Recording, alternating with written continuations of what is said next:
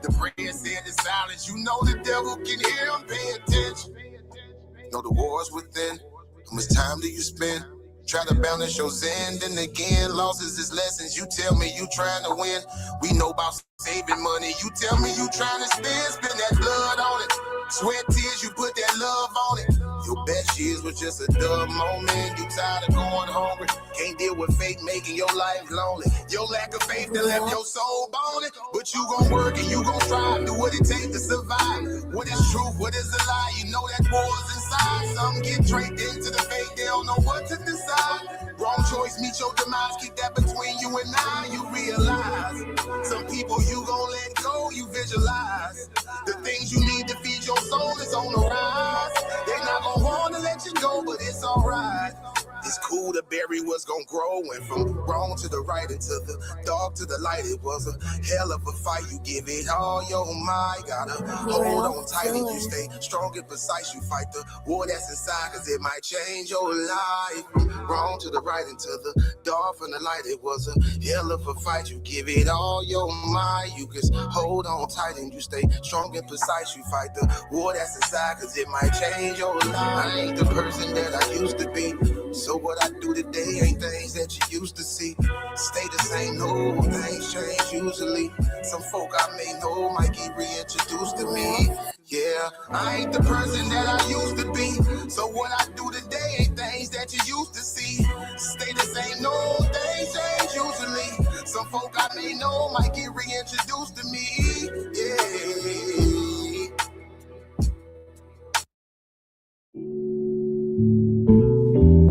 Yeah, don't be stressing on the dumb shit, cause God is gonna make a way. Just keep going and keep your faith, so you can win this race called life, yeah. This race called life. This race called life, yeah. Race called life.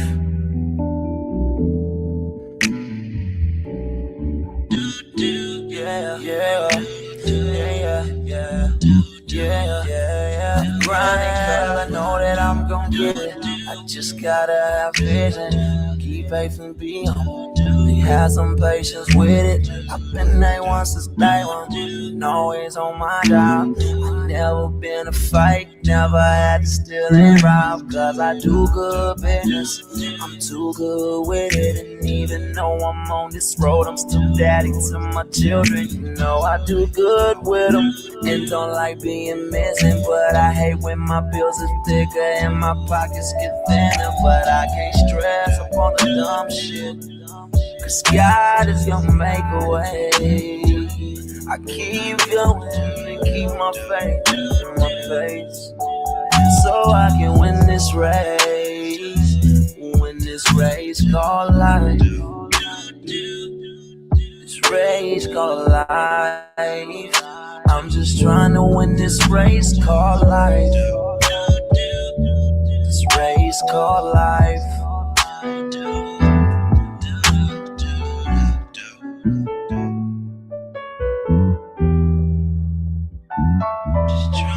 This race called life, yeah. Race called life.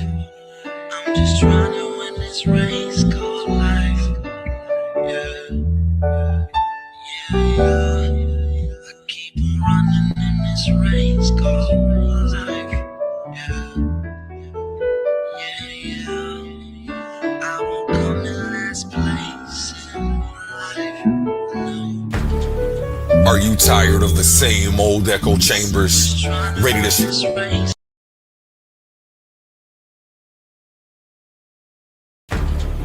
Are you tired of the same old echo chambers? Ready to stretch your mind to places it's never been before?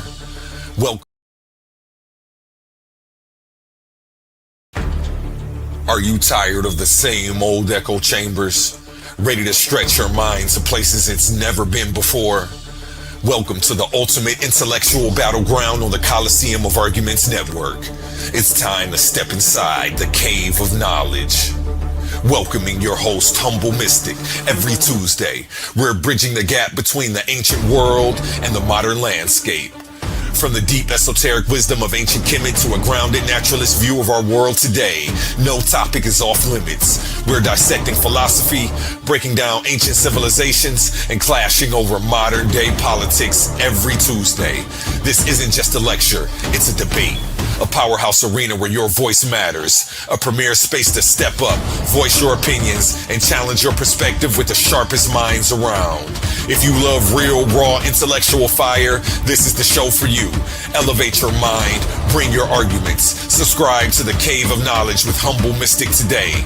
New episodes drop every Tuesday on Coliseum of Arguments. Step into the cave if you think you can handle the truth. Titans Debate League. Only the brave speak here.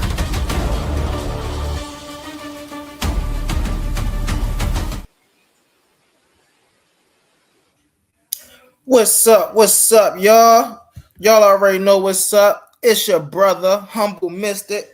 Hey, listen, this one couldn't wait for the Cave of Knowledge, y'all. I had to bring this straight to y'all. This man, Kosmon. Tonight, I'm gonna show y'all, once again, why there's levels to this. Right? Why people just be on the internet and they yapping and they just used to people yapping back just with a bunch of nonsense. You got yourself in some trouble with this one today, Kosmon. This gonna be the video you would have wished you would have never presented. I promise you that. We gonna get into it. So the other day, brother Kosmon dropped this video. Right? Naturalism, the subjective belief, Jehovah Chronicles. Y'all know how he like to do the methodological naturalism, Jehovah Chronicles. Right? Kosmon, you not ready, bro. This presentation right here, now let me be clear, because a lot of people get flack for actually critiquing other people's work, not the person themselves, but the work. This presentation was trash, bro. I'm not calling you trash. I'm not using no ad homs against you, but your body of work is trash. Your body of work was very misleading, very informative, misinformative. In the words of the great Dr. Clark, whenever you open your mouth, you show me what you do not know or understand. Every time. And we're going to get into this. Every time you open your mouth, you show me what you do not know or understand. So first off, in the brother's presentation, because we're going to do this as well. Because I got some fallacies to point out. So the first thing y'all will notice, right, in this video right here, right, we're going to get into it. And the first thing y'all will notice is he's going to give you a misrendering of what the definition of methodological naturalism is. Let's get into it.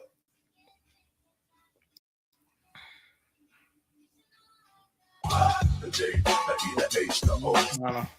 was trying to skip all that. Let's get to it, family. I don't know why my thing went act crazy today.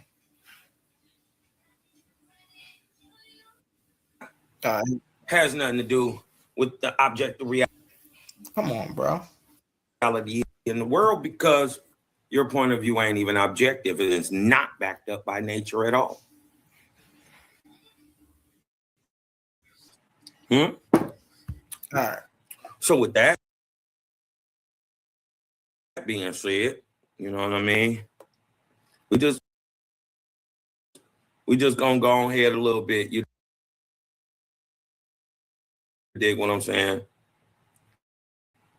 And let them know. Creator can't coming, creator can't coming. Turning up the light and watching boys start running. Let me tell you something, man. My laptop is acting. Yeah, she ain't trying to play. Let me stop sharing for a second.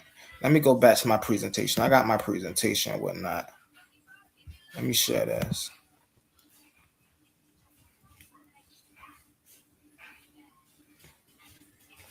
I don't know what's going on.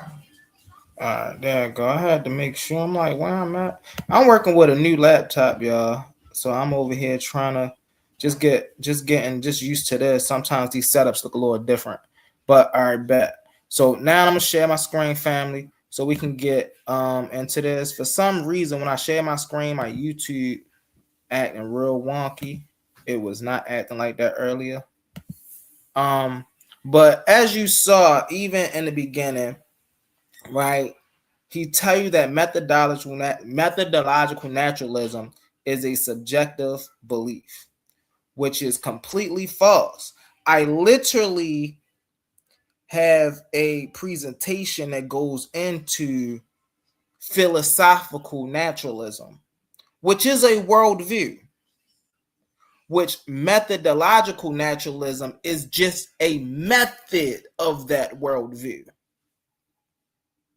And he seems to think, which shows his level of understanding about methodological naturalism, that this is a subjective belief.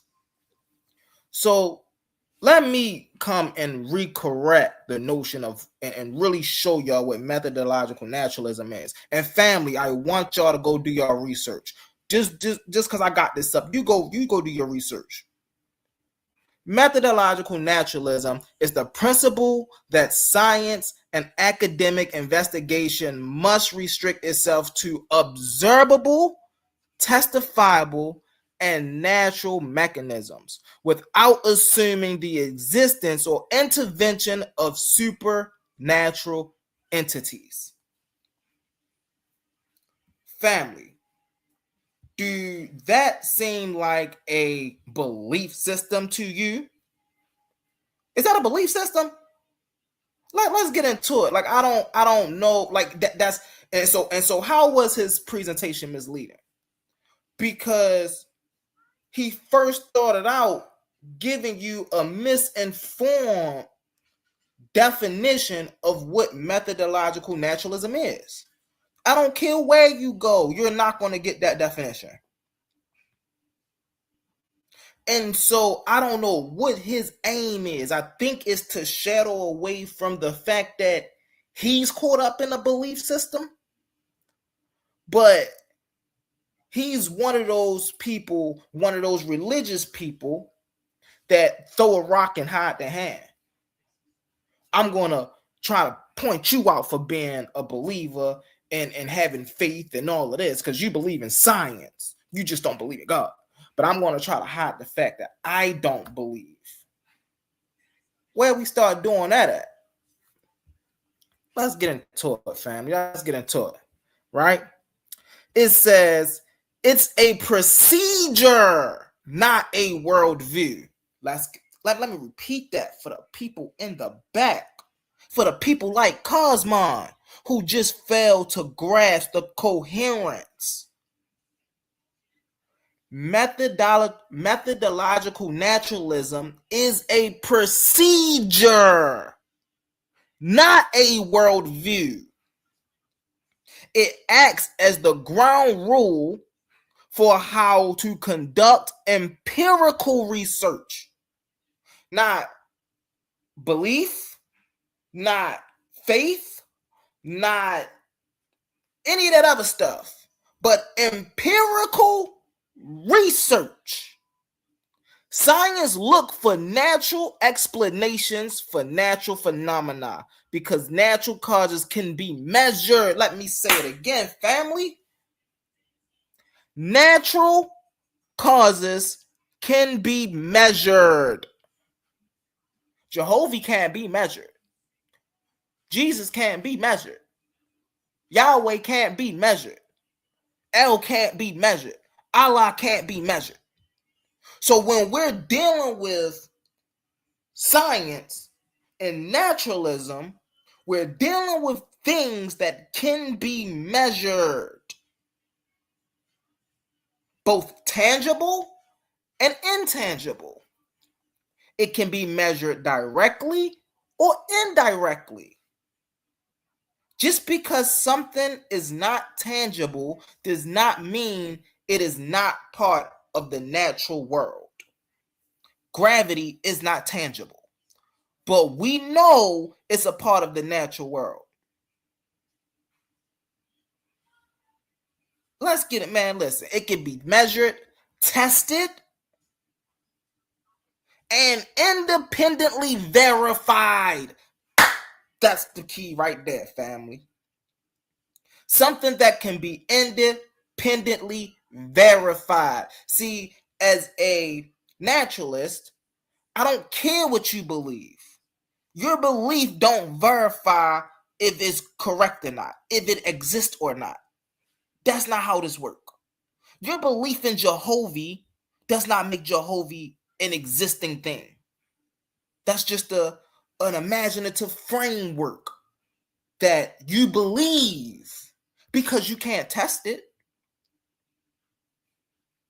Now let's get into the actual framework or worldview of methodological naturalism.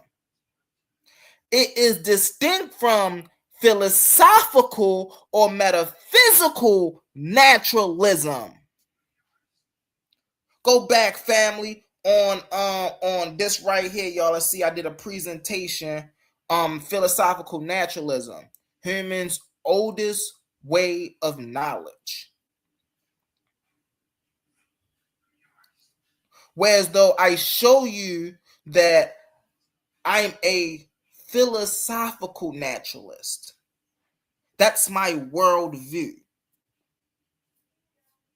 right?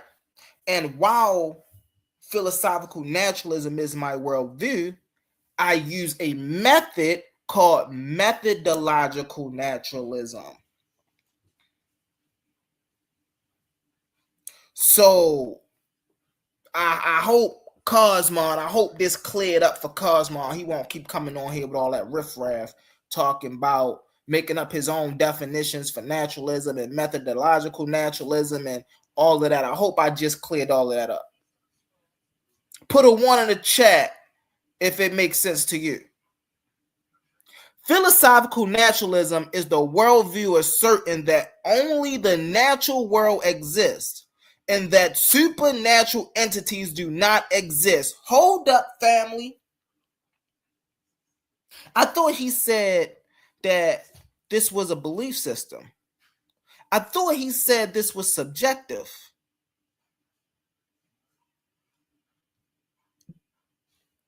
Let me read that again. Philosophical naturalism is the worldview asserting that only the natural world exists, meaning what's measurable, what's testifiable, right? What's deductible, was independently verified. The natural world exists, and the supernatural entities do not. God, angels, the devil, heaven, hell, all of these things. These are supernatural phenomena, so to speak. Methodological naturalism, conversely, does not make a metaphorical claim about ultimate reality. Hold up.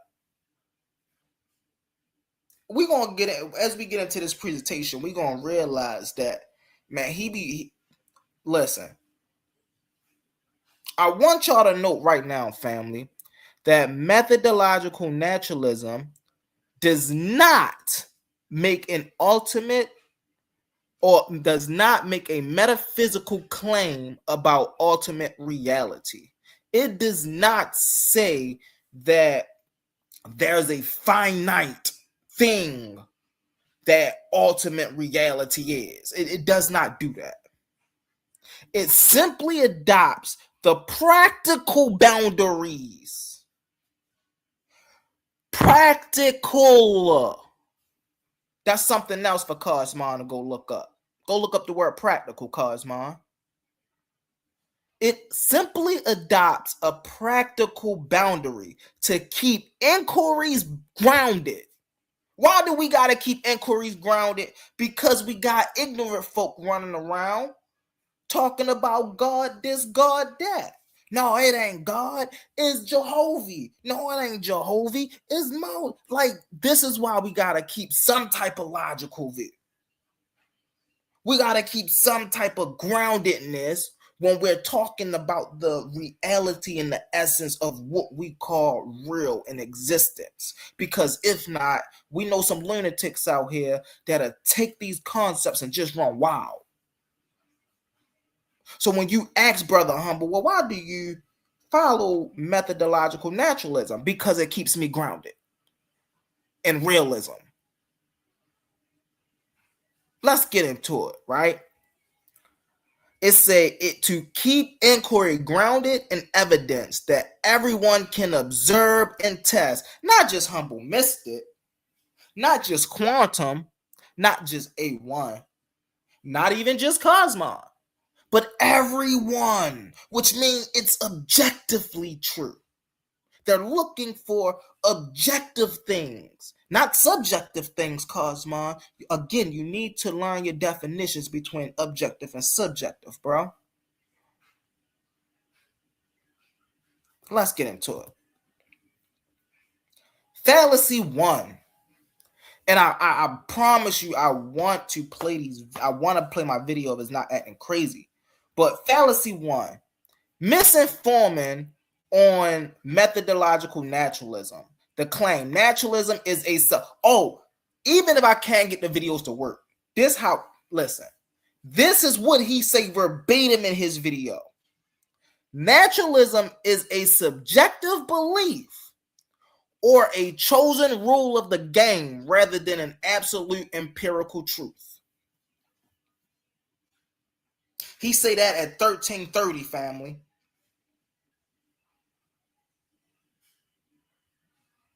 Naturalism is, I just gave y'all the definition of naturalism. I gave y'all the definition of methodological naturalism and philosophical naturalism. And I didn't give y'all my definitions like Kosmon did. I gave y'all the philosophical definitions, which if you was to go study the Stanford Encyclopedia of Philosophy, this is what you would find.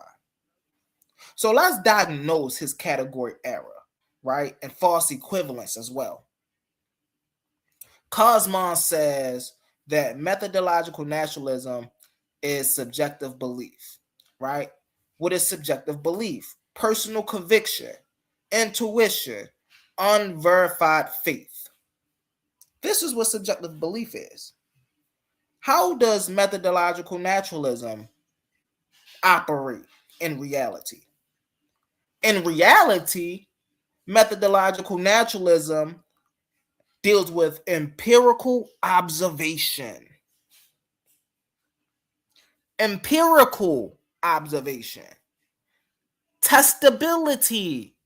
You can't test for Jehovah. You can only have faith in him.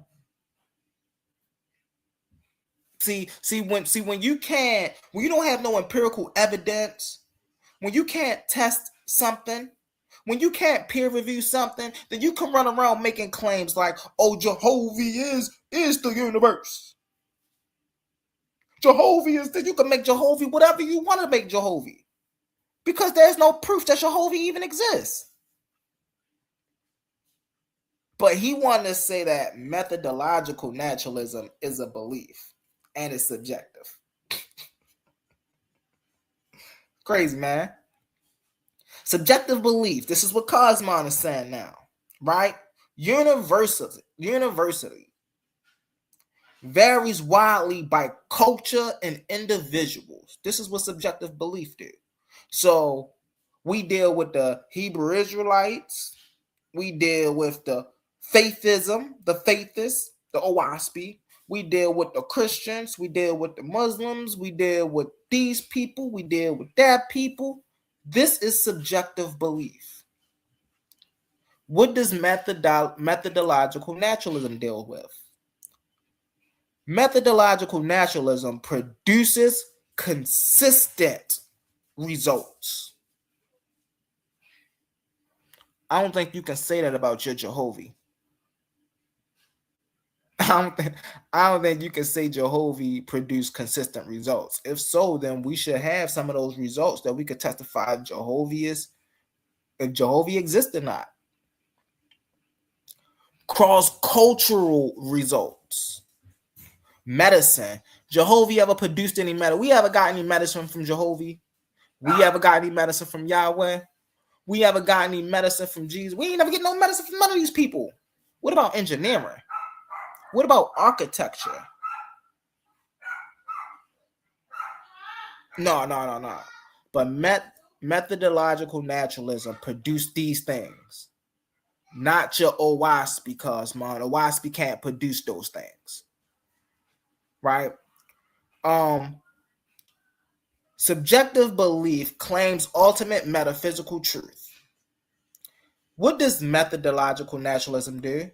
Stop strictly at the edge of what can be measured. Physicists Pinnock and Dobbs-Kaczynski. Now, this is important, family, because we already, if you are into science, right, even a little bit, then you know one of the major sayings in science is just because we can't measure it now don't mean that we won't be able to measure it in the future. So what do methodological naturalism do? We work with the tools we have now that measure what we can measure now until we have the tools to measure other aspects of reality in the future. This does not mean that we measure, and then say, oh, well, you know what? We're not going to even try to measure the supernatural because we can't. And that's not because we're making a metaphysical, truthful claim or no category. No, because it doesn't exist here. Simple. That's just logical. I want to try this again, family. I really want to try this again before I move on. Because I want y'all to hear some of the things that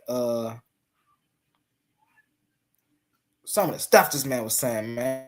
It was crazy. Hold on. Nope, it ain't working. Still ain't working. It ain't coming up for some reason. On accuracy.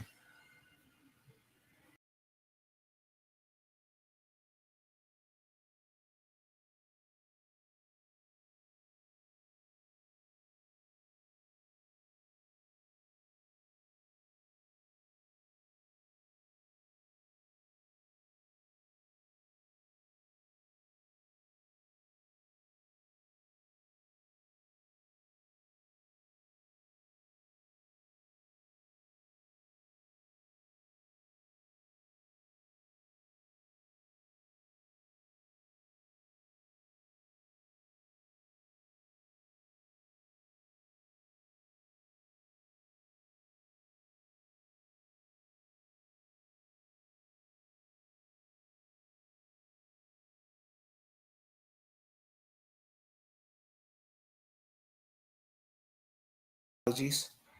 My apologies, family.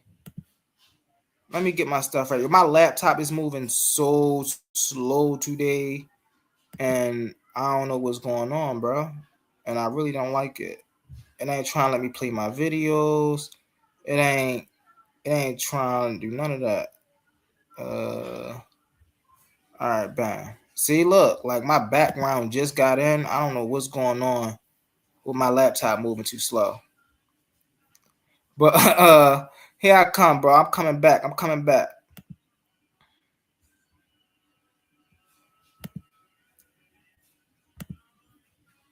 All right. But yeah, y'all see, I just tried to play the video joint and it wasn't, you know. All right, come on. All right, here we go. So this way I stopped at. My apologies, y'all. Let's keep going. All right. Another fallacy he did in his presentation, right, was he conflating assumptions with dogma. So he said at 1654 in his video, right? Methodological naturalism treats the universe as a closed system or a closed loop as is an unproven dogmatic assumption, right? So one thing you'll notice is throughout his presentation, he'll use the word assumption. And he'll keep using the word assumption. And he'll use the word assumption in a dogmatic way.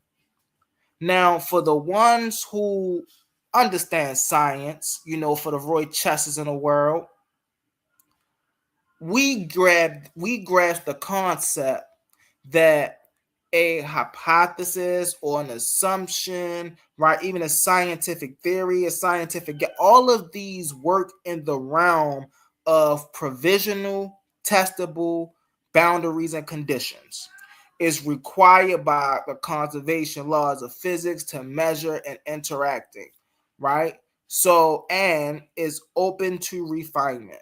So we know that assumptions, when we're talking about science, is just not just some guess. We know when you're making an assumption as a scientist, you are dealing with the information that you already know. And then you say, okay, well, then you make a prediction. Well, this is how this should come out. This is how that should come out. Right? So how he was using assumption is in a dogmatic way. Oh, well, you're just assuming absolute truth, unquestionable faith, held in spirit or without physical evidence. This is how he was using the word assumption. As they was just willy-nilly throwing the word, oh, well, I just believe this. Oh, well, I start with this belief. Oh, nah, bro. That right there showed me that you don't understand anything about how science is conducted. Empirical science at that. It says science restricts the study to testable interactions without ruling out the unknown dogmatically. Supported by physicist Sean Curl and philosopher Mario Bunge. I bet you he don't know who they are. He don't know who they are. The diagnosis, fallacy of equivocation. This is called a fallacy of equivocation, family. When you are equivocating one word to, or one definition to a word and think that that's the only way that word is used. If that's the case, you done shot yourself in the foot, Kosmon, because you make the assumption that Jehovah exists. Now, the difference between your assumption and my assumption is I can scientifically verify my assumptions. You can't scientifically or in any scope of reality verify your assumption about Jehovah. Let's get into it. In the field of science, assumptions do not function as blind, unverified dogma, as I just went over. The kind found in uncritical belief systems. Instead, they act as provisional boundary of conditions or methodological working assumptions that allow researchers to construct functional, testable models of the universe. Wait a minute now. So you mean to tell me without these methodological assumptions, researchers couldn't even conduct functional, testable models of the universe? So we need these assumptions. So what I need you to do, Kosmon, is to go back and figure out what is a scientific hypothesis, what's a scientific assumption, and then research how it's different than a general assumption that's based off of blind belief and unverified dogma. That's what I need you to go do, bro. Listen to this. Here's how an assumption actually worked in the scientific practice. 1. Operational framework, the rule of the game. Science cannot measure everything at once. So scientists establish clear working assumptions to isolate variables. For an example, treating the physical universe as an operational closed system for mass energy allows physicists to use conservation of energy laws. This is not a dogmatic declaration that nothing outside the system could possibly exist. Rather, it's a necessity boundary rule. If something cannot interact with the physical system in a measurable, repeatable way, it is outside the domain of empirical investigation. Let me say that again.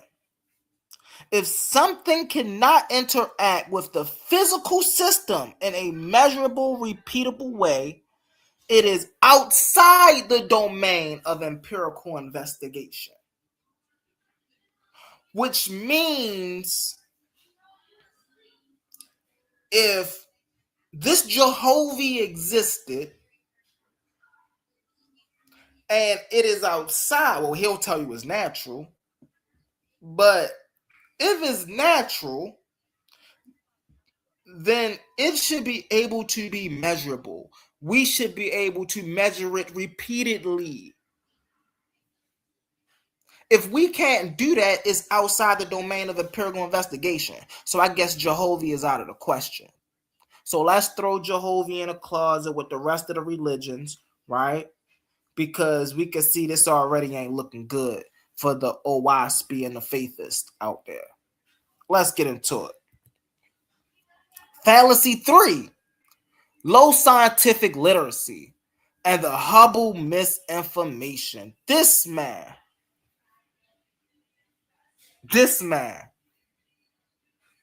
at 3052, this man claimed the Hubble tension proved naturalism math fails and that the universe gained energy, debunking foundational assumptions. This what this man said. I wish it'd have let me play. Because if it let me play it, y'all will hear how ridiculous he sounds. The diagnosis, misunderstanding of cosmological scale and scientific division.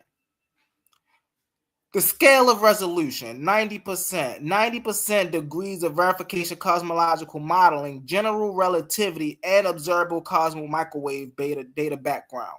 So, we know that 90%, right,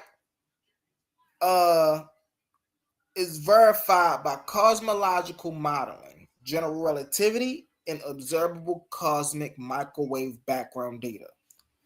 The 10% Hubble tension and active statistical discrepancy between early and late universe expansion measures, right? The reality, an ongoing empirical puzzle to be solved through refined data, collaboration, not a collapse of a worldview. Astrophysicist Adam Rees, right? So let's get into this. What's the 10% discrepancy that Kosmon just couldn't figure out what they were talking about and you know going into the 10%, right? Watch this. There is roughly a 10% difference between what method A predicts the expansion rate should be and what method B actually measure it to be in our local universe.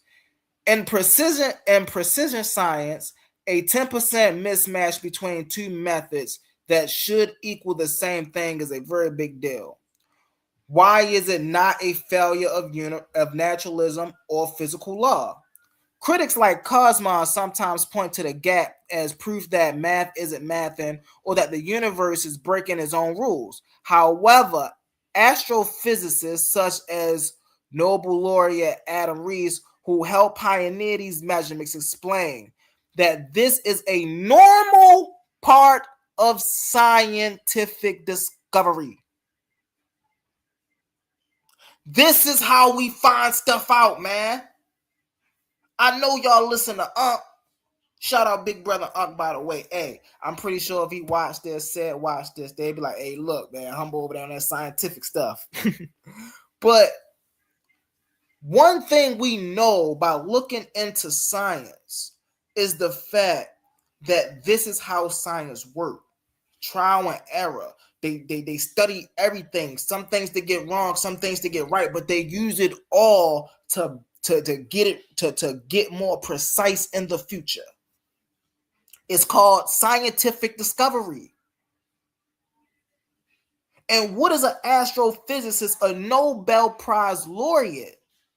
Adam Rees say, this the person who pioneered these things. What did she say? This is a normal part of scientific discovery, which means the 10% difference to a person who don't understand science will say, look at this is they draw all these conclusions because they don't know anything.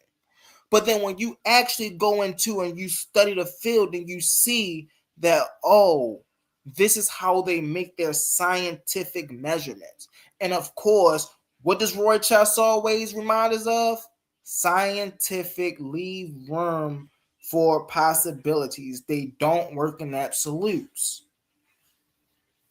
So because of that factor, right, one of the things is you're going to have little discrepancies like the 10% joint with the Hubble tension.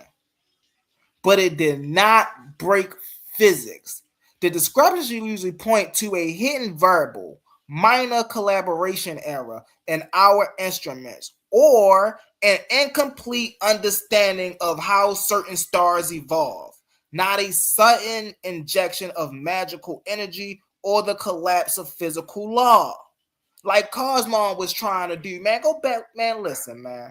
Kosmon terrible. He don't understand this. This is why I say this is like a undergrad in college talking to a first grader. Right? He just coming with things he believe he know.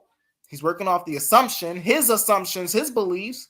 Right, but he really don't know what he's talking about. And these are simple studies that and this is why I always tell my family, don't believe me. Go back and do this research for yourself. Screenshot this. Right, go look this up. Go do the research. What's the 10%? What's the what he talking about right here? And it's going to tell you the same thing, because I'm not talking out the side of my head, out the side of my neck. This is something that I've studied. I can go back and bring you the evidence for this. Science is not, it says science is working, not failing. The only reason we even know about the Hubble tension is because our instruments and mathematics are precise enough to spot the difference. What? Hey, I bet Kosmon ain't got no comeback for that. The only reason we even know about the Hubble tension in the first place is because our instruments and mathematics are precise enough to spot the difference. Scientists are actively gathering more data and refining their tools to figure out why the two methods don't match yet. This is how science is conducted. Kosmon to have you believe that people are just in a building making guesses and then making things true. Making guesses and then making things true. That's not how things work. There's a method, Kosmon. I know they probably don't have one of those in which you would call the OWASP and the religious movement called faithism. Y'all don't have a method for that. Y'all method is called belief. Y'all method is called transcendental channeling. That can't be verified. That can't be proven. Let's get into it. Fallacy number 4. the genetic association fallacy. At 1 hour, 14 minutes, and 36 seconds, Kosmon claimed, because early naturalists like Spinoza, y'all know I rock with my boy Baruch Spinoza, that's my guy right there, and Dewey had religious upbringings, modern naturalism is secretly a religious in disguise. So your historical background does not undermine the objective empirical truth of invariant natural laws. That's not how that works. I used to believe in God. I was religious when I was younger. Now I'm a naturalist. And so those two upbringings for me don't affect it doesn't affect the equation of gravity, right? It doesn't affect the conservation of energy law. It doesn't affect how objective scientific ramifications of the world operate, right? It doesn't affect the realm of chemistry. It doesn't affect the realm of biology. Just because I switched my worldview, the objective reality is still the objective reality. I just switched how I looked at the objective reality. The validity of a scientific method is entirely independent, Kosmon, of its contributors' personal histories. Which means just because Baruch Spinoza grew up in a Jewish community, it didn't stop him from looking at the Jewish religion and the Bible for what it really was and excommunicated out of the community. That didn't stop everything that happened with Baruch Spinoza that happened. This is supported by intellectual historian Jonathan Israel. Let's get into it. Once again, 1 hour, 14 minutes, and 36 seconds. This is what Kosmon states. Philosophical naturalism do not emerge from a natural secular vacuum. Baruch Spinoza was raised in a strict traditional Orthodox Jewish community. John Dewey was raised as a devout Christian. Here's the fallacy. Genetic and association fallacies attempts to invalidate an idea, right? So all of what they put in the science, he's trying to invalidate that because he's saying they had religious upbringing. He can't do that because their ideas and their input into the community, into the scientific community, is not based off of their beliefs. You know what? I want to cross-reference that with a lot of people try to do that with Kemet, right? A lot of people try to invalidate the intelligence of Kemet because they was working within a spiritual system along with a natural worldview. So they'll say, well, the Edwin Smith papyrus is, we can't take that, right? A lot of their little palettes and things, we can't take that. They got spells and stuff on them. But that doesn't take effect the way that they knew how to build the pyramids. They knew how to navigate canals. They were great at metallurgy and engineering, right? They understood botany. This is what this brother is trying to do. Oh, well, they were Christian and they were Jews. Did that take away from the fact that they was finding out scientific discoveries about what we call reality? Absolutely not. Empirical reality, truth, is independent of personal biographies, right? Spinoza's philosophy, Deus Neva Sera, stripped away supernatural counterparts in favor of invariant natural law, which means that Baruch Spinoza said, well, you know what? If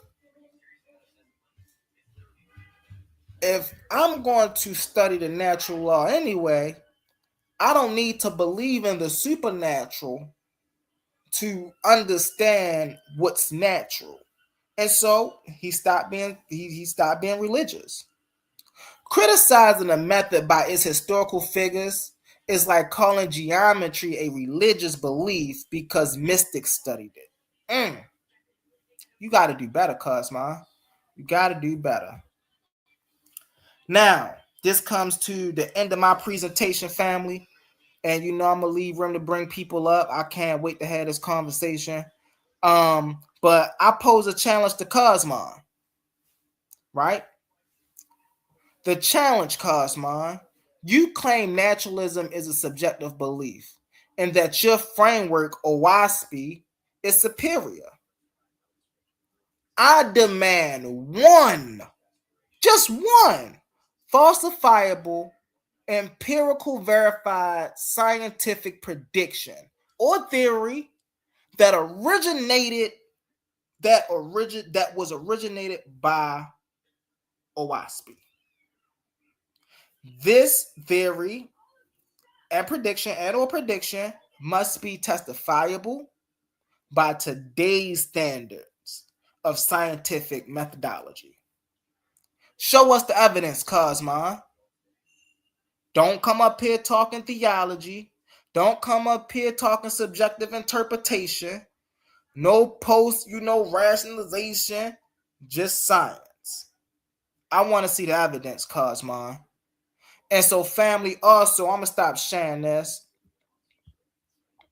And we're gonna pop up we're gonna open up the what's calling right now. And so I really wanted to get to that video. I really wanted to get to that video. Because oh my gosh, come on, man. We gotta stop freezing and stuff, bro. I dropped the link in the comments. Come on up here, y'all. Hold on.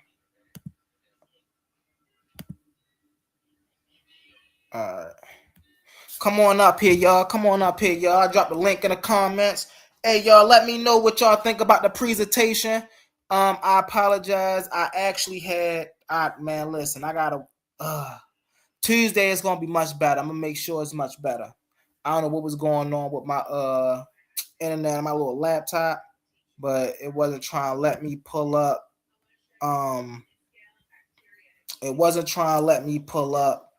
The video, because in this video though, family, Kosmon say some crazy stuff, bro. He really say that methodological naturalism is a subjective belief. And so, family, I don't know why I just presented it, but I really want y'all to go and do y'all research on what this stuff is that this man is talking about. And then Tuesday we got coming up, we gonna go in on the OWASP. I'm tired of sitting here teaching him about methodological naturalism and philosophical naturalism and ontological naturalism. We clearly see he don't have that type of understanding. We clearly see he don't.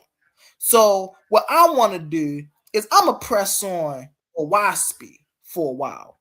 And I want to we learn from OWASP. Hey, listen, I ain't even bring half of what I know about OWASP. Listen, man, OWASP gets scary, family.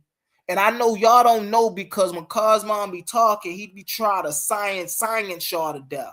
But man, hey man, you can find all type of stuff in that OWASP, man. You can find Jehovah talking to humans. You can find Moses in the OWASP Bible. You can find the Greek version of Jesus in there. You can find all type of stuff in that OWASP Bible, man. It's crazy. It get wild. Hey, what's up, brother Omar? What's up, my guy? Yo, what's going on, man? How you doing, brother? I'm doing good, brother. I'm doing good. Okay, so I came on a panel to play a little devil's advocate. So Okay. here's it. So and the reason I'm doing this is because dealing with OASP, I know how it can seem somewhat spooky, but I didn't come up here to tear my brother Kosmon down. I came up here to actually to somewhat, even though I don't believe in it, but to somewhat play devil's advocate, to entertain and to actually have my brother's back. And this is what I mean. Okay. So when you're dealing with OASP and the Book of Jehovah and all those things, now, does can OASP contribute to good behavior, good methodology? Yes. Does OASP and those brothers have any ill will or ill intention? No. Now, even though I disagree with it, I'm actually coming up here, like I said, to play devil's advocate and to somewhat entertain that during your presentation, you still have no right to try to shit on OASP. And this is why. This is why, Brother Humble. When you look at brothers like Kosmon Cal, and brothers like Selah Shalom, do those brothers run around doing bad or evil or disrespecting their brothers? No. Real fast, No. real fast. I gotta stop you real quick. This conversation is about Kosmon's understanding of what naturalism is. We ain't talking about his moral rights and how he act, and we're talking about his understanding of naturalism. Fair. So this is what I want you to do. I want you to pull up the definition of naturalism, and then I can cook off of that too. Okay. Pull up that definition. I want everybody to see this. Right there. Can you please read it? It?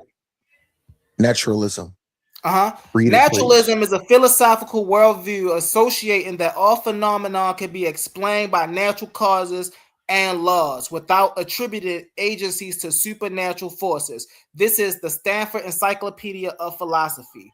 Methodological naturalism. Methodological naturalism is the principle that science and academics investigate must restrict to No.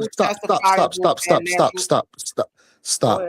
Not methodological naturalism. I just want the basic breakdown of. I just gave you what naturalism. No.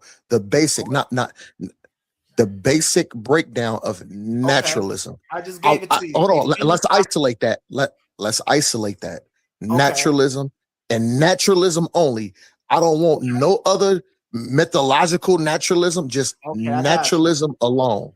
A philosophical worldview asserting that all phenomena can be explained by natural causes and laws without attributing agency to a supernatural force.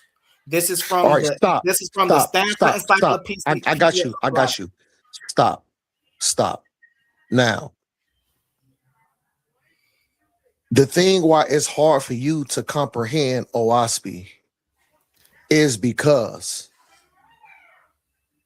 what you're doing is you're looking at the breakdown of OASP as far as when it dives into certain what you would define as certain aspects of being supernatural. Like what? Like JBN getting his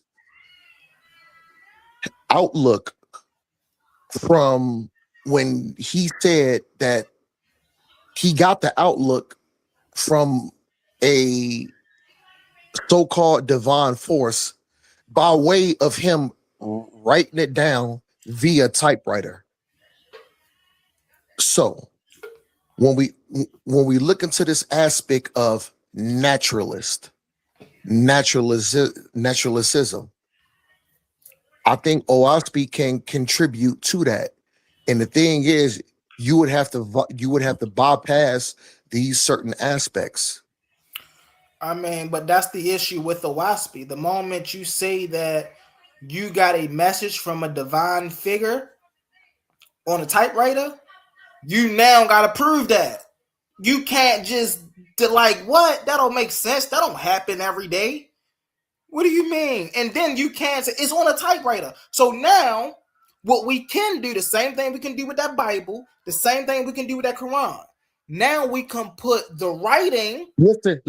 right No. under Listen. scientific investigation. Humble. To be fair, I don't. This conversation strictly OSP and them. I don't want to talk Bible. I don't We ain't know. talking Listen, Bible. Hold listen, on, Omar. Hold on. I brother don't want to humble, mute you, brother Omar. humble. Hold on. No, Hold on one no second. One Bible talk, second. no One Quran talk. second. Hold on. So, dang, I need A1 to come up here and put the thingy up, bro. I need to put the thingy up. Hold on, y'all. So, yes, I am a presenter today, but I'm also the host. Listen, when I stop, I don't want y'all to think I'm disrupting y'all. I don't want y'all to think that I'm trying to cut y'all off and be mean to y'all. I'm literally trying to establish order. And Omar, I get where you coming from. We ain't talking Bible. We ain't talking none of that. This conversation is about Kosmon's inability to understand what naturalism is from a philosophical point, from a methodological point. He did a presentation. This is why I wanted to show the presentation so y'all can see how everywhere he was. In his presentation, in his presentation, he showed you how little, how ill-equipped he is to have a conversation strictly about science, just about how little he know about the philosophical worldview of naturalism. And you know why that's an issue? Because whether you are religious or strictly scientific, or whether you are just all in between, wherever, we all objectively practice naturalism within all of our everyday lives. All of us. And so naturalism isn't something that is like, oh, well, you choose to be like he was trying to say in his presentation. Oh, naturalism is a science that you choose to believe. No, that's not how naturalism works. Naturalism is just observing and measuring and testing what we consider to be things that exist. And if Jehovah existed, we could test it. If the angels, right? I can't remember one of his sons existed, we would be able to test that.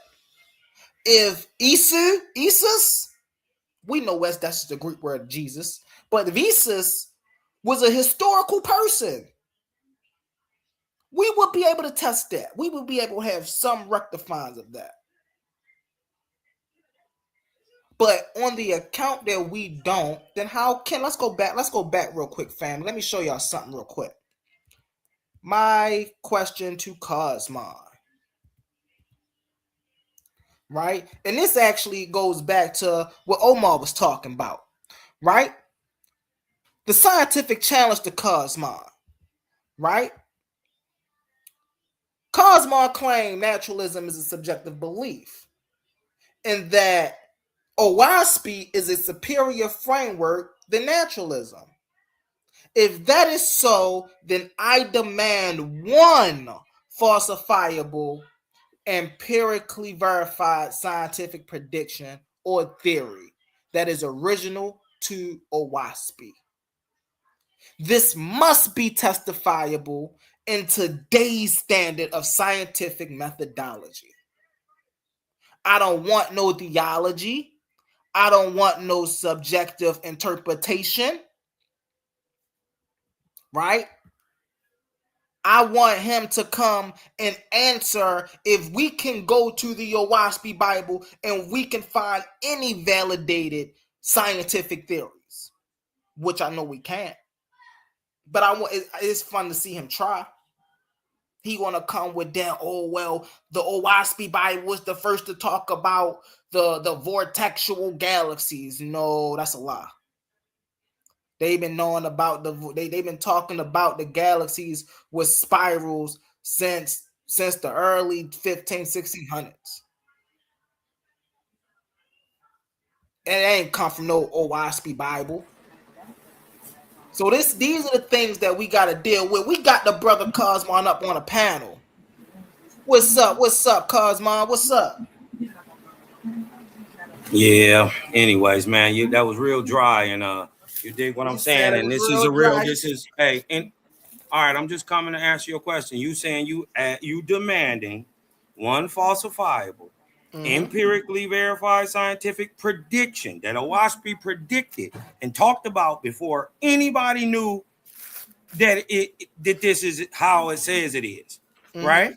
And that Owaspy is the first to tell you that. Well, Owaspy is the first in 1881 to tell you that the moon. Hold on.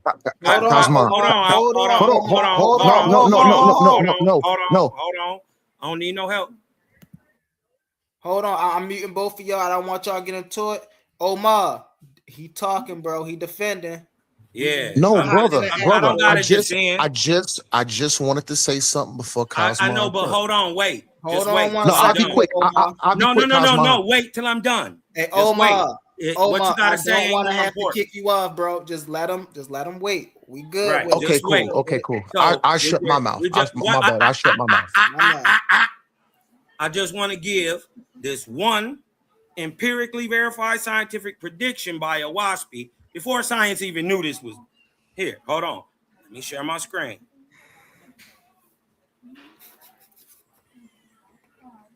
Right?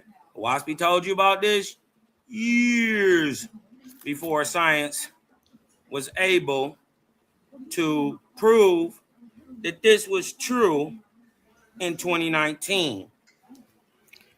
I want to don't right? move it. Okay, don't so move it. here we go, right here.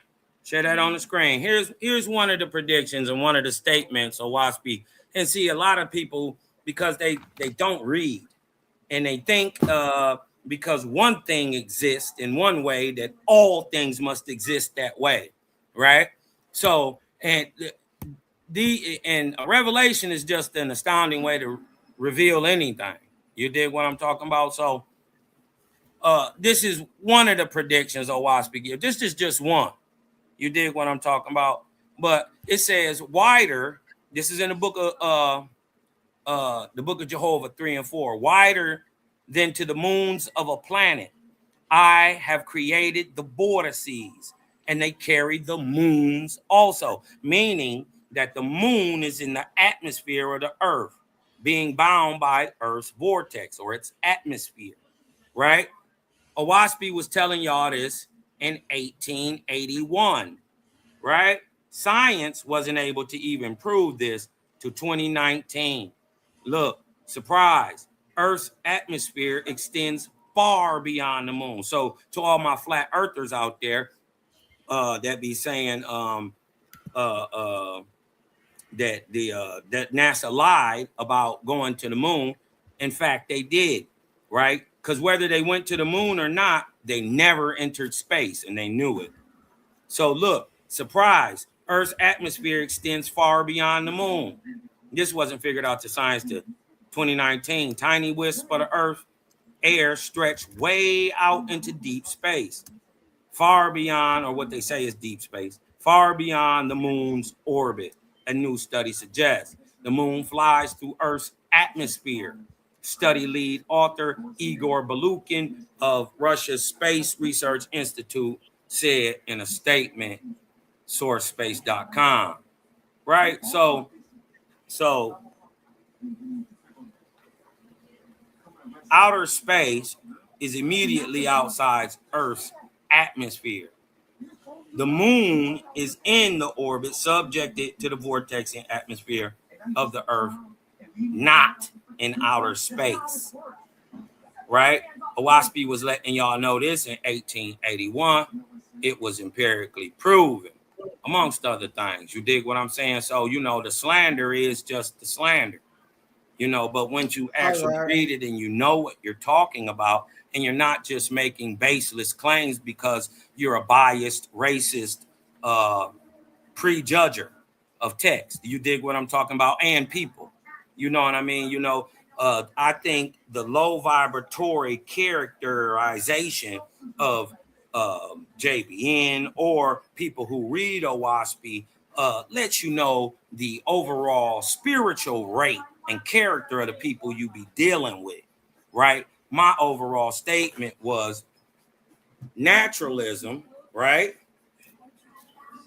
as a whole is an assumption because its base assumption can't be proven naturally, can't be proven in nature, can't be observed, can't be measured. And that is the closed loop system. That is the assumption.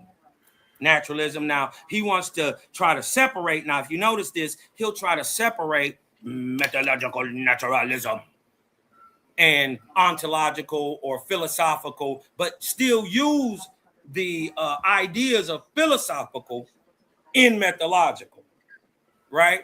So, you know, instead of trying to, you know, buck dance around any of that or even argue those points, your theory can't stand now because you can't prove your main theory that this is a closed loop box. Time doubles down on itself, restarts itself, and we're in this closed loop system with an edge to the universe, right? That is an assumption that can't be proven and is being debunked every day by some of the most high technology that man has to offer. Right. So the predictions of naturalism have already been debunked. You dig what I'm talking about? So I'm not here to argue anything about naturalism. Right. I was just here to show you that Owaspy makes these claims that naturalism ain't figure out to Owaspy told. You dig what I'm talking about? You didn't know that to 2019. Owaspy dropped the information in 1881. Right. Other than that, there is no debate. Naturalism can't stand. Okay. So hold on, Kosmon. We got you. So now I get that was strike one for Kosmon, right? He came up here, said he was going to answer the question, and he talked about how Owaspy in 1882 talked about the moon orbited the earth. And he said we didn't know that until 2019. Y'all see how he said that? Let's do something. Did I say that? Hold on, Kosmon. No, you know what? You just gonna what you say? What you say? I'm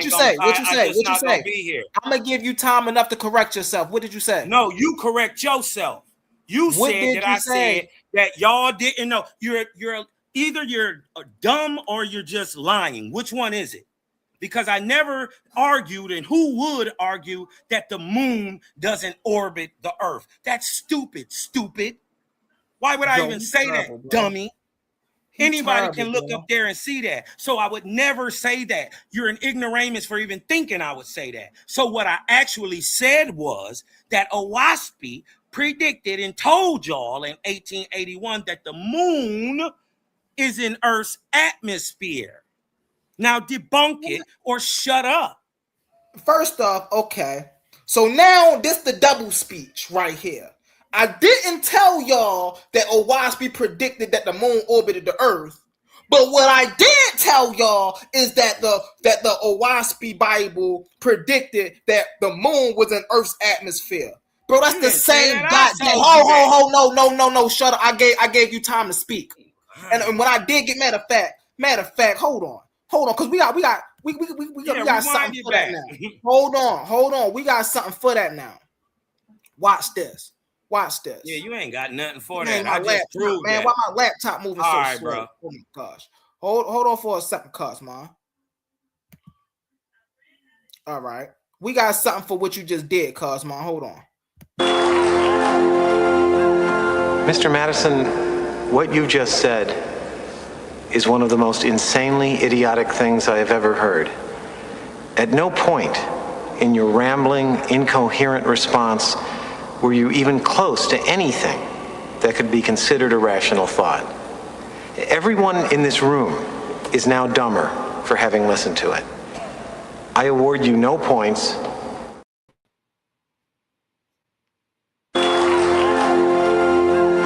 Mr. Madison, what you just said is one of the most insanely idiotic things I have ever heard. At no point in your rambling, incoherent response were you even...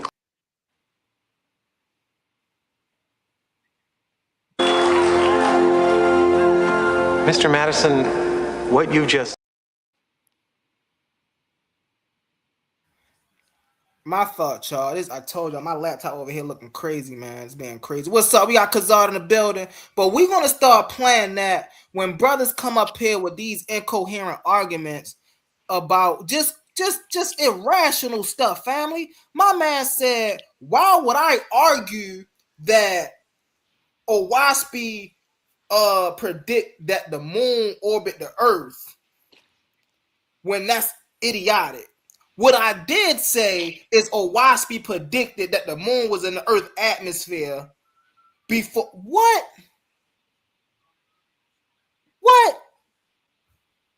That's idiotic incoherence.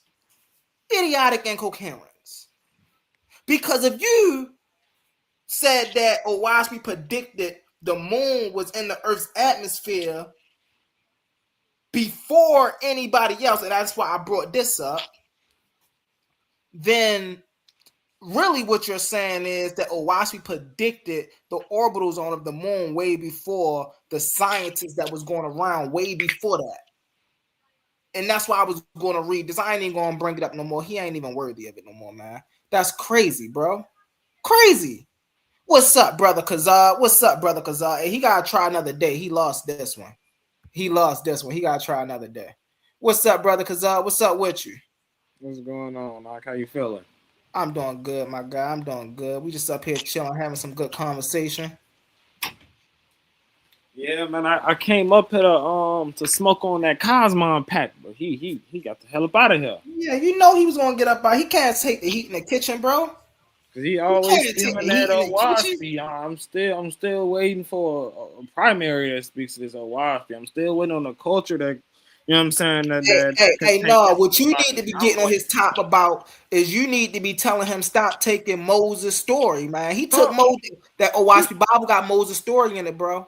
You ain't even let me finish. I'm snitching. Go ahead, cause you ain't even let me finish. I'm still waiting on an ancient culture. He talk about all these ancient people and man, where is these people at in any archaeological record? Stop playing with us. Like, ain't nobody listen to no Owaspy nothing. You ain't doing nothing but getting up here with a remixed version of all these ancient cultures and ancient texts work, and up here trying to spew it like you up here producing some science. Nigga, stop that crap. The same way you was up here talking about the Michigan relics.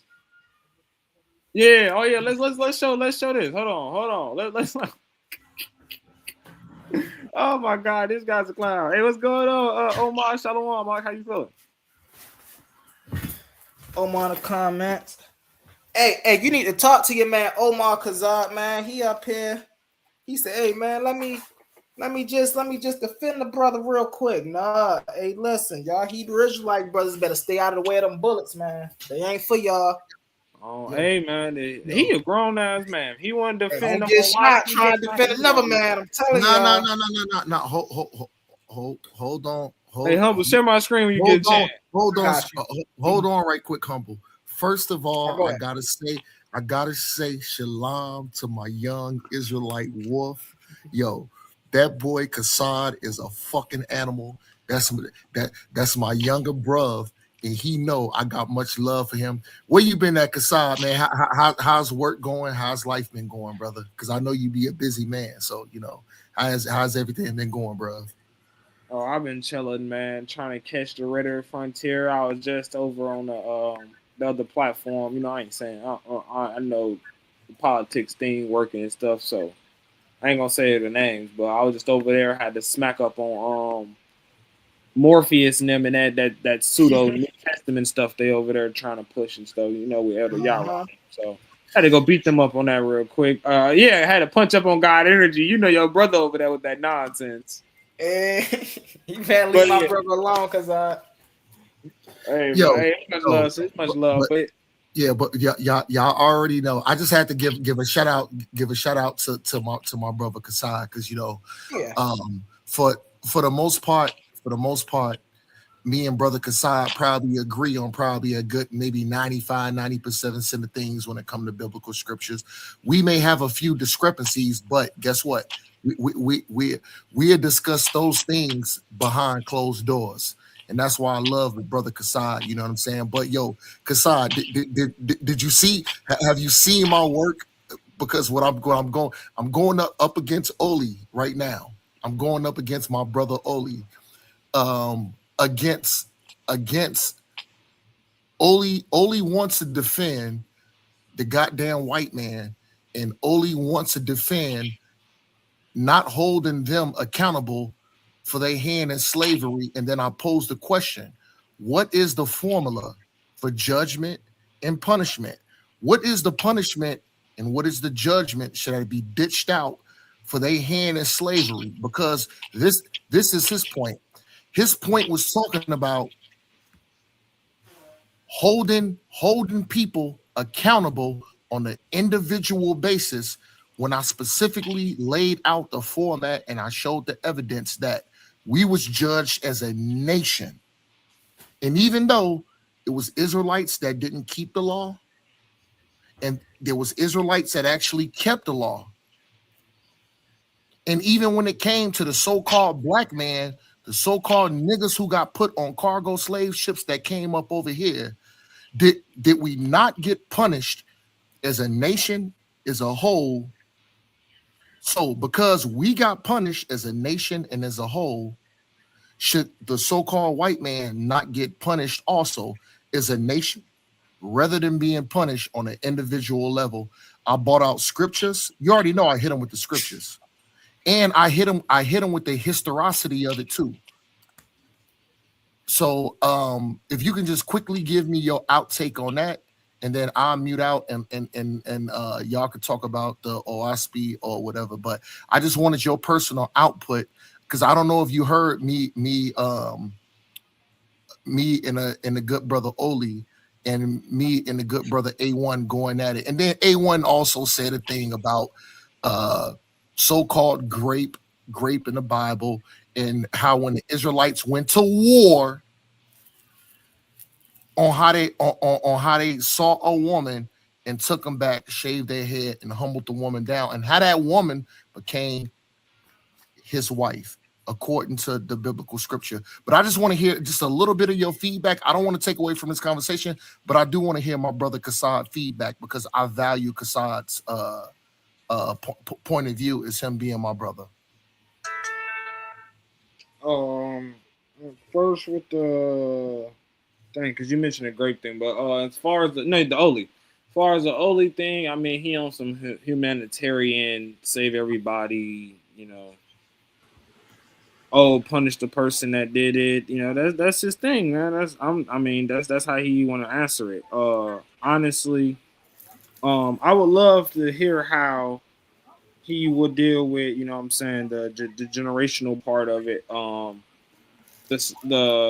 want to know how he gonna punish the individual that's dead. You get what I'm saying? And now his children and their children has benefited and reaped the spoils off your back still to this day. I want to see. I want to hear how he is supposed to make that even. I want to hear, because what are you gonna say? Give us money that we got to go and spend with them.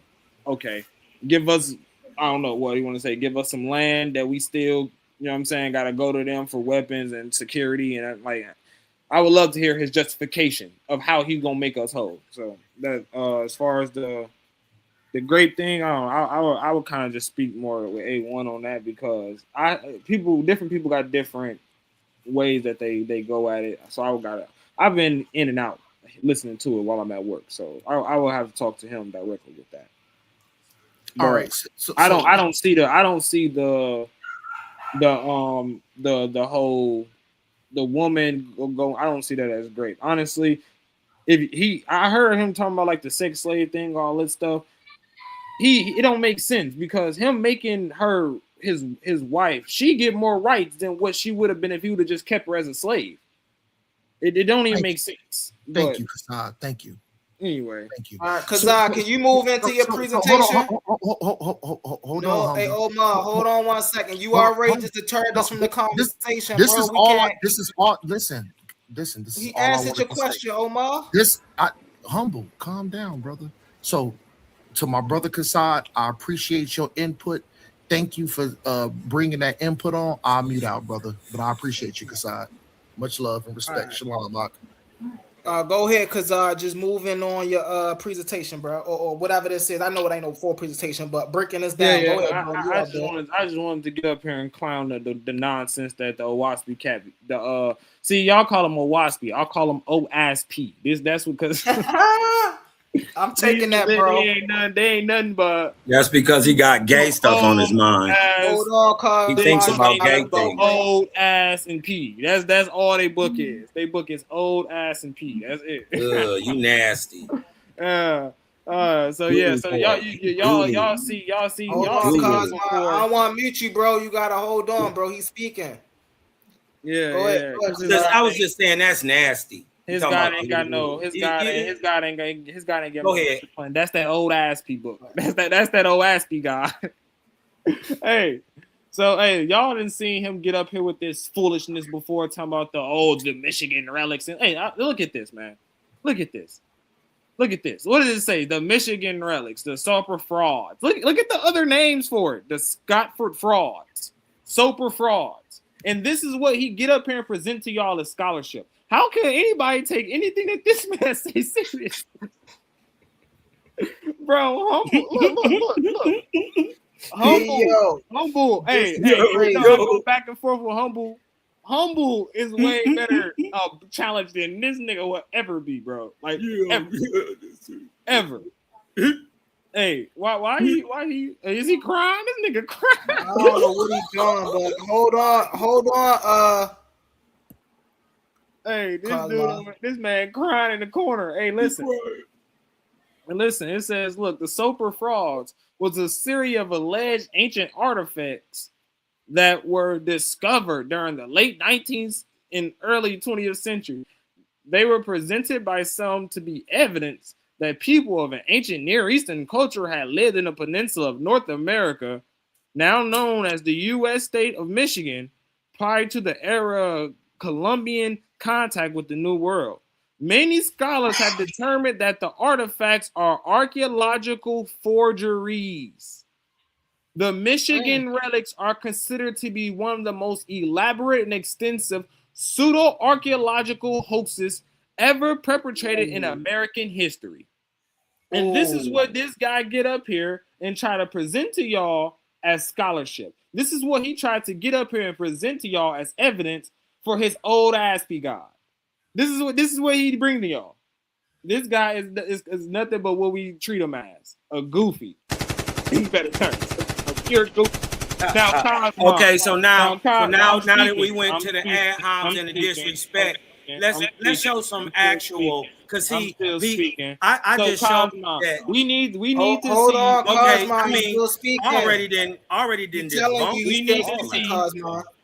We need to see some archaeological sources, some actual, not none of your scams, not no more of your pseudo stuff. No one's listening to that. I see you don't pull that Max Muller source no more as a source for your Max Muller, definitely. So once again, if you can go ahead and actually pull some real sources, some real primary sources for that old Aspie book that you keep pushing. On the people talking about some science and talking about some chronology and talking about some archaeology. You don't know everything that Bible ain't got. You're pseudo. Now go ahead. Everything the Bible don't got. So as I was saying, see, this is what they try to do, right? And if he actually was not an ignoramus and would read Owaspy, it tells you in the very first page, don't cherry pick it or you gonna create a thing of cognitive dissonance. I told him the sign of the creator is one of the oldest depictions ever. And it's everywhere, all around the earth. And that is one of the depictions of the vortex, or the great spiral, or the circle with the cross sign on it. These are petroglyphs, thousands of years old, written by a culture they don't even know nothing about. Right? These are from the people, you dig what I'm talking about, pre-Puebloans. Right? We see the sign of the creator written right into the rocks everywhere, man. You dig what I'm talking about? This is not just in America, right? We see these petroglyphics, the great spirals, everywhere, right? He just don't know what he's looking at, and he's ignorantly speaking about things he don't know nothing about. I'm sorry, brother. This is everywhere. You dig what I'm talking about? This is in people's culture all throughout America. Hold on, let me show you. Let me show this.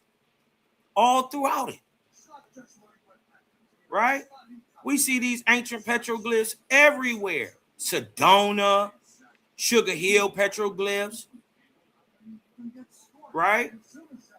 They even saying right here, spiral is a real Native American symbol. Anyway, it's an American symbol. And it's a sign of the creator. Right? Whether you knew about that or not. Right? We see it everywhere. Right? So, you can giggle and laugh, that we call that pit that you're in right now. And while you're giggling, cognitive dissonance. Right? I didn't make none of this up. Right? You think there's not the sources for everything it says? I think there is. Right? Because these things can be understood. They're just ancient. And Owaspy ain't wholly new. These things were new at, like as it say, were known to different people at different times, at various times, far apart from each other. You dig what I'm saying? Not just in the time that they were revealed. I'm just saying, man. Y'all got a lot to say, but the brother couldn't debunk when I simply came up here and showed you that Owaspy told you in 1881 the moon is in the Earth's atmosphere. Can't debunk. Why not debunk that? Debunk right? that. You debunked it. You debunked it. You can't. You debunked it. You debunked it. I just sat here and I was about to screen share and read something that showed you even in ancient times they knew about the relationship that the Earth was in, that the moon. Hold on, Kosmon. The relationship between the moon and the Earth. You sat up there and said, "Wait a minute, I didn't say nothing about the moon orbiting Earth. I said, or Owaspy predicted that the moon was in the Earth atmosphere." What does? Hey, come on, that's double talk, bro. I understand double talk, but that's a fallacy. Because if you know that, y'all did add orbit. Hold on, Kosmon. Hold on, y'all. Lost. Hold on. If you know that the moon is orbiting the Earth, then you know that the moon is in the Earth's atmosphere. No, they had this understanding way before 1882. No, listen. Okay. Now, so you're just why you didn't want me to hold on, Kosmon. I'm gonna let you finish, bro. Hold on. So why you didn't want me to read the presentation? Let me cam up. Why you didn't want me to read the presentation? Man, he keep gish galloping, man. Hold on. First off, hold up. Arguing my point. Hold up. Listen. Y'all know how I be acting, bro. I give all y'all on here opportunity to talk, bro. I'm up here talking. And listen, I'm right now, he talking about gift gab. I'm making a whole lot more sense. I'm actually making more sense for his argument that he can't prove. So it benefits him to be quiet so then he can come up with something rational to try to say against what I'm saying, because right now he's doing a bad job. So why he didn't, I'm gonna bring it back to the stage.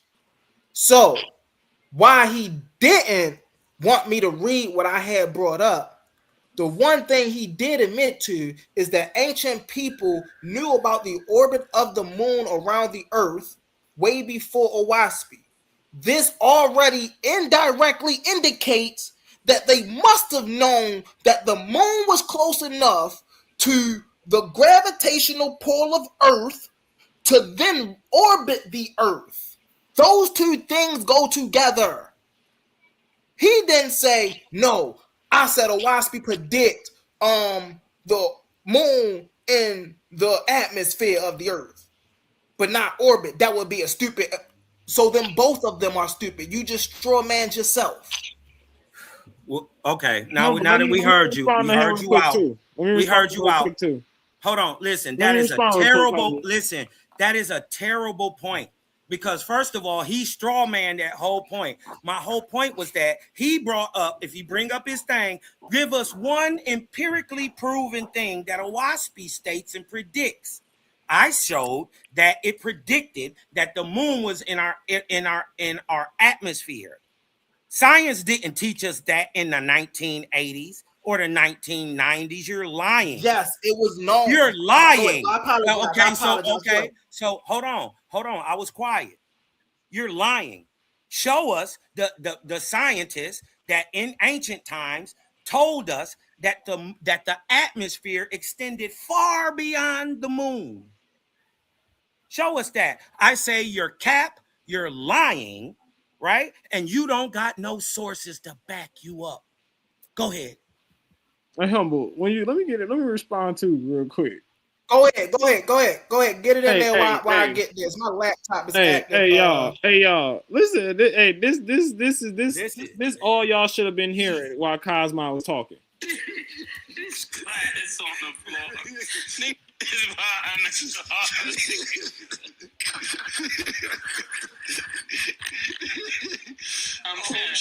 never gonna be in this position. See, he keeps saying orbit. Y'all should have. Y'all should have been laughing. Yeah. Y'all should have been laughing y'all ass off, man. Earth's atmosphere.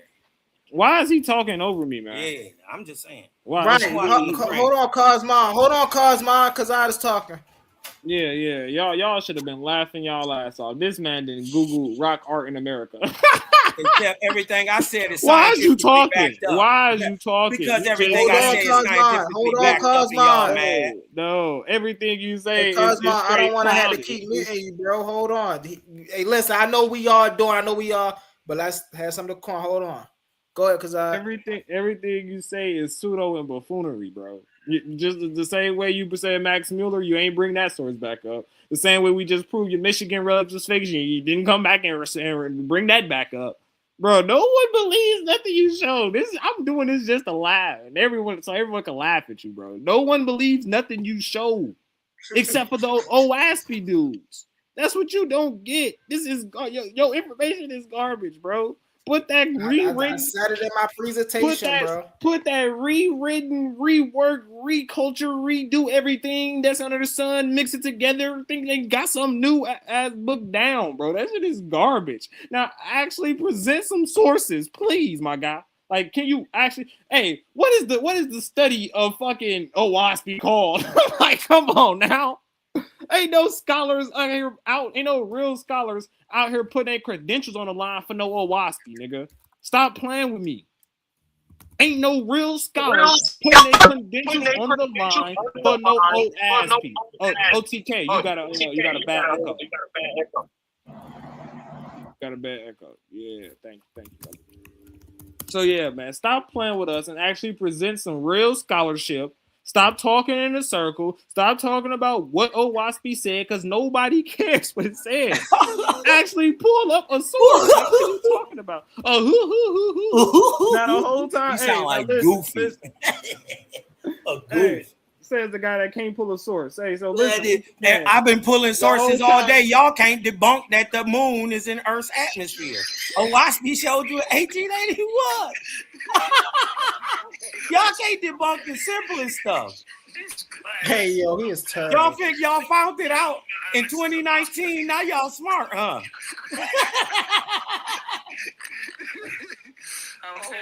Man, y'all get punched on. Y'all look stupid. Everything I said is backed up by science. Hold on, let me share my screen. That's not true. Y'all look dumb.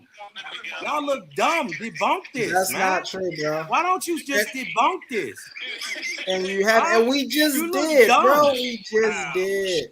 No, you didn't. You didn't. You agreed with me.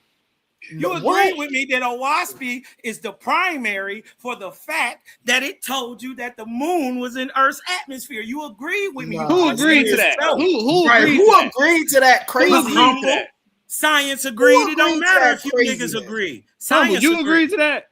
Science agreed. You was up here this whole Humble time. did. Humble just So argued my what whole is you point. making? What is you making shit up for? No one believes Humble you, bro. argued my whole Pull point. up a source. I Pull up a did. source. I did. No, you did not. Show it again. Share my Pull a screen. All you gotta do source. is show it again. It was here before your long face got on here. So let me show you. It's cool. What, Pitbull hold on, let face me show ass. you It's again. cool. Share my screen.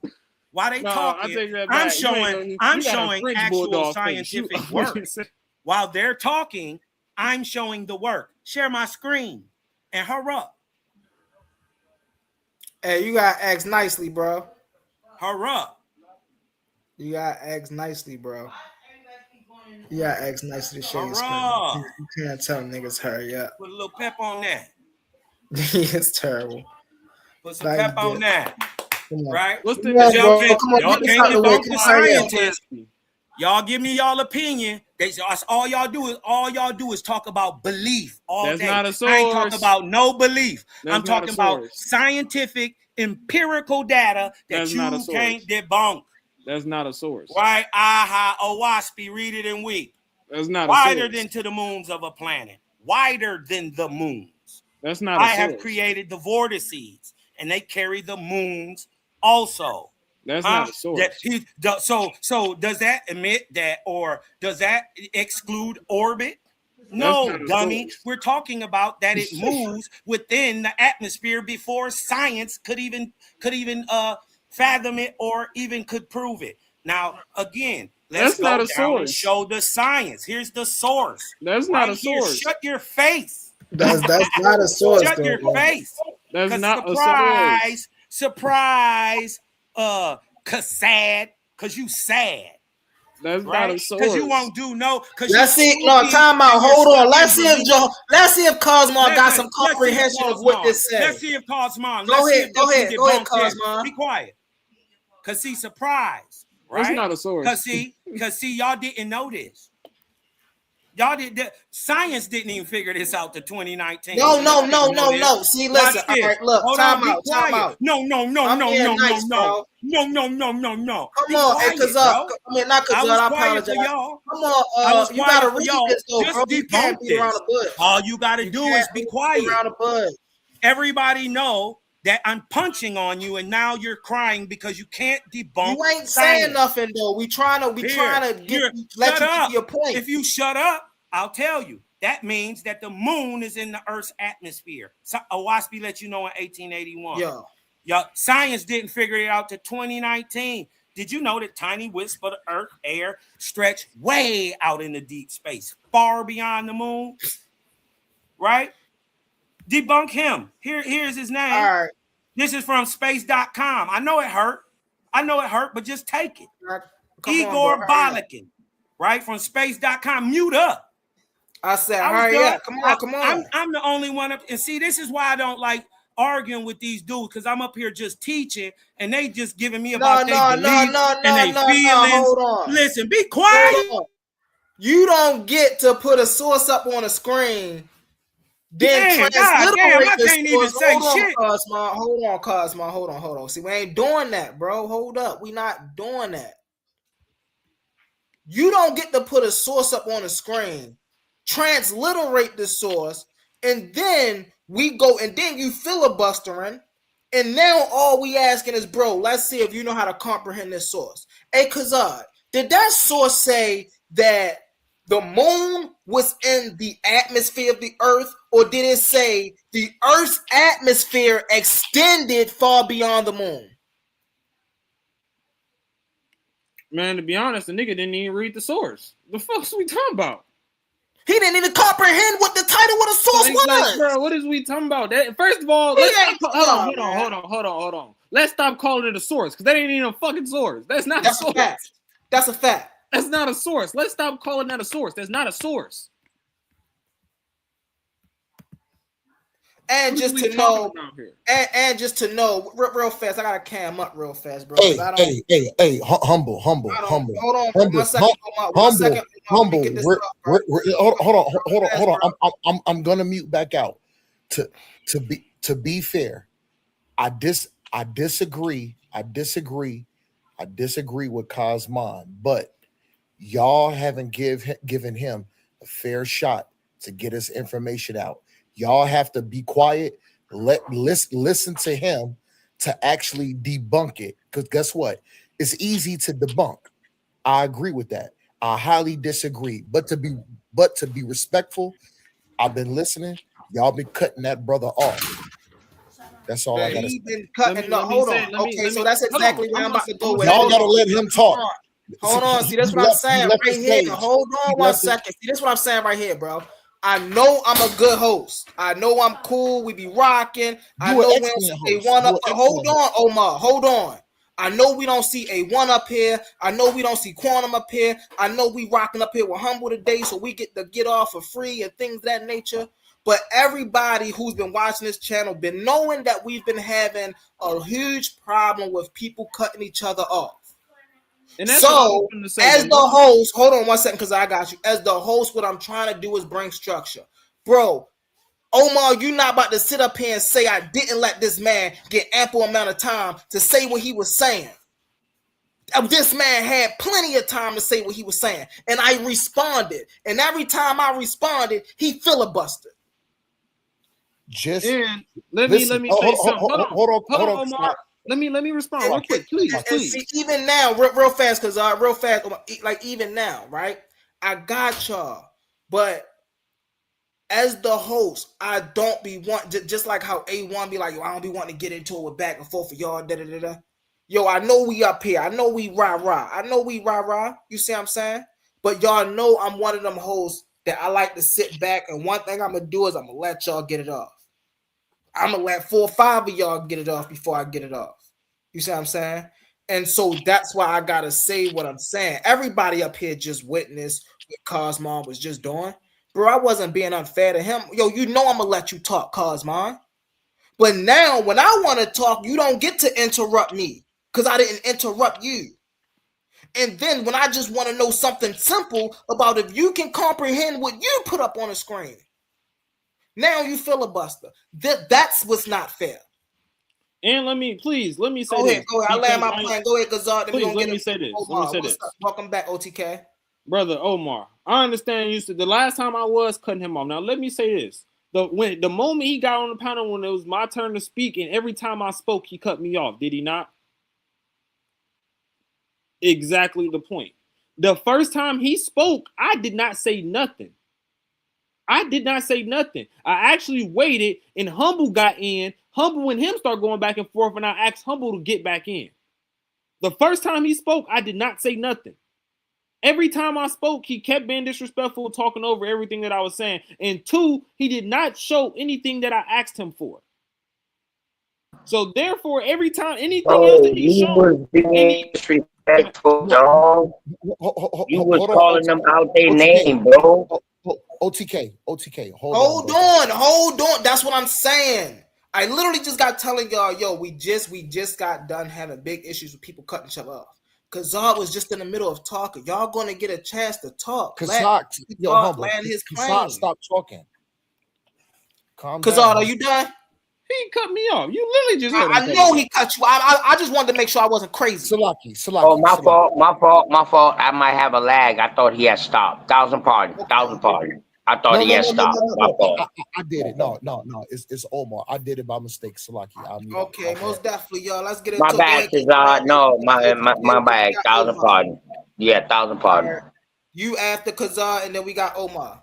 We got OTK and then Omar. Go ahead, Kazar. The first time he showed the same stuff he tried to show us the second time and everything, that stuff is not a source. We already show us what we're asking for. We're done playing the pseudo. We already called you out on every little pseudo thing you're trying to show. So the pseudo judo nonsense we not listening to. We know what actual sources is. This is the Titan Debate League, my brother. We know what a source is. We know what an actual scholarly article is. Can you share my screen, Humble, please? Can you share my screen? Yep. This is an actual source, bro. Written by actual scholar with citations and stuff. You don't. This is not nothing to play with. This is an actual source. Do you not see right here? What you see this title? What? Hold on, let me zoom in. What is this?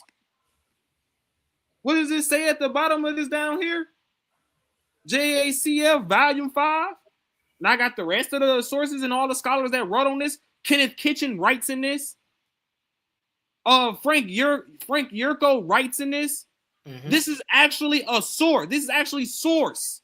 This is actually scholarly material. We ain't gonna play with dude up here showing us a Google article, then talking about some OWASP. That's not a source. Like let's stop playing. Let's stop playing the victim game. He was very disrespectful the entire time I talked. So I don't like how you try to flip that. And I did not speak the first time he spoke. I spoke the second time he started interrupting. After he interrupted me every time I spoke. Like don't play the victim game for the brother. We ain't doing that. Mad respect for Kazar for that. Mad respect for Kazar. Go ahead, OTK is on you. Yeah, hey man, peace and love to you, Humble, man. 1,000 pardons. Omar, peace and love to you. Peace and love to you, Shazar, too, man. Y'all already know. Man, I'm a peacekeeper, man. You know what I mean? I smoke Indian peace pipes. I'm all about trying to keep the peace. You know what I mean? I got my Indian peace pipe, man, out, man, so we can just get it into the information. Because I love the information rather than all the sarcasm and all the name calling. Hey, bro, Shazad, don't act like you didn't start it, bro. You called the OWASP out of their name, bro. Old ass P.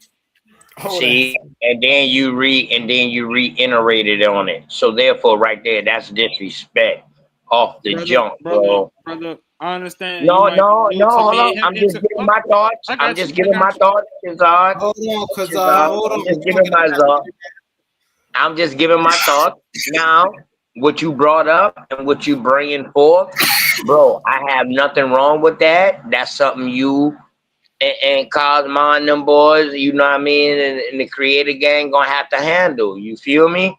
But I just don't like all the name calling and stuff like that, bro. Like you too smart for that, bro. You educated like I don't watch a couple of your debates, bro. You too educated to do that, bro. And Humble to you, bro. Every time Shazar was doing that and Kosmon was trying to defend himself, you was cutting him off. Now, this is Shazar's show.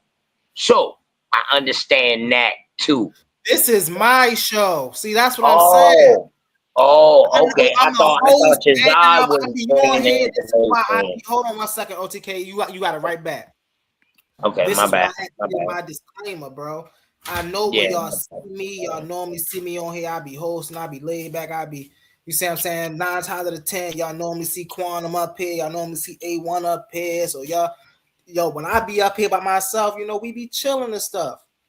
Yeah. Same decorum that they gonna. I got you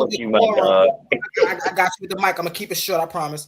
The same decorum that they demand, I demand the same decorum. You feel me? Only because of the situations that's been going on lately. You see what I'm saying? That's why I be trying to give people leadways. I don't want people to think I'm rude. I don't want people to think no, but at a certain point, we gotta start exposing this stuff. You see what I'm saying? And we know how personal people get when we start exposing the real. Just for an example, I ain't trying to call nobody out, but when Kazar was talking, you know, you cut in, but you had a leg. See, if we didn't talk about that, then y'all have got into a whole flame going into a type of thing. That's why I'm here to make sure that no cuts and stuff. That's all I'm saying. Now, I go ahead. And that's all I wanted to say right there. Go ahead, OTK. It's back. I was just saying peace. I'm agreeing with you. Bro. You ain't saying nothing wrong. I agree with you. That's why I apologize to Shazad from the jump. You know what I mean? But I'm just saying, that's why I say this brother is very intelligent, man. You know what I mean? That he can find other ways how to get into it. Or maybe that was a tactic. Or maybe that was a tactic to try to get him out. You know what I mean? Real fast, OTK, because I don't know. OTK, did you see my presentation? Y'all know I don't do long presentations. I get straight to the point.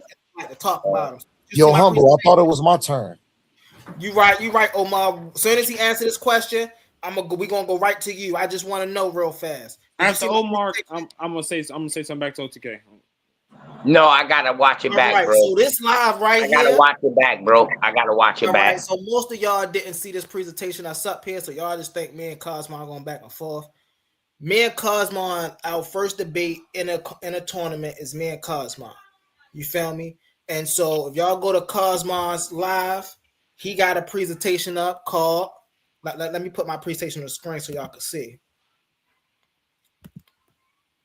It's called. Hold on 1 second. I got y'all. And I ain't gonna be too long.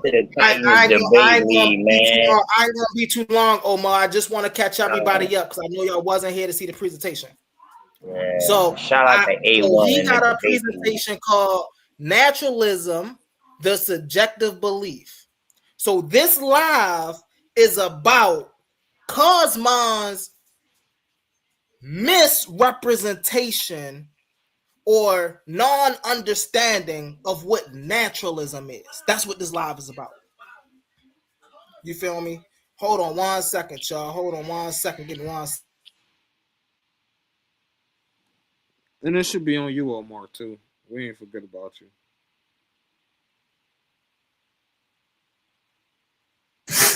Is it my turn? No, brother, hey, big boy, you don't think naturalism? You don't think naturalism is subjective, bro? No. Hold on, OTK. I was back to my wife real fast. I was just because y'all know I don't want. No shout out to the family, man. Shout out to the family. So this live is about, or is a response to his live about naturalism being a subjective belief. You see what I'm saying? That's what this conversation is supposed to be about. That's all I wanted to say. Go ahead, Omar. I'm gonna leave this up on the screen, by the way. Go ahead, Omar. Okay. So you don't believe naturalism is subjective? Hold on, Omar. Hold on, Omar, before I forget. Hey, so you don't think naturalism is subjective? I just want to know before I go back and watch, so I can feel your stance on it, my good brother. No, I'll break down a little more of my presentation right here. Don't worry about it. We'll get into it later. Okay. Go ahead, Omar. Go ahead, Omar. Thank you. I didn't want to cut OTK off because I know how sometimes that when somebody go, you may forget your train of thought. I didn't mind you cutting me off and interjecting OTK. You a good brother. Shalom and respect to my brother OTK, open to knowledge. So I have to be honest. I have to be honest about this conversation. Now, this brother Omar, I highly disagree with the OSP Bible. The thing is, though, Kassad, brother, and I want you to take this as not such a harsh critique, but just, and I'm learning from a brother like you still. I learn from you all the time you come on the panel. I got much love and respect to my brother Kassad. So stop calling him. It's not Chasad. It's Kassad. That's number one. But speaking to my brother Kassad, Thousand pardons. What we gotta understand, and what we gotta do. Kassad, the points that you brought up easily eviscerated Kosmon's view of OSP. But it's me being fair. I don't think Kosmon had a fair shot. You came in hot, Kassad. You called it OASP. The OASP. Ass. Which, do Brother Omar got a lot of pushback against it? Not necessarily. But I think, Kassad, the knowledge that you bring out and your extensive research is being a diligent follower of putting in the work to eviscerate somebody's point. You didn't have to say OASP. You didn't have to do that.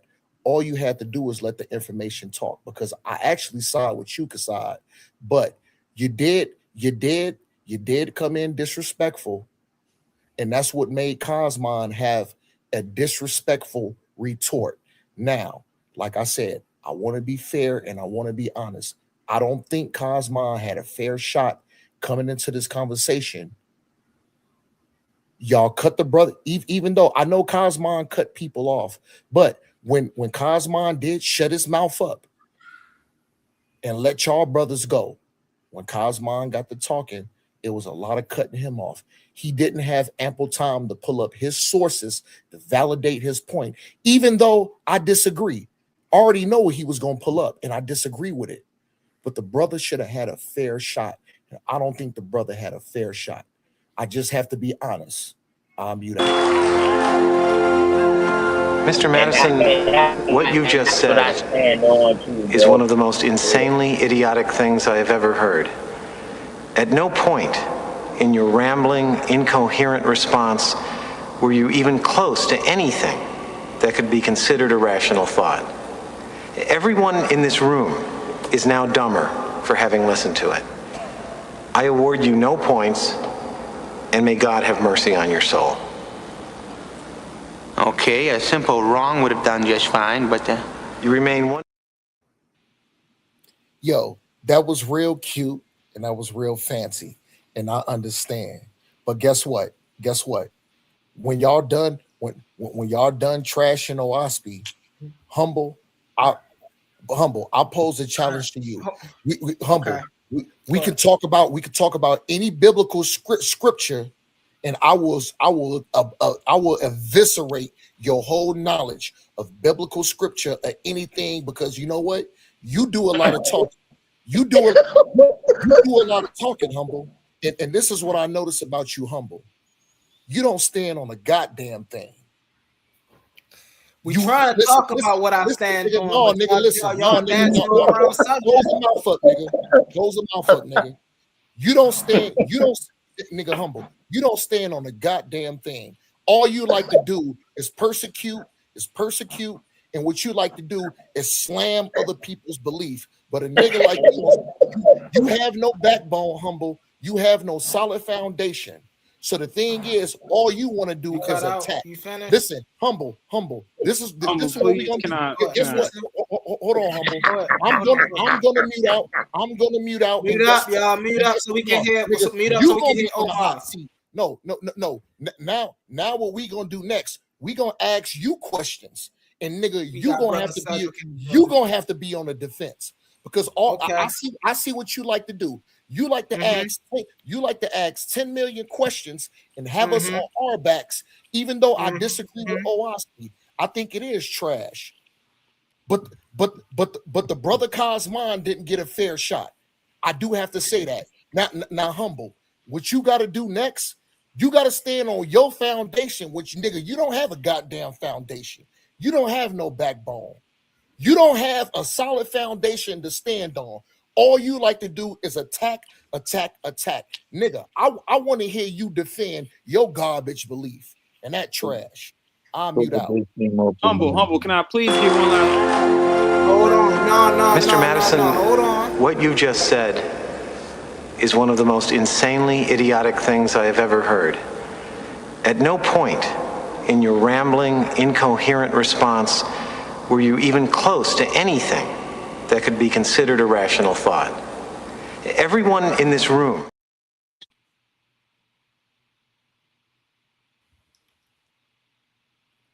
Can I please say something real quick, Humble? You muted. Hold on, Kazad. You won't be able to get it in. Number one, before I even respond to Omar, I want to shout out to Brother Cedric on the panel. What's up, Brother Ced? Thanks for coming through.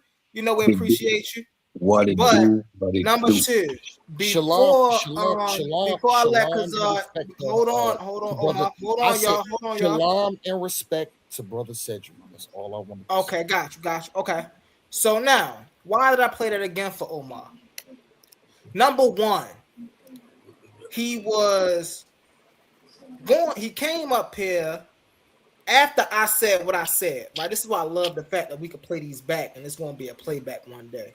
So after I said what I said about what the topic of this panel and this conversation is, what's the topic of this panel, y'all?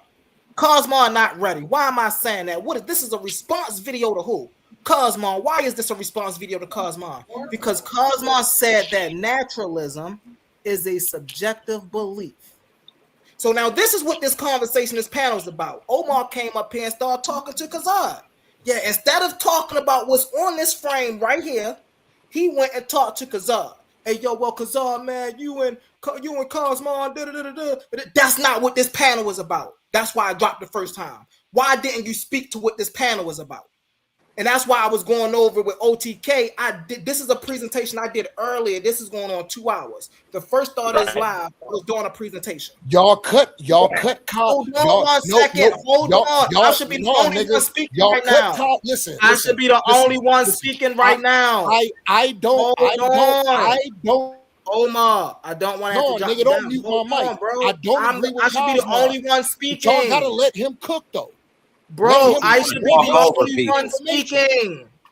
Buster, man. So listen. So in the beginning of this live, I got my presentation. Right? Bang, bang, bang, bang, bang, bang, bang, bang, bang, bang. I'm just not up here talking. Hold on, Omar. I'm gonna kick you down, bro. I gotta keep telling you to hold on.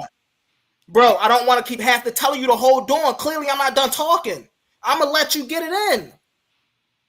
So, clearly, I'm not just up here talking and poking fun at Owaspi, just picking. If y'all don't know, me and Omar is first up in a tournament that we got coming up. So, a part of this is, the matter of fact, let me play that real fast while we talking. Maybe I can send to the panel real fast while I play that. Weak. That nigga agree with me the whole time. Coliseum of Arguments presents Titans Debate League, Clash of the Titans 1.1. The arena is opening once again, and only the strongest minds will survive. After an unforgettable first tournament, Pandemus the African Atheist fought through the battlefield of ideas and walked away with $500 in cash. But that was then. This time we're raising the stakes. $1,000, one champion, one title, one chance to prove you're the greatest debater in the league. This isn't social media arguing. This isn't trolling in the comments. This is intellectual warfare, where evidence is your weapon, logic is your shield, and every round is a fight for survival. New challengers are stepping into the arena. Veteran fan favorites are returning. Egos will fall, legends will rise. The question is, do you have what it takes to survive the Coliseum? We still have a few tournament spots available. Think you belong among... Okay, so within that tournament, me and Kosmon facing off. So a little bit of this going back and forth, and even why I'm even responding is because it is publicity for y'all to see what we're going to be doing and what we're going to be bringing in that ring that we're going to be having in that tournament right there. So that's number one. Number two, this is a response video to what Kosmon put out. Let me go up real fast. Actually, my video hold is a response. Hold on. My video is a response. Hold on, Kosmon. You shouldn't be speaking while I'm speaking. Hold on. Just clarifying up your lie. And so this video that we're on right now, this panel, in the beginning of this, this is what these slides are, is a response to this video. What does this video say right here? Naturalism is the subjective belief. So now this live is to deal with Kosmon not understanding what naturalism is. So we shouldn't be talking about how we doing Kosmon. Kosmon had ample time to speak. I don't even want to do that, play that victim joint, because yes, Kosmon came up here and he talked about, and I asked him, give me one. Even at the end, I told him, and I challenged him, and I even let him get it out that he talked about, what the OISP did with the vortexes around the earth, and I built this and I built that. Lying, and humble, before we humble, stop that, humble. hold on, Omar. He be Hold lying on, all Omar. the time, bro. No, if I was A1, you niggas wouldn't be talking. Didn't have Be ample enough time quiet. to speak. He be twisting did. up You the words lying, and brother. everything. He be Bro. lying. You lying, brother. I don't respect Cuz. Brother Omar, Brother Omar is coming from a neutral. I don't respect I'm Cuz. coming. Real I'm talk. coming from a Hey, neutral. yo, and I'm still point of talking. stance. Listen, this is my presentation. This is my show, and I'm still talking. You niggas still can't hold your tongues. This is what I'm talking about. Kosmon gonna cut your head off. Hold on. And so this is what this conversation is about. It wasn't about anything else. So now, for OTK, and then I'm gonna let Omar get it in with this, right? Omar say, I don't have a foundation. I don't. Oh no, that's why I played it the second time, because Omar said, I don't have a foundation. I don't stand on anything. I know y'all most definitely see philosophical naturalism. What is naturalism? A philosophical worldview asserting that all phenomena can be explained by natural causes and law without attributing agencies to supernatural forces. This is the definition of philosophical naturalism. You can find this in Stanford Encyclopedia. So that's subjective, bro. Hold on, you shouldn't be talking. You're long-winded. Land your plane. This is my show. My show. Right, man. You be doing that buster stuff, man. You a buster, bro. You keep putting me in the back, got my name all in your mouth. I live rent-free.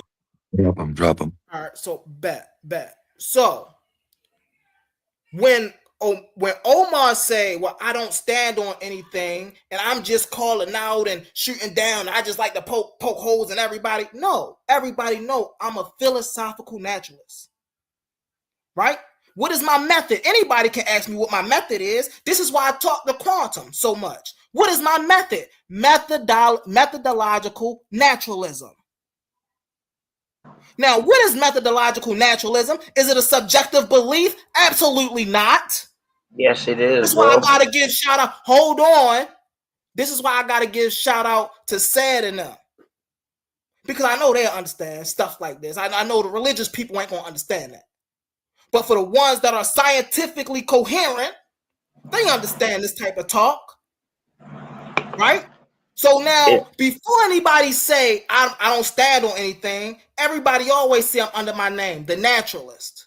Hey, bro, it's science subjective, bro. It's science subjective, bro. Hold on, OTK. Hold on, OTK. You should not be talking. I'm going to give it over to my bad. 1,000 pardons. And this is what I'm saying. I'm gonna land my plane right now. If I was A1, you niggas wouldn't be doing this, bro. Yes, I would. Yes, I would. Yes, I would, humble. So yeah, now, me. go I ahead. would, Yeah, humble.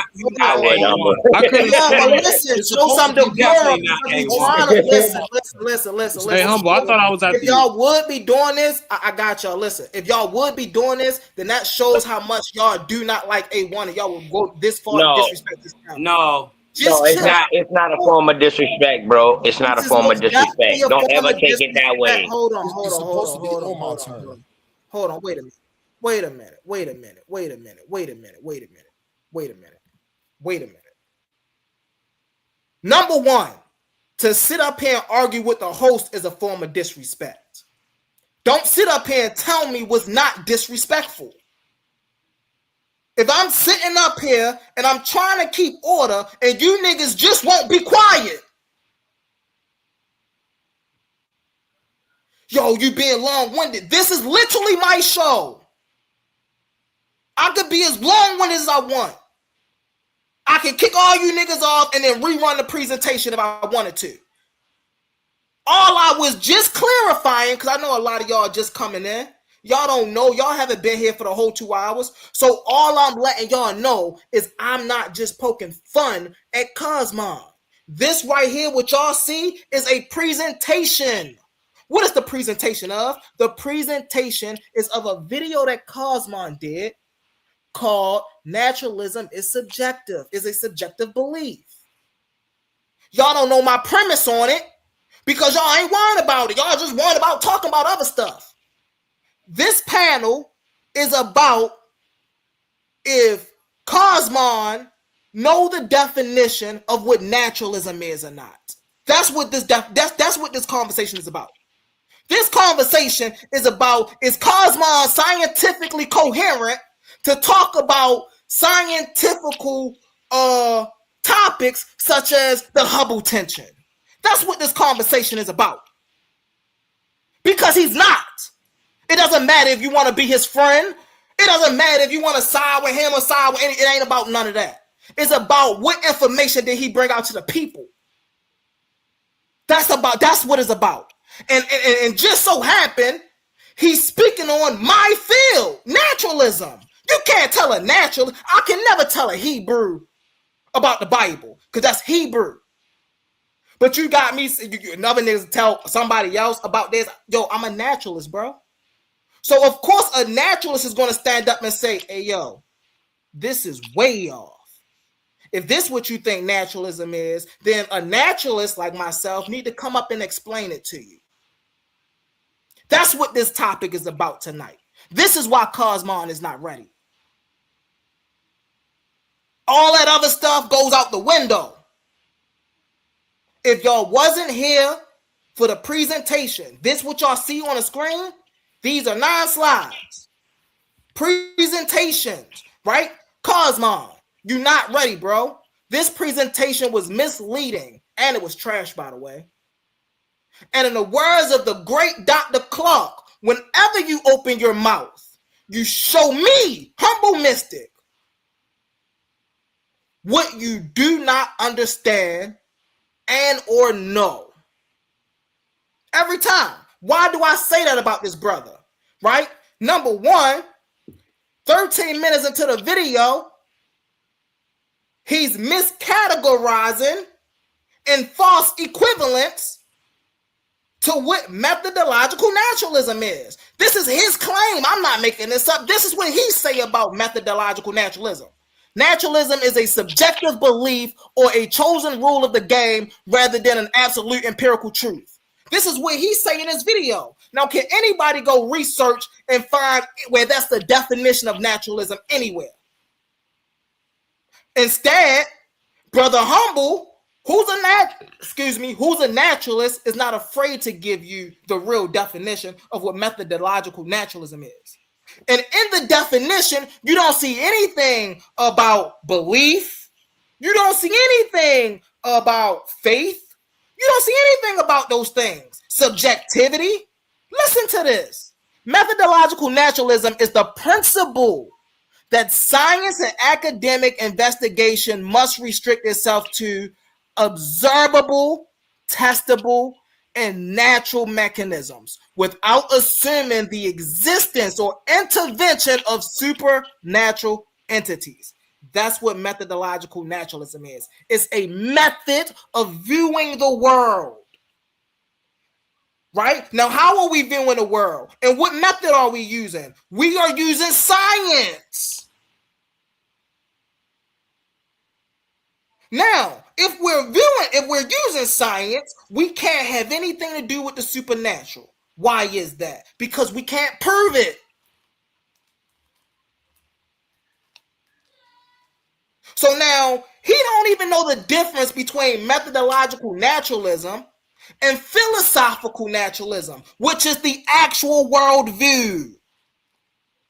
Philosophical naturalism is the worldview asserting that only the natural world exists, that the supernatural entities do not exist. This is what the worldview states.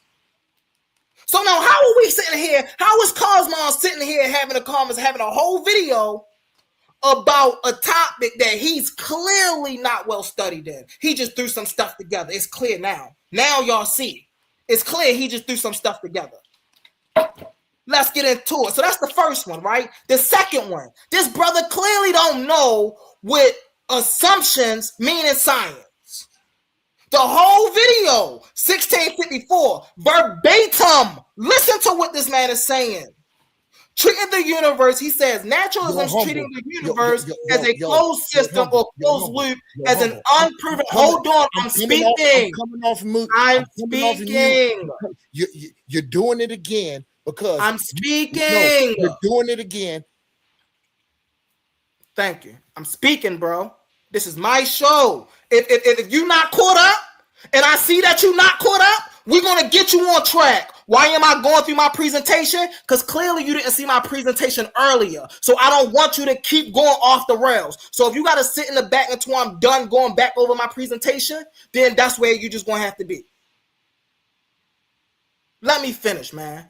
So throughout his whole presentation on his joint saying that naturalism is subjective, he kept using the word assumptions wrong. It's an assumption. You see, it's a belief. It's an assumption. That lets me know he don't even know how science operates. Every time he opened his mouth, he showed me what he do not know. Methodological working assumptions. Yes, methodological naturalism have assumptions, but what is assumptions? Previsible, testable boundary conditions required by conservation laws and physics. In physics, not in belief, not in supernaturalism, not in the law of Moses, not in the OWASP, in physics to measure interactions. It's open to refinement. This is why they're assumptions. This is why they're hypotheses. Now, here's how he was trying to use it. In a dogmatic belief, absolute, unquestionable faith. Anywhere when I was just talking about naturalism, did y'all hear any faith about that? Y'all heard nothing but science. Listen to what a real physicist say, right? And a real philosopher say about this subject matter. Science restricts study to testable interactions without ruling out the unknown dogmatically, supported by physicist Sean Curl and philosopher Mario Bunge. So methodological naturalism is a method in which we observe and test what we call reality through a means that is knowable, because we don't concede to a supernatural. So when you're using assumptions, when it's coming down to a scientific framework, you have to use the word assumptions scientifically, not dogmatically. That's the second thing he did. In the field of science, assumptions do not function as blind, unverified dogmas, the kind found in uncritical belief systems, like the Bible, like OWASP. Instead, they act as provisional boundaries, conditions, or methodological working assumptions that allow researchers to construct functional, testable models of the universe. So without these assumptions, as I said earlier, researchers, scientists, wouldn't even have testable measures or testable models of the universe. So they need these assumptions, which let you know these assumptions aren't just based off of belief. These assumptions are based off of empirical data. Let's keep going. Clear again, y'all. He's just showing y'all how much he don't know. He's talking about all of these things that he clearly haven't studied. He's out of his realm here. Let's talk about the Hubble tension that he was talking about earlier. Oh, well, this is verbatim what he said, family. 30 minutes into his conversation, into his panel. The Hubble tension proved naturalism maths fails. This is what he said, that the universe gained energy. This is what he said, debunking foundational assumptions. This is what he said verbatim, family. I'm not making this up. What's the reality of the situation, right? Let's go down here. What's the 10% discrepancy? There's roughly a 10% difference between a method A predicts and the expansion rate should be what method B actually measures it to be in our local universe. In precision science, a 10% mismatch between two methods that should be equal is the same thing as a very big deal. Why is not a failure in naturalism or physical law? Critics like Kosmon sometimes point to this gap as proof that math isn't mathing or the universe is breaking its own rules. However, because he's not an astrophysicist, so he wouldn't know this. So when we do ask astrophysicists, not just any astrophysicists, Nobel laureates who are astrophysicists about this, what do they say? Right? This astrophysicist helped pioneer these measurements. She explains that this is a normal part of scientific discovery. So while Kosmon in his video is trying to show y'all some weird thing about Hubble that he don't even understand and prove that Hubble breaks math and all of this, Hubble was just something that happened in science all the time. It's a normal part of scientific discovery. What does this let me know about Kosmon's level of literacy in science? It's very low. Why am I saying that? He don't even know what scientific discovery is. He can't know what scientific discovery is. Because if he did, then he wouldn't know that this didn't break physics. No. Right? The discrepancy usually points to hidden variables, minor collaboration errors in our instruments, or an incomplete understanding of how certain stars evolve. What's broken about physics about that? See, he don't understand these things. So he's coming from this faithist point of view. So he's really not scientific. He just want to tell you that the Owaski Bible is scientific, which is out of this world. But this is why this conversation that I'm bringing us back to is so important. This man literally have no comprehension of what we're talking about. Let's get into it, right? The association fallacy. This man literally sat up here and said, because people like Baruch Spinoza was naturalist, right? Then that proved that naturalism was some type of religion in disguise. He said this out his mouth. What? So you're just going to leave out the fact that Baruch Spinoza proved that God didn't write the Bible. You're going to prove that out. You're going to leave that out, right? You're going to leave out that Baruch Spinoza got shunned and kicked out by his community. You're going to leave that out, right? You're going to leave out the fact that the very reason that Baruch Spinoza, his passing, was because he turned to naturalism. And he was showing the community that, hey, there's not a God behind this. You're going to leave all of that out, though, right? Just because somebody grew up religious does not mean that the objective empirical truth that they find with the science when they turn naturalistic, it doesn't mean that's flawed. That don't even equate. That's a genetic association fallacy. So why am I doing this, fam? Let me put this down real fast because okay. I want to hear what y'all got to say. But why am I doing this, family? Because we can't allow this man Omar to, I apologize, we can't allow this man Kosmon to run around like this as if he's just some type of intellect, saying some real cool, profound things when he really don't know what he's talking about. He really don't. And I just showed that he really don't know what he's talking about. Can I say something real quick? I'm going to land my plane. I'm going to let Omar back up here. Go ahead, Kassad, and then Cedric. Yeah, I was going to say, as you can see, Humble, this ain't even my lane. I ain't get up here and talk nothing about what you presented. I seen Kosmon was talking that nonsense. I told you I was going to get up here. We could tag team, cook that Owaspy. Because dude's information is complete garbage. He has none. He's a complete pseudo. And I wanted to say this, man, because a lot of brothers like, oh, you ain't got to come at him with the old ass people titles. And look, man. I came up with that while he was trash talking to me on a panel on Titan Debate League. Like, y'all forgetting, like, the history of all the times that I've been on a panel and him and the Owaspy brothers has been disrespecting me. Am I lying now? So now that I done flipped the script and I'm chasing him all the times, literally me and Kosmon's first interaction together was him disrespecting me on Side Netter platform, calling me a big dog, this and da-da-da-da and all this. Y'all, that was our first interaction. So don't ever talk to me about, oh, you disrespected his book. When every time you get up here, he coming at the God of the Bible. Where y'all motherfucking backbone at? Fuck his book. Is we standing with the God of the Bible, or is we trying to protect his book and his feelings?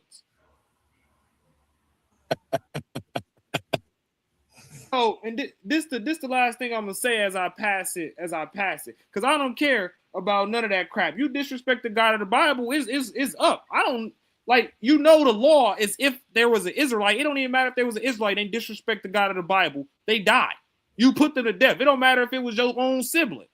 So you think I'm gonna really get up here and be all, man, peace and love, man, peace, blessings, oh waspy? No, nigga, that's that old aspy crap.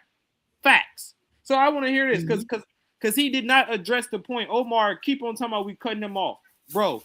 The moment, and this, I call him a goofy. That's what I called him. I called him a goofy. Me and Humble call each other worst stuff on the panel and still shake hands and be like, "Hey, my brother, good shit." Yeah. He made it personal. He make it something serious. I called him a goofy. I ain't call him a bitch. None of that.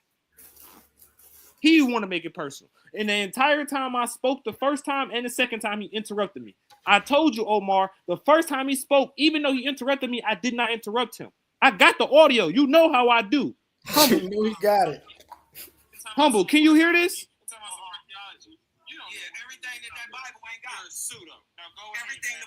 Y'all hear this, right? So that's me finishing my first time. This is him picking up after me finishing. So, as I was saying, see, this is what they try to do, right? And if he actually was not an ignoramus and would read Owaski, it tells you in the very first page. He called me an ignoramus and he went in. Look, bro, I'm gonna start fast forwarding a little bit. I'm gonna play. Listen, I'm gonna start fast forwarding a little bit.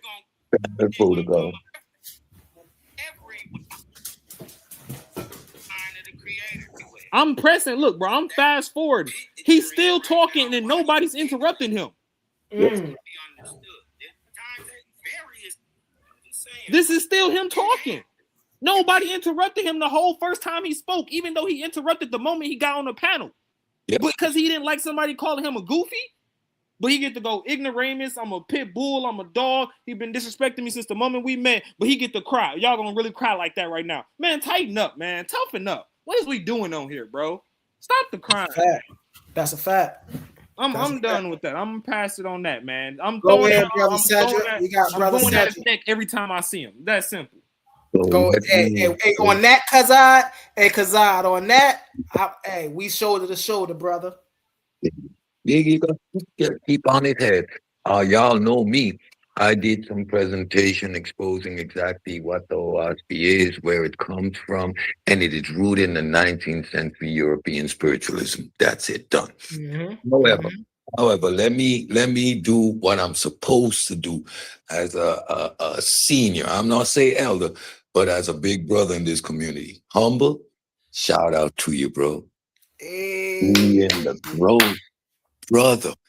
And I'm gonna say this because everybody know I was on your head when you were making the mistakes with the evolution. You didn't falter.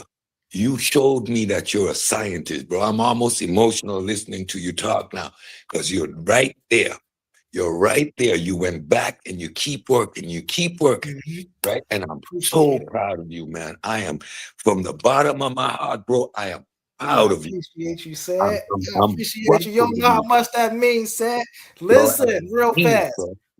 I don't want to hold on, Elder said. I don't want to cut your wisdom, but I do got to get this in because you know how we met. You all know the history. Yep. And so when we came into environments that people thought we was just the new kids on the block. Right? Hey, yo, they like everybody else. They don't really got no skin in the game. They don't know. And so we then had to say, okay, well, we ain't dealing with who we dealing with on the block. We got up our ante. You feel me? And so y'all helped me really learn, and that's why I say, they didn't watch my presentation. If y'all notice, my presentations was only 10 slides, maybe 10 or 9 slides. Yep. I gotta be a real brother and give shouts out for that. Right. And the reason that is because I realize the logics in that. Right. If it's the truth, I don't need 50, 60 slides. I don't need to be up here talking for an hour. If it's easy for me to point out the fallacies, just get up here and call out his fallacies. Yep. And so this is why my presentations are so short and concise, because I'm not up here trying to wow y'all and overturn y'all and convert y'all. I'm out here really trying to show y'all what's the real. Yes, And sir. so I appreciate that, brother. Sad, I'm turning it back over to you. I appreciate you, brother. Oh man, I appreciate that.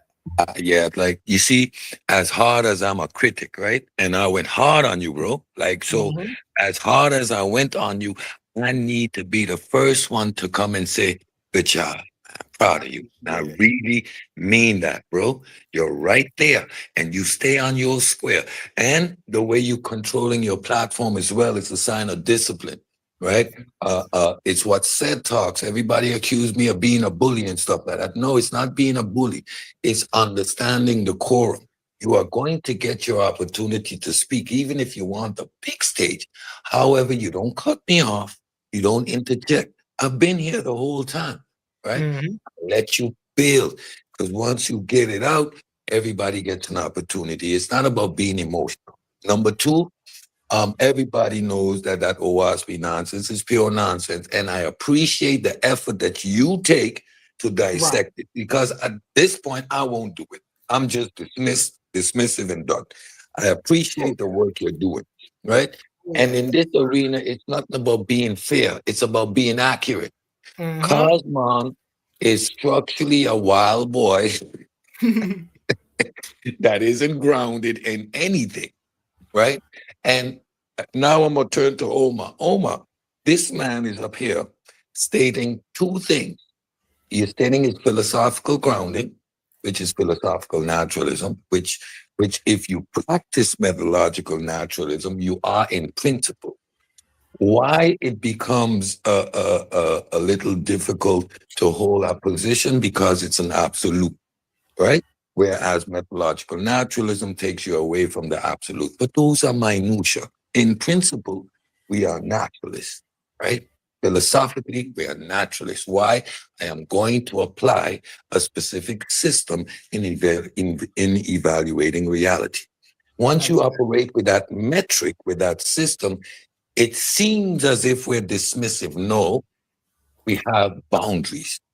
Mhm. Now, I can go into what those boundaries represent, the Kantian wall, the Descartes' reasoning. I can go into those philosophical parameters, but it's not necessary. It's simply boundaries. The moment you assert metaphysical in a supernatural sense, you are going to meet a roadblock. Any Mhm. assertions that are not substantiated, grounded in reality, do not apply to any conversation that people like Humble and I have.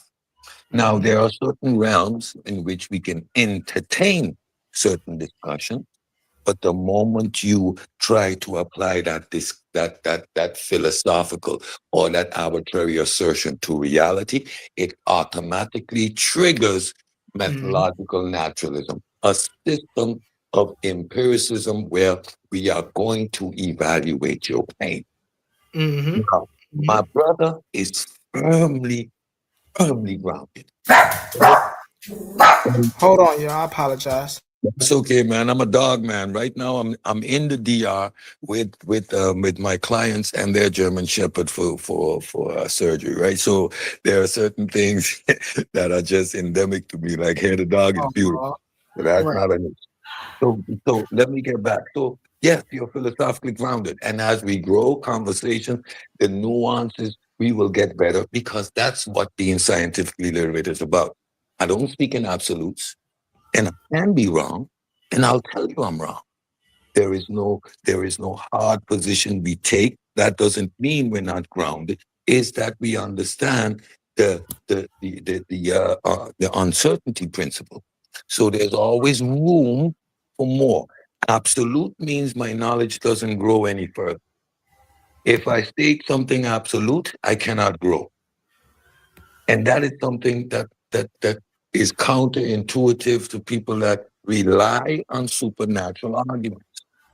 And if you realize the way methodological naturalism or scientifically literate people speak, we speak with this energy. There's never a need to overemphasize, to double down, to say something three times because you can't substantiate it. So we use emotion to make it valid. Omar, Omar, you operate on a very emotional level, and that's why you get you get a clip that says you're incoherent and you're not making any sense. And Humble is right. And again, you're talking to Cedric, the pseudo killer that was beating up Humble when he came around. He had some fundamental flaws, and what I'm appreciate about this brother is what a real scientist does. He went back to the drawing board. He realized, okay, my analogy is incorrect. Let's sharpen it up.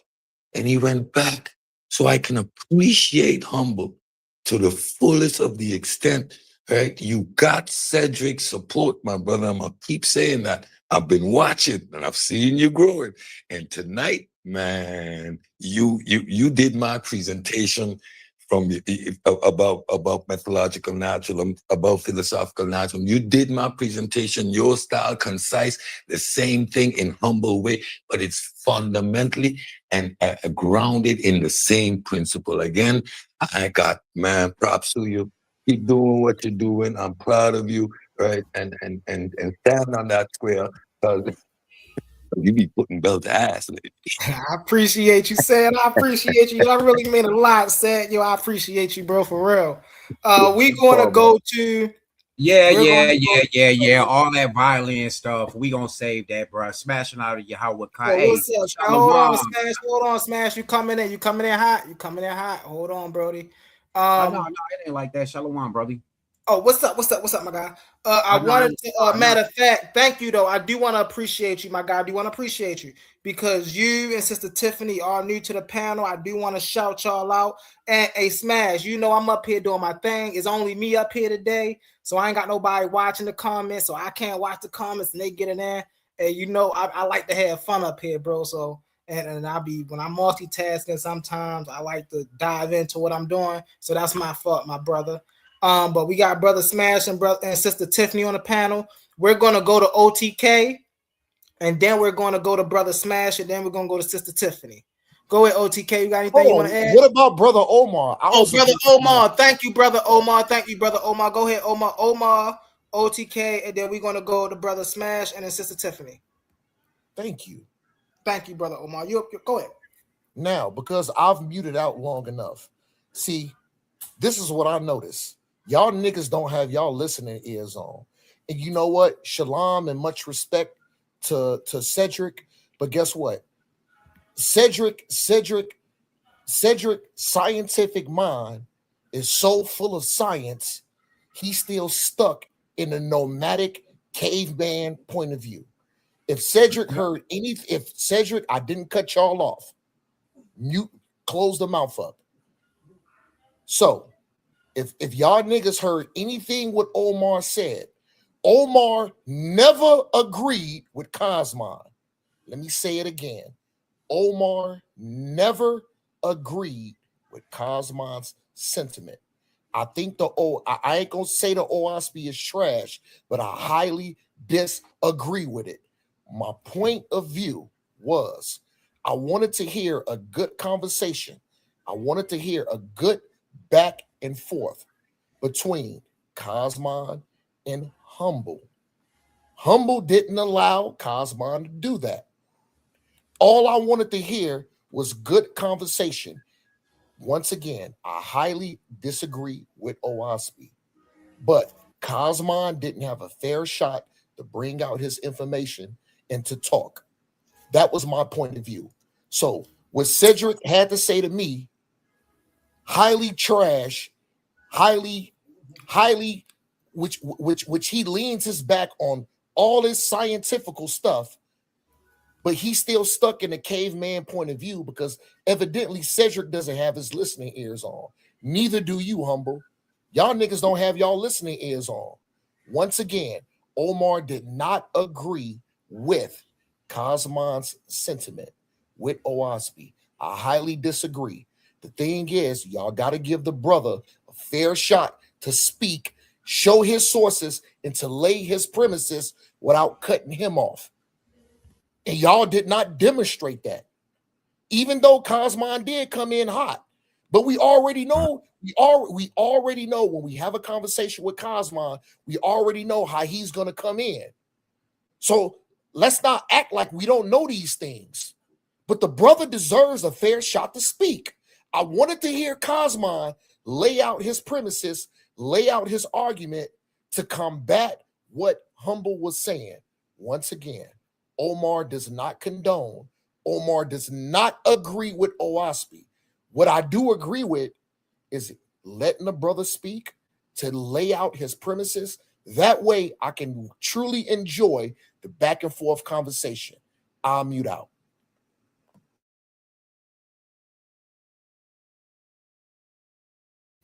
Go ahead, OTK, then Smash, then Tiffany. and then I wanna say something to what Omar said. Yeah, go ahead, bro. I'm just up there, man, showing support. You already know, bro. I'm I up here in the appreciate you, conversation. OTK. Yeah, Then you we gonna already go know, ahead bro. and Smash. Go ahead, Smash. What's up, brother Smash? How you doing? You heard the conversation? You got any inputs, brother? Yeah, Shalom, Shalom, Yahweh Ka, Yahweh only, Yahweh Labad, Abad. You know what I mean? Yeah, I just want to say that's this. not Hebrew, by the way, but go ahead. Yeah, okay, brother. You just make sure you serving the right person you supposed to be serving. But I love you though, brother. You make sure let him talk, Omar. Let him talk, Omar. Brother. I said Khan. The first time I said Khan, you got to talk about let me speak. So just let me speak. Khan Adawan Khan. Say no more. Khan Adawan Khan. All right. So what I wanted to say was I definitely agree with Omar in a way. In all aspects, I don't agree with Kosmon at all. But I do believe if y'all let it be fair, he probably would have slaughtered y'all. But that's just a personal opinion.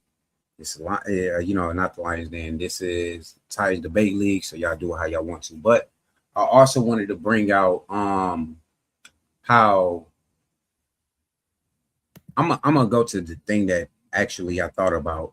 Kassad, I've seen you. Now you ran this thing like you're this one and only out of the whole crowd that is fighting for the Most High, but you're on panels like the HOK and stuff like that deliberately say F the Most High. They say FUCK Yahweh or Yahweh, whatever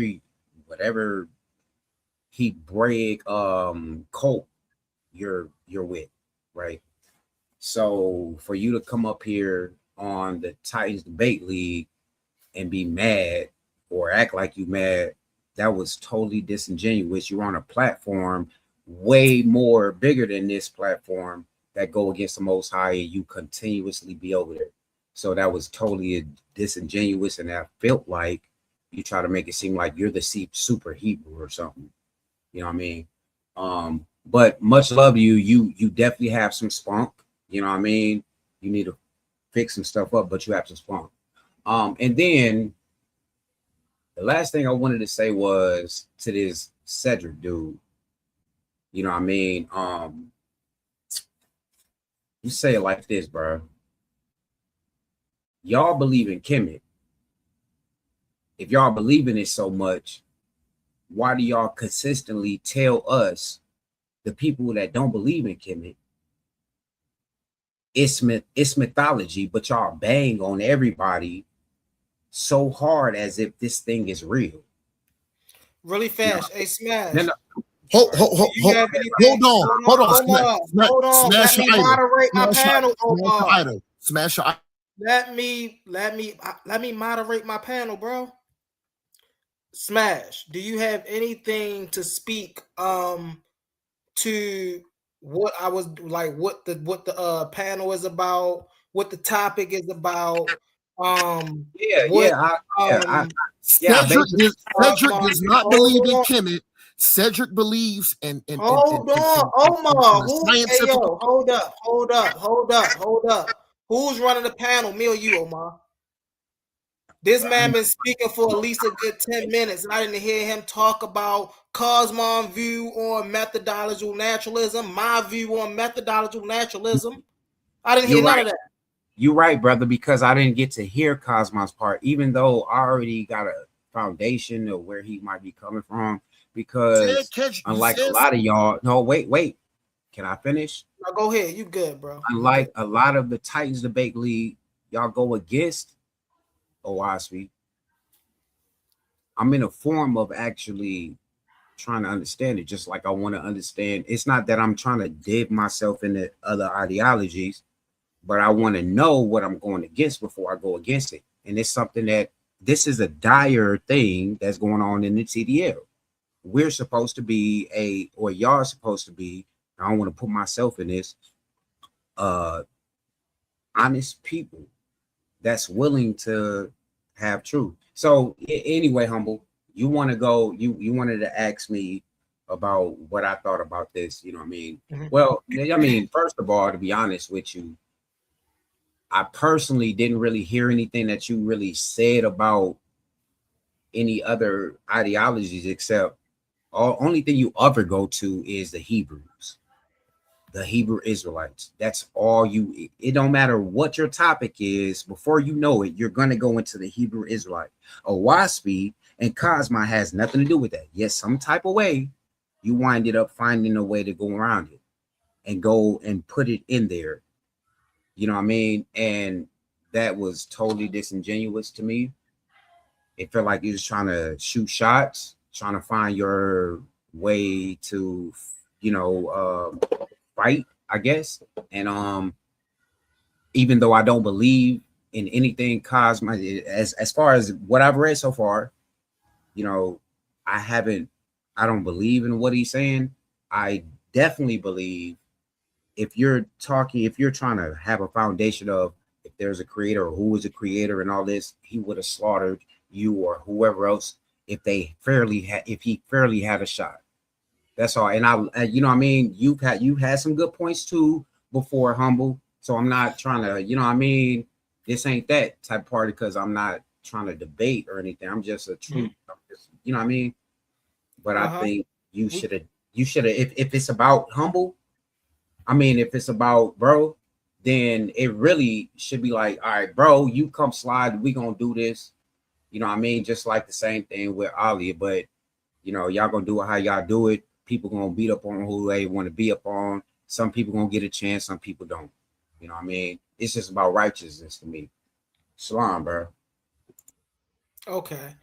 We gonna let Sister Tiffany get it in, and then I'm gonna go back around, and then we're gonna open up the floor. Go ahead, Sister Tiffany. How you doing, Sister Tiffany? We appreciate you for coming up. Hey, peace, brother. Peace, brother. Humble. Only thing I really want to say is, I see your title, a student of naturalism, and I just want to say that's what's up.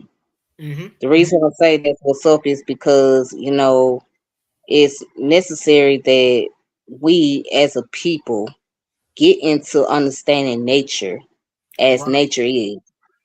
Studying about the natural phenomenon, study about biology, study about the universe, study chemistry and all of that. So I think that it is very important. And somebody. No, that's because I'm gonna mute him up. Okay. Go ahead. I muted you up. Okay. No reverb. Okay. Yeah. So I didn't see the debate. I'm gonna be honest, but I saw the video. I'm just trying to enlighten you. The debate is coming in the future. This presentation that I did, if you've seen any of it, is a response to a video that he did, and so I'm showing his understanding of naturalism.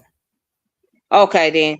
Now I did see a video that you did about naturalism and whatnot, and I thought that you did a great job. Like I say, it's necessary, and it's at the point that we all need to study science.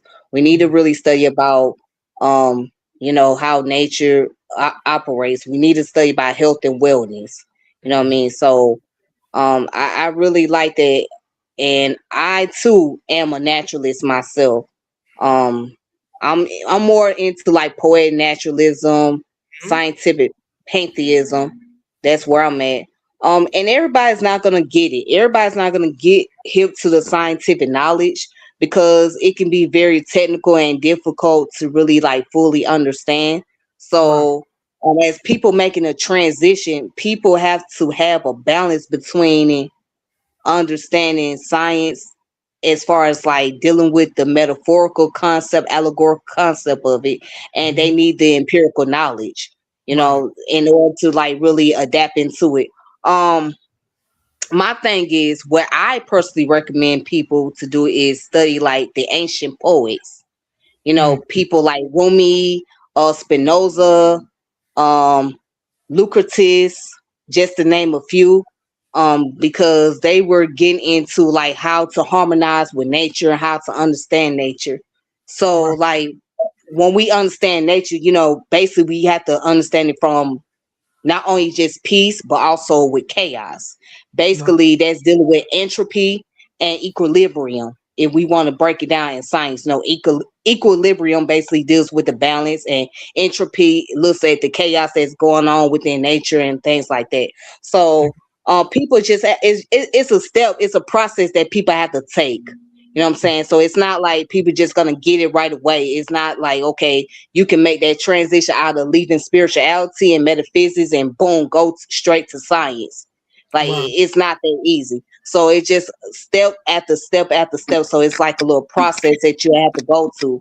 You know what I'm saying? You have to really actually not just read up on information, but try to be able to make sense of what the information is saying so you can better adapt and better understand like what your meaning of survival is. What's your purpose on this planet? Why do we have animals? Why do we have plants? What are they here for? And how organisms just adapt on, I mean, how organisms adapt to nature, period. In general, how the universe operate, how the stars, why the stars exist, why the sun is there, you know, all of these different things. So it just, you have to just take it one step at a time when it comes to this type of knowledge. That's a fact. I totally agree with you, sis. I'm going to get it in, and then I'm going to open up the floor. And before I say that, come on up here, Kosmon. If you feel like I did you wrong, come on up here, and we going to get into it. But before, you know, what I'm about to get into right now is going to prove the people. Hold on 1 second. It's going to prove the people who said that I didn't give Kosmon a fair shot and that he didn't state whatever he stated. Because mind y'all, I challenged him and I said it was strike one. He tried to answer my challenge when he came up here, and we're going to get into that because he didn't want me to read it, so we had to give him some more time, y'all. But if you felt like I wasn't treating you fairly, come on back up here and we can really have this conversation if that's what you want to do. But what I'm going to get into right now is when Kosmon came up here, right, I asked him a question.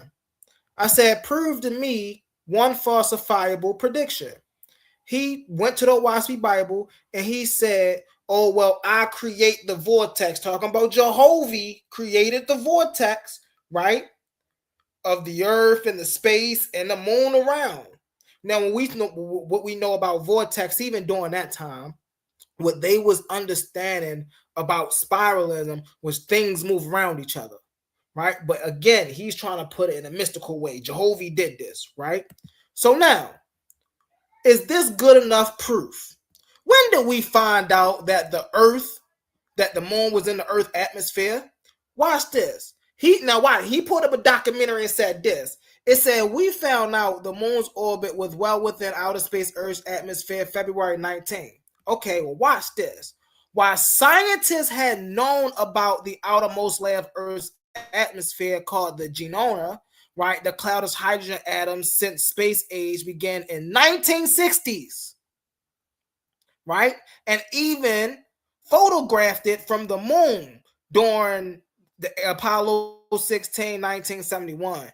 They assumed it ended much closer to Earth. However, a study published in February 19, 2019 analyzed the long forgotten data. So now he wants you to believe that when he came up here to, oh, well, we already knew this in the WASP. They didn't know this back in the day. But then when you do clear study, you find out, no, they were bringing out old information. in 2019 about what we already had between 1996 and 1998.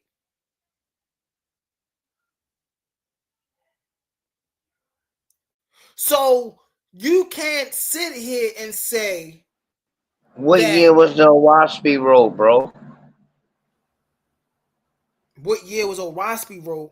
Yeah, he's saying this is in the Owaspy, right? About the moon being an hour.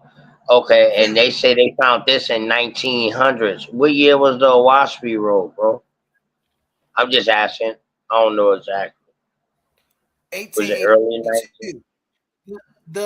The point here being way before 1882, we knew about the moon's orbit within outer space with around the Earth, bro. Way before 1882. I noticed you keep putting the orbit in it too. So I think y'all been saying two different things. I think he was saying that the moon was in our solar system or something, or in our atmosphere, and then y'all kept saying orbit.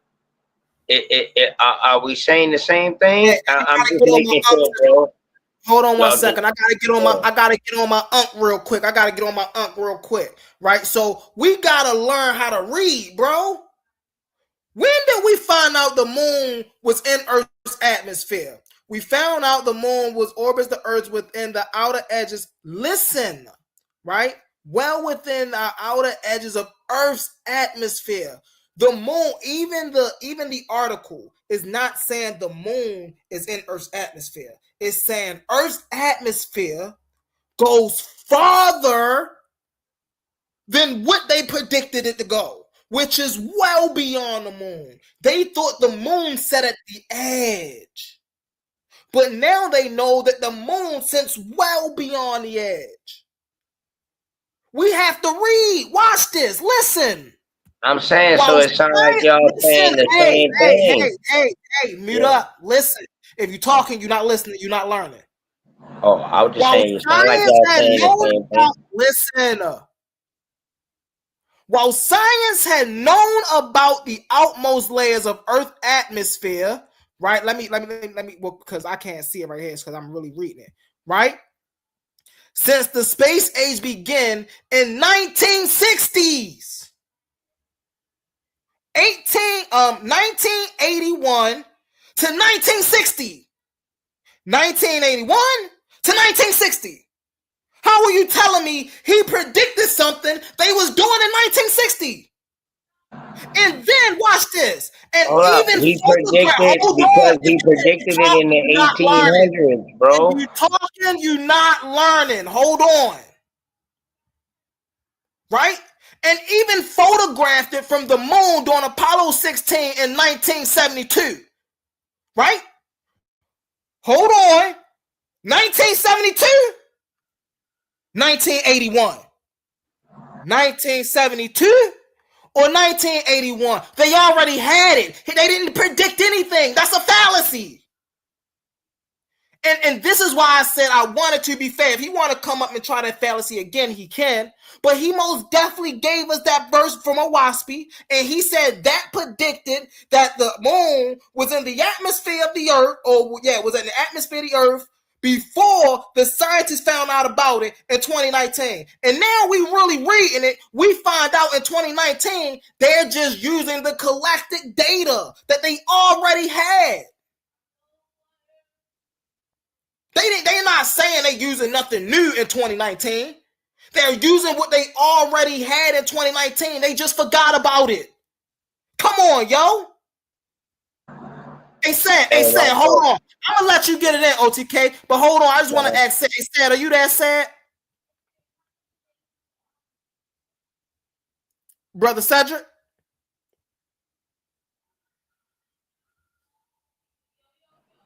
No, I think he said he had to perform the dissection. The surgery on the dog. Yeah. Hold on 1 second. Let me bring my man Kazard up. Hey, Kazard, are you there, Kazard?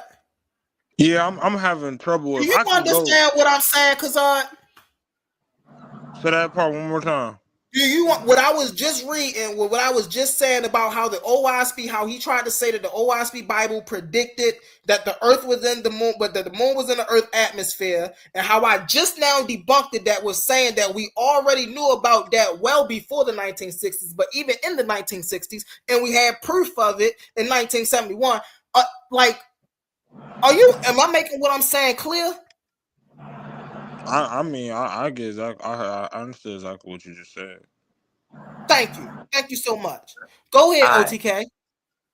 So If this can is I go why after I asked him? you, because you Yeah, bringing up 1900, you bringing up something that's saying that, yeah, they knew it way before then, which we know, which we know. We know there probably ain't no date on when our people were studying the stars and all of that in the celestial system. I can agree with that, bro, in multiple places. But as far as this dating right here, it's saying 1960s through 1970s, and it wasn't reintroduced until 2019, correct? So that's why I asked you, what did the OWASP say and what year was the OWASP wrote? You said 1800s. 1881. Listen, he's proving my point, OTK. The That's point what I is, was saying. It sounds yeah, like y'all saying the same thing, but go ahead. yeah, he tried to finagle it and dance around it by adding in the word. I was after OTK though. I was after OTK. Yeah. Oh, okay, go ahead. You did what I'm talking about. It's I all just good. say It's all good. I relinquish. Hey, if it's all right with you, bro, I relinquish my time to my brother Kosmon, because he can explain this better. He is in the title. He is in the title. I am in the show. I Because live rent free in already their head. had that. I'm Because trying to you can get go down back to Claude, OTK. because I'm honestly I'm trying to get down because my phone keep messing up on audio. That's why I keep popping in and out on the thing. That's why I'm actually finna drop off. I just got up here real quick so I can respond to Smashing Idol real quick. Cause it didn't. I don't even like. What is you talking about, bro? Make it make sense. What I'm saying, A1, hold on. Let me talk. A1 was just up here talking about some God condone, you know what I'm saying? ARP and said we can have sex slaves and stuff. The same stuff they say on HOK. So now I'm supposed to, I'm not supposed to get on A1 panel no more now. I'm supposed to boycott A1 panel and stuff. No, I get up here and you can ask humble. I go at Egypt. I go at Muslims, Christians, whatever. I defend the Bible on whoever. Even Nepal, you can go on the live streams right now and see me going at Nepal. I don't care about it being Sinetta wife or none of that. I don't even care about it being Sinetta. Because what Sinetta do when I go off on him? What he do? Mute me and kick me off the panel. Then what he do? Call me. Yeah, you go. Come on later and none of that. Like, come on now, stop it. all right, I brother. defend the. Hold on. Let me finish. I defend the scriptures, and my point in me saying that is because they try to make it a thing because I called it old Aspie. Like let's be clear. My brother Omar, no disrespect to the brother Omar and to the ISUPK, I have heard ISUPK disrespect people's religion to the utmost. I done heard them say to a Muslim, "Police be upon Muhammad." Now tell me I'm lying. Tell me I'm What's lying, wrong with Captain that? Tazariak. Hold on. Tell me I'm lying, What's wrong with Captain Tazariak. Don't say every time you talk to a Muslim, police be upon him. Or when they give him that salakum alaikum, what do you tell the one Muslim? What do you tell them? Pork, bacon, and eggs to you too, or something like that. Like, stop playing. They disrespect people's religion, but because I came at Owaski, he want to get defensive? When they go at Egypt, the Muslims, all that shit all the time, they call Egypt penis worshippers and all. So it's cool to disrespect all these other cultures. But since I came at Owaski, my brother want to get defensive? Because I called it Owaski? When we go at all these other cultures and all these other religions and all these other beliefs? Like, what are you talking about, bro? Like no one said I'm this super Hebrew, none. When I get a chance, even sometimes when I'm at work, do I not jump on the panel humble? And I Yes, gotta argue sir. with y'all while I'm at work? Yes, sir. It's my phone. Humble? I don't Yes, know if sir. Oh, you you hear can't hear me. me? Even Omar has I'm been here. there. I'm I here. get on I'm there here. and argue with them while I'm at work. So what are you Can you talking hear me? about? Can you hear me?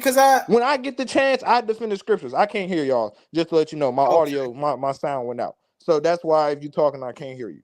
Okay. But yeah, man, don't do that. You trying to paint a narrative and all that. And honestly, my response to that was because they got defensive about me talking trash about Owaspy. That was the whole point of me saying that. Don't try to paint a narrative, bro. Like No, let's no, be no. honest. Hey, no. Hold up. Because I don't want you by any means to try to make it seem like or think that I'm painting a narrative. You know what I mean? For you to even say that statement, even if I didn't, hear anything else that was going on, for you to even say that statement, and you know that you are in the presence of people that abide by the Torah, even if they in the New Testament as well. You know that, and you know the standards, and you've been here, even though we don't see you in the chat. If we do see you in the chat, it don't matter. You know what I mean? Peace on you anyway. But you have never actually defended the Torah when people are like shooting at the Torah or the scripture or your scripture. Bro, what? When you say Bible, you know what I mean? It might be about you and a debate. That's one thing. But you know what I'm saying? For you to like try to, and I'm not saying this like I'm trying to come at you, bro. You know what I mean? But for instance, I definitely know, but who is that? Kazi. Oh, Kazi. You know what I mean? Kosmon, right? I know his doctrine is super duper false, right? But you decided to come up there on this time frame, say whatever you say about it. That's cool. And then you up it like, yeah, and all y'all people about the scriptures, y'all this and this, like you really like, and you stand in front of a elder that's been doing this for 20 plus years, hint, Sinetta, and you go on his panel. And I don't know what you do, but I'm pretty sure you know what Isaiah 55:1 says, and you go against it. So what is you talking about if you don't know what I do? How you making an accusation if you don't know what I do?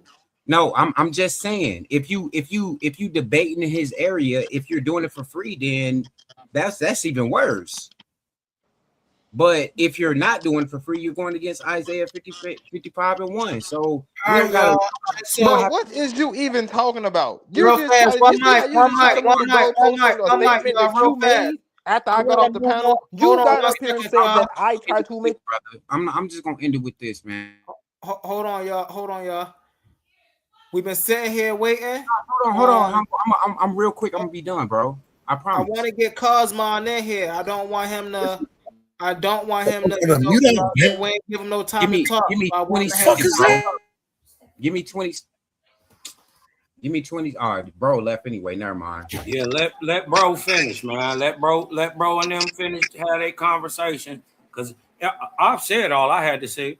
I've talked today, and he agreed with everything I said. So go ahead, y'all. I'll double back around. Nah, bro, please don't leave, because I know what you can do, but I'm not trying to. I ain't going nowhere. Once Everything again, I said, listen. I'm not siding for you. I'm trying to see Smash. how the waters. Yeah. Smash, I don't need no help. I'm just truth don't need no crutch. Yeah, honey. I'm talking about Smash. I'm talking about science. They talking about me. I'm just trying to figure out how this goes when the Hebrew Israelites and anybody with the Bible is not around. I want to see what the energy is like with the brother Humble and this topic. Don't bring up the Hebrew Israelites to switch it. I want to see what you and Owaspy got going on. I didn't bring up no Hebrews. No, I'm not talking about you, brother. Yeah, he asked the question. He said, "Show us one thing empirically proven." And then here come the Hebrews. And then he proved what I said. You disrespect our stuff, but yeah, Humble, go ahead. But I'm gonna tell you now that all you Israelites, y'all allow these people to do this. But I'm gonna go with Humble, even though he hates our God, and he going against Kosmon's God. The crazy part is naturalism don't even deny that there is a God. So really, he a cosplayer, right? He got Kosmon on his mind. Too much, bro. You speaking too much, Kosmon. That was me, No. right? I was trying to creep up on that. You Bro, speaking I'm not too much. denying what you're saying. What I'm saying goes along with what you're saying. Are you listening? Yeah, no, I was saying when you said naturalism, everybody trying to creep past that, and I was gonna, yeah, that you said the thing. They just don't know it yet. Yeah, Naturalism. And then my I'm thing just was he asked for proof. I gave definitive proof scientifically. Now, if he don't agree with the science, I gotta why jump don't he off just go because I debunk it? And can't do then this. he somehow he forgot his calendar and how to count. He didn't understand that 1881 is before 1960. He seemed to forget that. And then he doubled down on exactly what I said, that science didn't figure out what Owaspy till 2019, what Owaspy told you in 1881. Yes, sir. It's on y'all. Let's get it. Yeah, hey Kaz, I'm finna let y'all go to work. Hey, bro, I'm finna drop down. Hey, Omar, like I said, bro, I don't got you already know, bro. We good, man. It just you got kind of offensive about me saying old ass like I came at his book, like bro. Y'all done call y'all to go at other cultures and all that stuff way worse than how I just went at old ass. Like, come on, bro. And Smash, I don't know you. We good, bro, but no, you made a statement and everything, and I defended myself against them being sensitive. When we supposed to take a stand against these cultures, against these other gods. Facts. Like what are you talking about? So and all the other But, stuff but that but you I'm the trying only I don't know what Israelite you that I talking about. You actually lost know. with all that. It's But hey, Omar. peace and It's Omar. blessings to all Can I y'all. respond Hey, to Kassan? shalom. Hold on, Hold on. Kassan, don't leave. Y'all I'm have the a Kassan, don't good only leave. night. one. Don't leave. Hold on. This is Omar. Don't leave, Kassan. Guess what, Kassan? I agree with everything that you said, brother. My my only pushback is I just wanted to hear Kosmon's retort without being cut off. Now, are we supposed to destroy anything that comes across the Bible? Yes. Have I been disrespectful against other cultures and beliefs?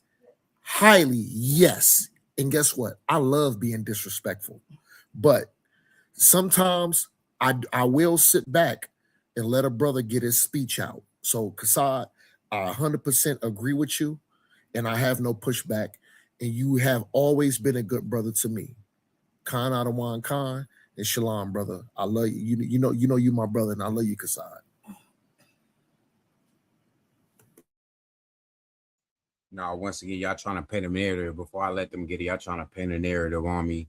It wasn't even like that. I seen some, you know what I mean? The scriptures tell us, blessed is the man who what? Walks in righteousness, bro. Cursed be the man who trusts in man. You know what I mean? The scriptures tell us these things. Psalms 1:1 is going to tell you exactly what you need to do. And if the brother try to pull up here, like, yeah, you know, then you got to be about it. You know what I mean? I ain't debating. I'm telling y'all what it is. Y'all say y'all claim y'all real. Y'all say y'all some real niggas and all of this. Then what I said, when I say to you, and we speaking, you gonna go back and pull up the video and see what I'm saying is right. And most of y'all don't. You know what I mean? I don't got time to be making money off of debating and ain't nobody changing their soul. Y'all FOS. You know what I mean? I ain't trying to change the topic or anything. It just is what it is, bro. You know what I mean? I love you. You know what I mean? You Yasharal, Kassad, Omar, all of y'all, you know what I mean? And I already know where I feel him, but I already know where that come from. It come from me not believing in your idol, and that's cool too. You know what I'm saying? But at the end of the day, y'all gonna have to know when everything done, you will know that he is Yahweh. And I'm out of here, man. You know what I mean? Kosmon, hey, once again, I don't mess with your doctrine. I know you got this, you know what I mean? Because you still believe in a creator. Yahweh only. You gonna come on over to my side in a minute. You gonna see I was never lying, brother.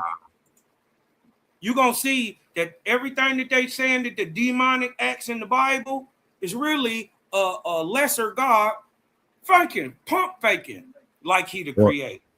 Or All the maybe good stuff that they say about the so-called God in the Bible are actually applied to the creator. We believe that. We know that's real. But all Or the maybe, negative things they say about it, nah, we don't rock with that. And as you know, I don't turn down no Bible, I don't turn down no faith, no Maharba, nothing. You know, I'm into everything. But what I am into is objectivity. I don't like to be in belief at all. I think if you gotta use belief in any way, it's fake. You know what I mean? So I just look at it a little different. But you know what's up, bro. You know I don't be capping. yeah, Right? you know what I mean? I Yahweh only, think man. You feel me? Yahweh God, man. peace, King.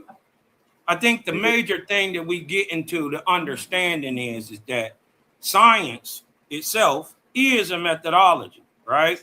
It's a way of learning about the natural world, but it is distinct from philosophical views of reality, y'all, such as naturalism or theism.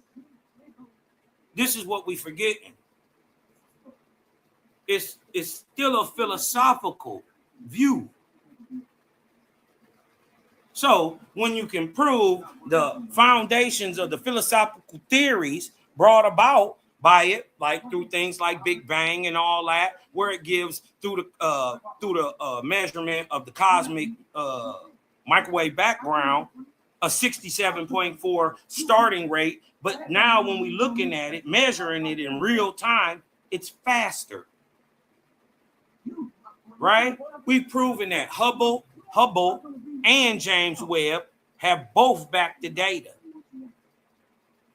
You dig what I'm saying? So we gotta just admit that, like the Nobel laureate Adam Rees said, our knowledge of what we believe about the universe is incomplete.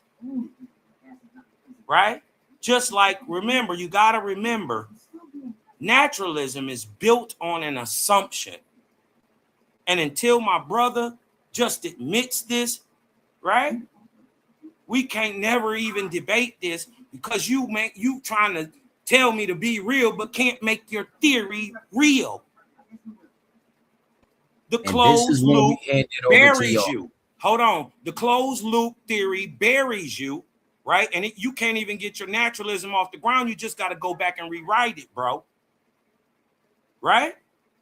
We're not saying that naturalism isn't to be used or not believed. Owaspie even touts the methodological naturalism, that things of facts, figures, axioms, things commonly known, empirically proven, can prove light.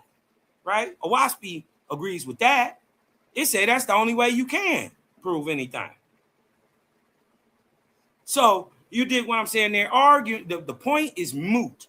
But I'm just bombing from the stratosphere, taking the legs out from under naturalism, because objectively, scientifically, in the real natural world, a closed loop system in a universe that is steadily expanding can't be proved.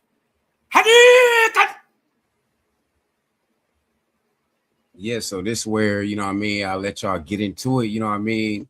I don't So know about all that. you the moderator, Smash. No, hell no, bro. This your show. I apologize, Shalak. I'm gone.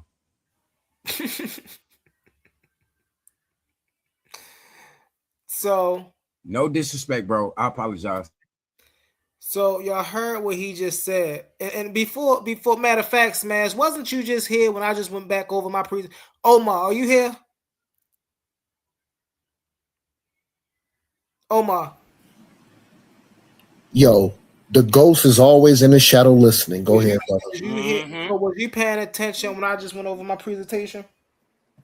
I was highly paying attention. Go ahead. So you heard what he just said about Hubble. He brought back up the Hubble tension. Listen, humble. And hold on, Omar. Listen, brother. I just want you. You said you was highly paying attention. So I want to know if you was highly paying attention with me.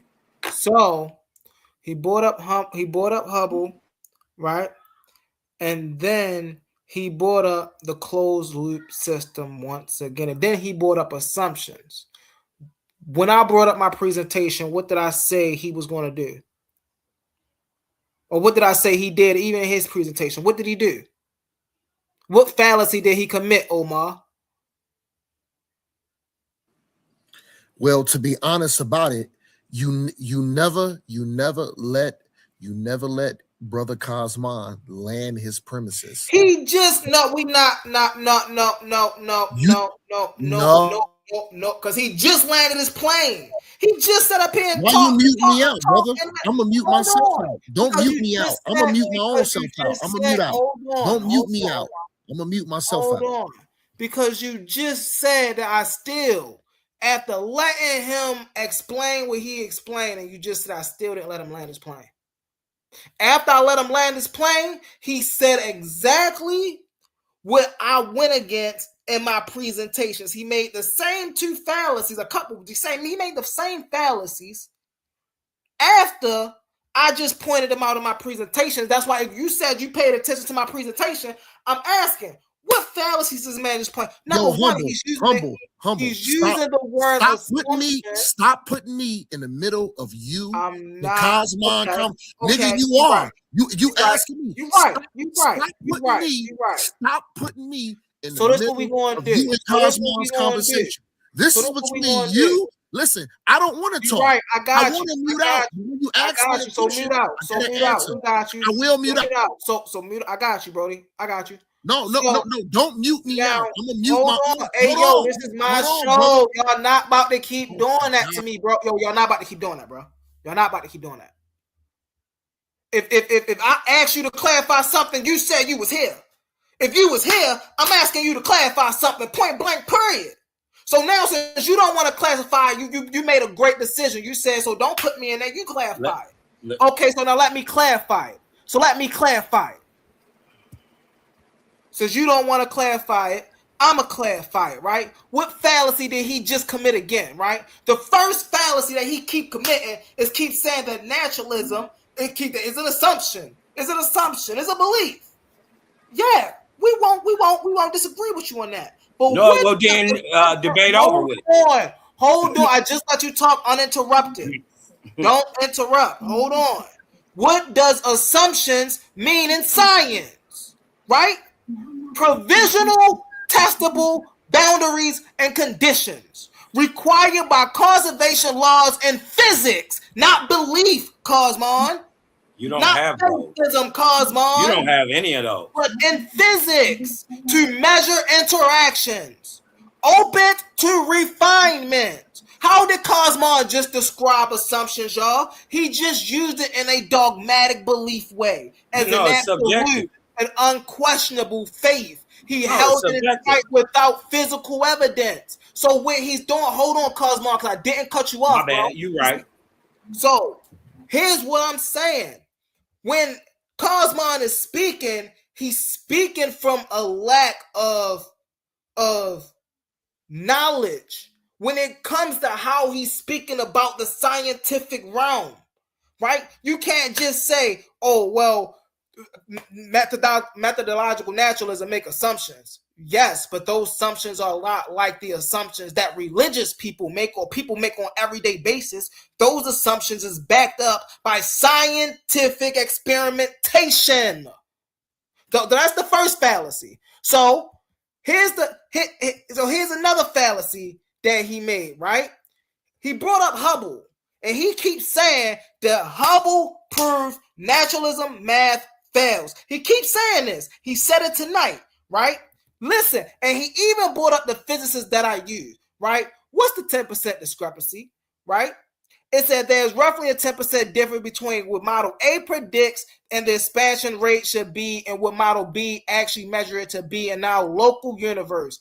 In precision science, a 10% mismatch between two methods that should equal the same thing is a very big deal. Why is it not a failure of naturalism or physical law? This is what Kosmon don't understand. Critics like Kosmon sometimes point to this as a gap as proof as what he's doing, that the math isn't math, and this is exactly what he's saying.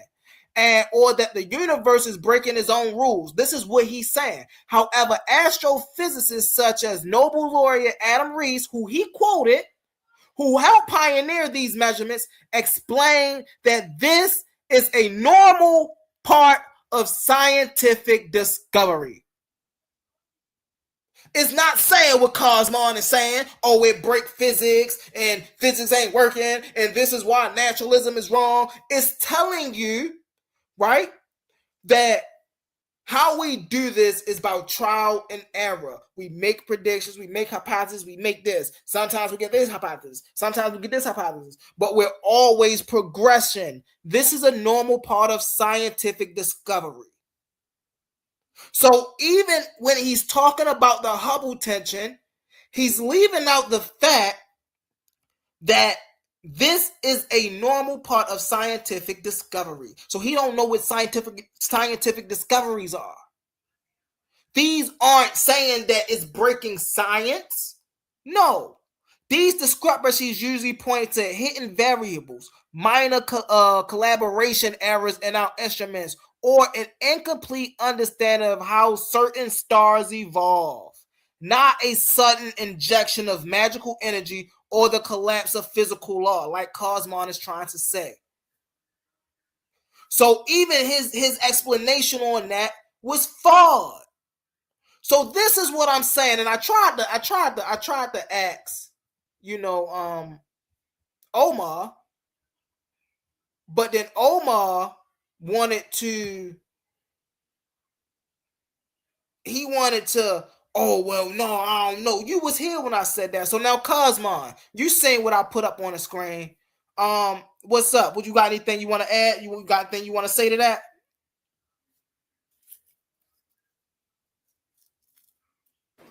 Yeah, you got beat up and proved that you just regurgitated everything I said. I said Hawaspi showed you before 1881, and then science goes back and shows you that they didn't learn it till 2019, and then you double down and agreed with that assessment. Now, share my screen real quick. Hold on. Let me share this with you, right? Because let's really get into what Adam Reed said, right? Let's really get into the whole problem with his naturalistic, subjective point of view, which wouldn't be a problem if they would just admit that. If they would just admit that, it wouldn't even be a problem. See, naturalism assumes, right, that the entire realm of nature to be a closed system of material causes and effects, which cannot be influenced by anything from the outside, but they can't prove an outside. Right? This is what they're not understanding. Naturalism is a worldview, just like theism is a worldview. But what he's failing to understand is that is a distinct thing from the practice of science. Huh? You got to understand the philosophical presupposition of both theism or naturalism. And I'm not proposing for theism, but I'm saying, right? His point is to try to down talk the religious. I'm showing you in practical sense and in their practice, they are both using a presupposition, right? A belief. It's built on an assumption. So this is why I called it scientific naturalism, calling religious the pot black. You dig what I'm saying? Because they're actually talking out of both sides of their mouth. Now, the problem with this is, let's see what the science actually says. What the real scientist Adam Reed said. He said this was a problem. Huh? Our understanding of the universe may be incomplete, with two NASA flagship telescopes now confirming each other's findings. We must take this Hubble tension problem very seriously. Why? Because you got to go back to the drawing board. It wouldn't even be a problem if my brother, who did a 5-second Google search and then used AI to put a couple little slats together. I'm not debating the little fundamental points of your naturalism. I shot the foundation from under your feet. Right? We can't see a closed system in quote unquote nature, in the observable world, and especially not the universe which is the claim system of closed systems that naturalism is talking about. Naturalism makes an assumption right off tops. So my thing is, but they'll try to bash the religious mind. I'm saying, no, keep it 100. You just as subjective. If the foundational principle of a theory can't be proven objectively, the theory can't stand objectively, right? Religion talks about immaculate words and infallible errant words, and so does Owaspy.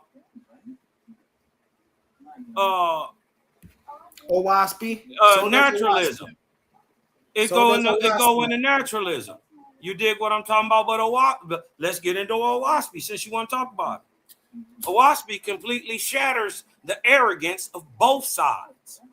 So while religion, abracadabra in the front of that book. Why? Because abracadabra is a monotonous spell that you use to put a person under hypnosis type state when you're doing Reiki healing on their body. You make them repeat it. You make them repeat it and repeat it and repeat it to put themselves in like a trance-like state. That's why it's in there. But look, see, this is why Owaspy completely shatters the arrogance of both sides of naturalism and deism. While religion claims its texts are flawless and naturalism claims its foundational assumptions are perfect, Owaspy states outright that not immaculate is his book, Owaspy. By openly admitting that it's not perfect, it immediately kills the religious impulse. This is why when he came up here and asked me for a scientific proof that Owaspy is the founding revealer of. You know, it gave the foundation on it, right? It came out at a very fortuitous time, right? Because none of these things were actually known. Science didn't know. You dig what I'm talking about? And couldn't prove till 2019 what Owaspy was stating in 1881. All right, we got to prove that, Kosmon. I already showed it. No, you didn't. All right, I did. I showed it in Owaspy and out right here. Hold on. I'll show it again. Leave my screen up. I'll show it again because you was hating so much. It blinded you, bro. And then it's my turn. Once you do this, it hated you. Do you hold on? Do you see this? Do you see that? What it say? See that, bro? Do you see? Hold on. Do you see what? Now I'm being real with you, bro. Atmosphere do you see where it says far beyond the moon? Okay. So you see that wider than to the moons of a planet, right? I have created the vortices, which is the atmosphere, and they carry the moons also, right? This is why it orbits. Not that we're not denying that anybody. Hold on, be quiet, bro, because you keep confusing this part. You keep saying like I'm even bringing this up. That's a given, right? That the moon orbits, right? But they didn't know. Nor could they prove till 2019 what Owaspy was revealing in 1881, that the moon is still in the atmosphere. So you got to go way out past the geocorona. You dig what I'm talking about?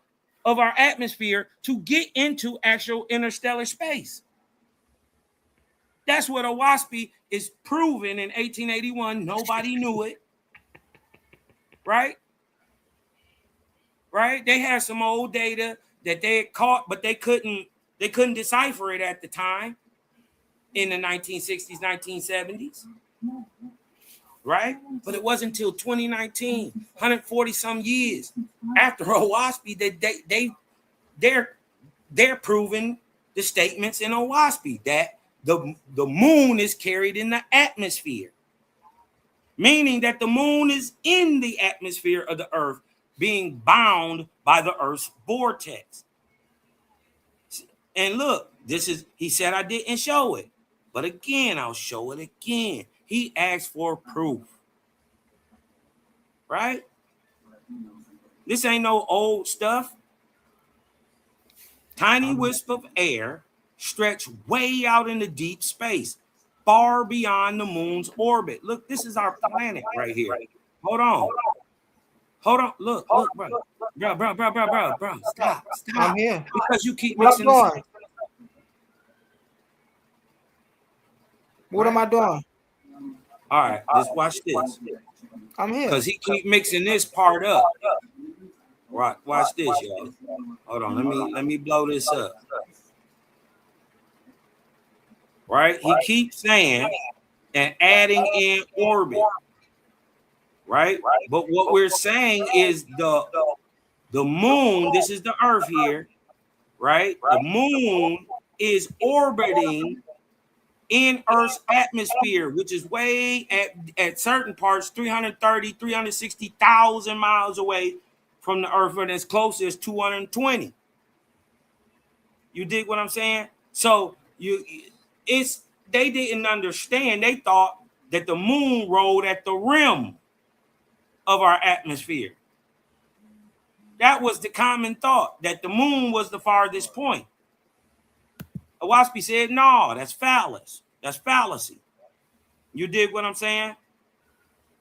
That's fallacy. The whole orbit is in the atmosphere.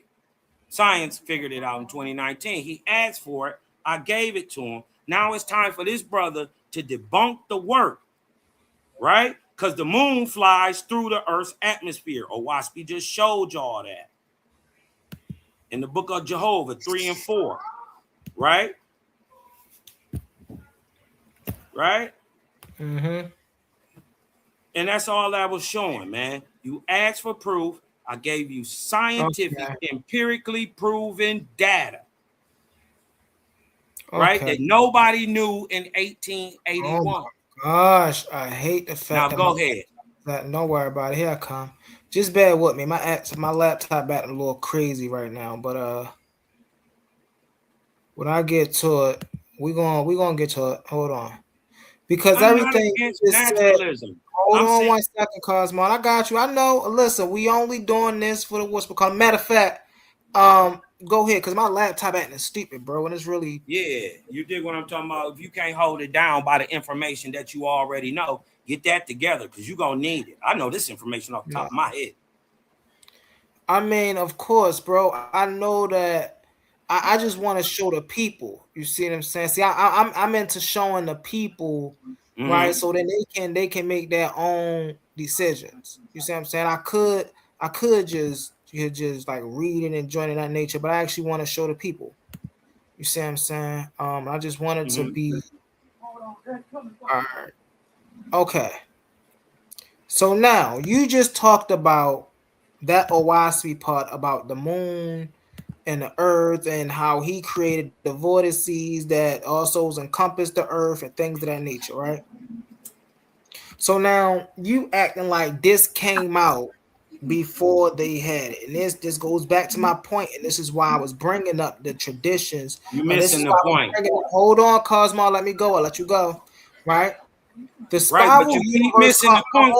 We're talking about the realization. Hey, listen, we're talking about.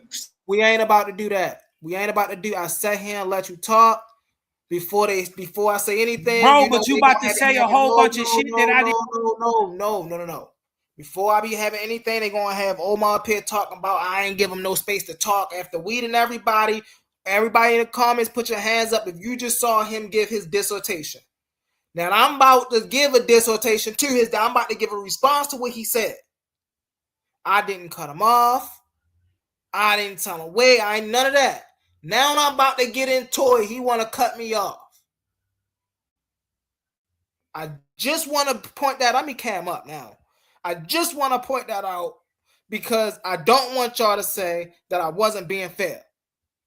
I let him get out everything he had to say. And then it was my turn. And now I got out with, you feel me? Now he want to cut me off. I'm going to let you back up, Kosmon, but you got to let me finish, bro. It's a real buster move. So listen.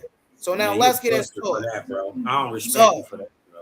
Go ahead. The spiral universe concept in Kosmon is often associated with the Kosmon church or visionary text is tied to cosmonic philosophy.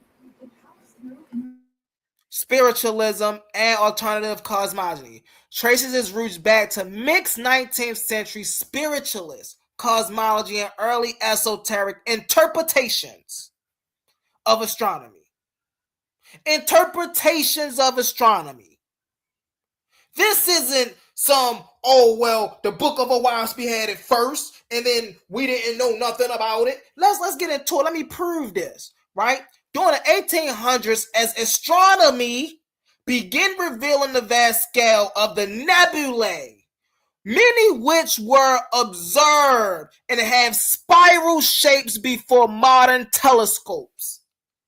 So what is Kosmon talking about that the Owaspy Bible had this before they knew that the spirals in the ether and stuff like that, way before the scientists knew? No, they didn't. Astronomers was already working on this. This is where John Newborough got it from. Let's be real about it. It says many of which were observed and have spiral shapes before modern telescopes identified them with distant galaxies. Spiritualists and esoteric writers frequently incorporated these shapes into their metaphysical methods. The Kosmon tradition, heavily influenced by the Owaspy Bible published in 1882 and related to spiritual philosophy, viewed the universe not as a static machine, but as a living, evolving vortex. Why is this important? Before modern relativity and quantum mechanics, dominated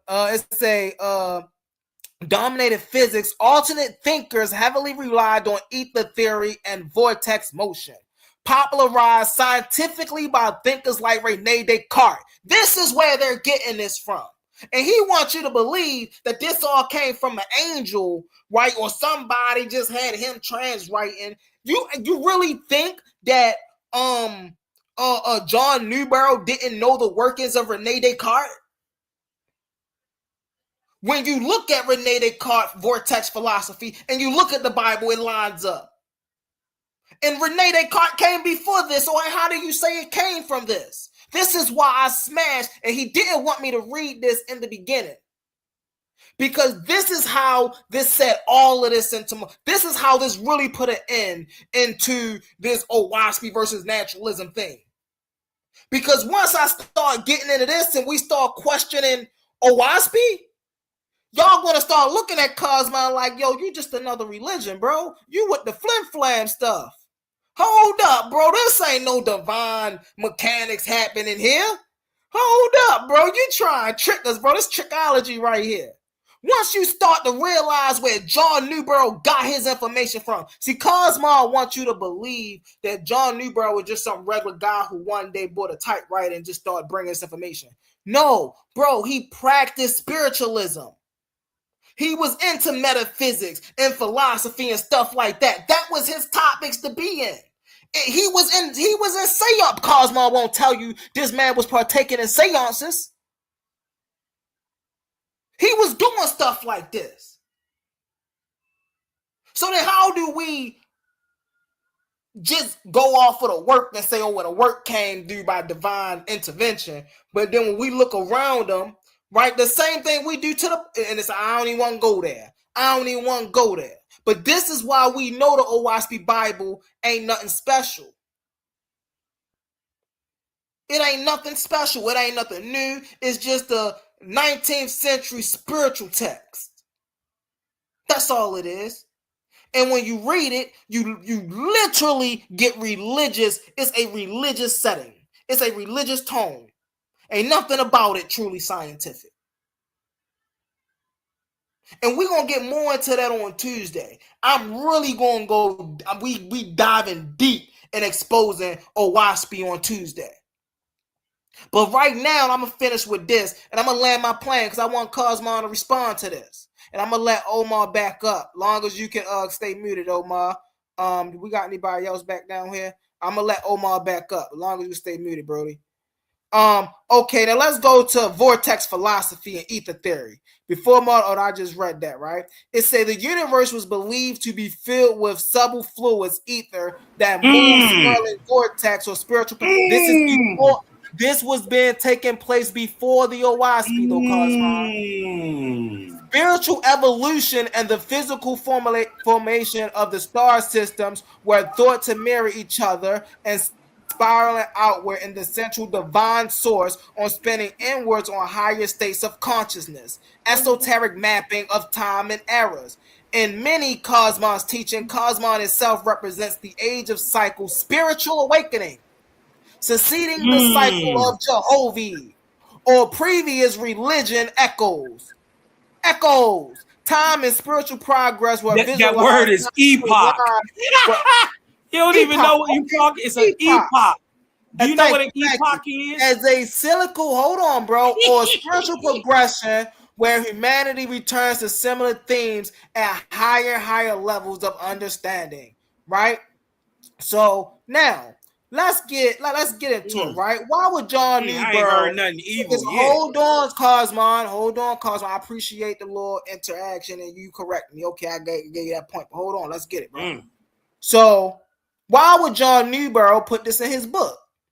John Bailey Newborough, including the elaborate cosmology of vortex motion and spiral universe in the OWASP 1882 to fulfill a very specific ambition to reconcile cutting-edge 19th century science with sweeping new spiritual order. This is an agenda, y'all. This is an agenda. This ain't no divine intervention.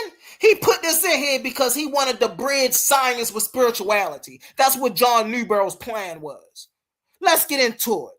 Bridging science and spirituality. During the late 1800s, traditional religious frameworks were being heavily challenged by rapid scientific discoveries in geology, astronomy, and evolutionary theory. Newborough, who was an inventor and deeply interested in contemporary science, wanted to write a new Bible that could not look outdated next to science. By incorporating vortex mechanics and astronomical theory of his day, astronomical theories of his day, family, he attempted to present a universe governed by universal immutable laws rather than arbitrary magic, suggesting that science and spirituality were simply two sides of the same coin. Huh? So this brother is just coming through and he's just trying to bridge the gap between science and religion. Okay. I told y'all, family. And see, this is just the beginning. When I start digging deep, we're going to see how deep it really go, how he trying to bridge science and religion, right? Eliminating a static clockwork universe. The Victorian science was heavily leaning towards a mechanic view of the universe, often described as a giant clockwork machine. Newborough rejected this cold, lifeless perspective by framing the cosmos as spiral living vortex driven by the divine energy and angelic hierarchies. Anytime you say angelic anything, you're moving into the realm of supernatural. This is the issue we're having right here. He say Owaspy is natural, but they talking about angelic hierarchies. You're talking about divine energy.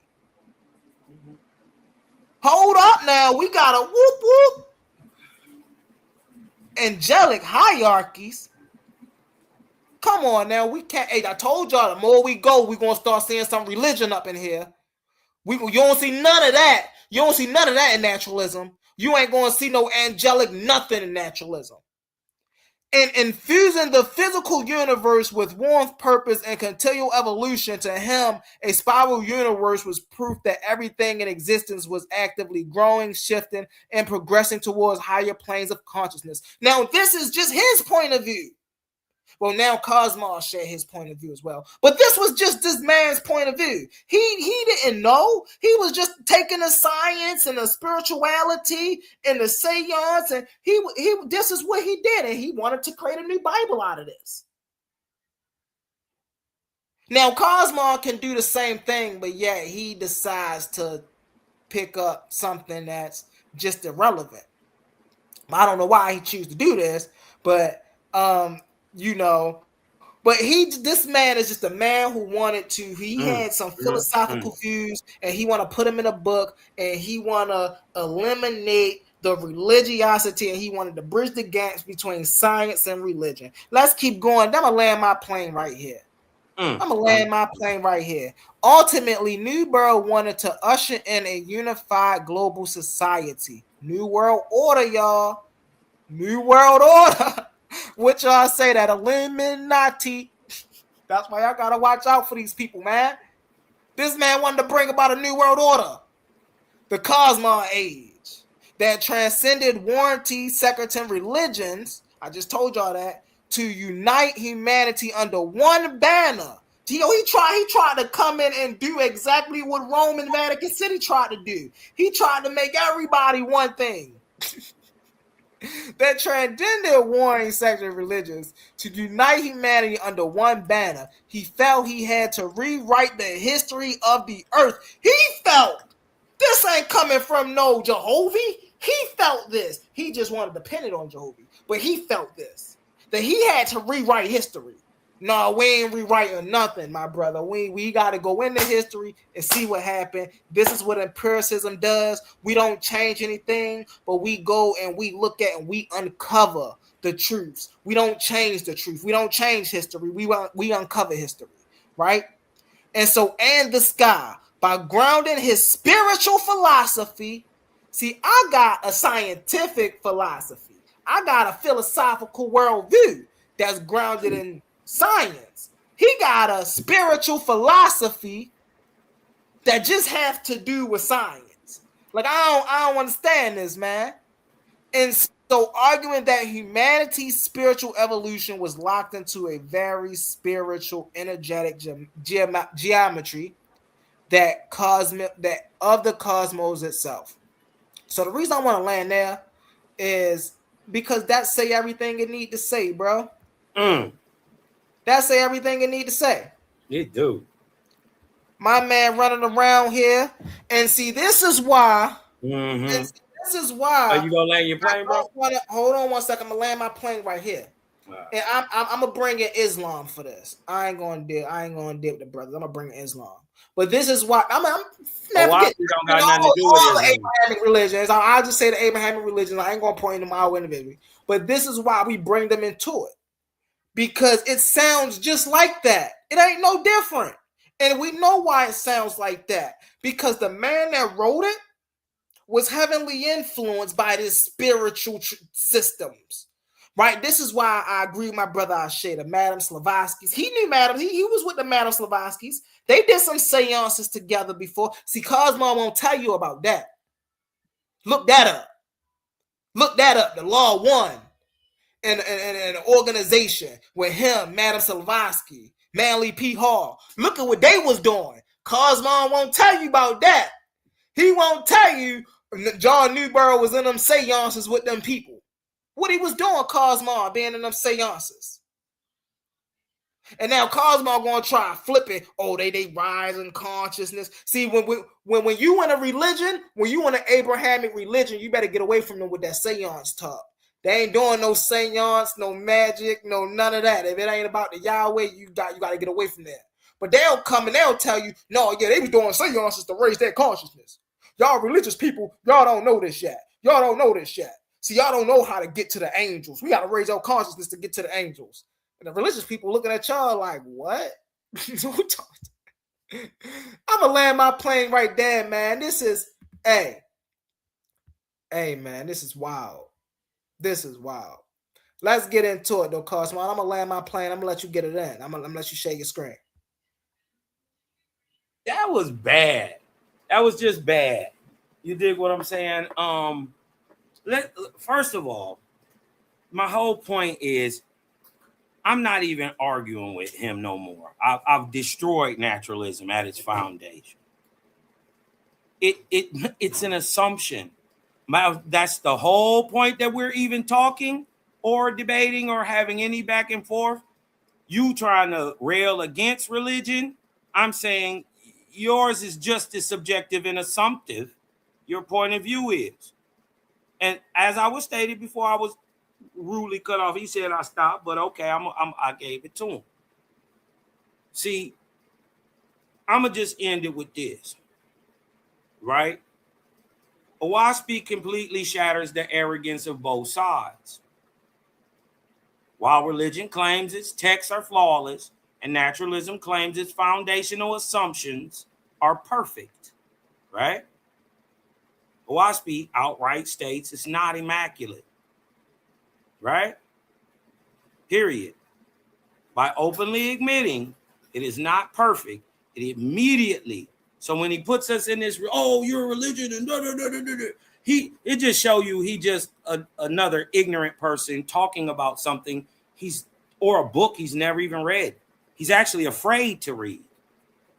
He's terrified of Kosmon. That's why he ain't addressed nothing I said. Right? Because he would have to address this. Openly admitting it's not perfect immediately kills the religious impulse. It does not ask you to worship a book or accept it blindly. Right?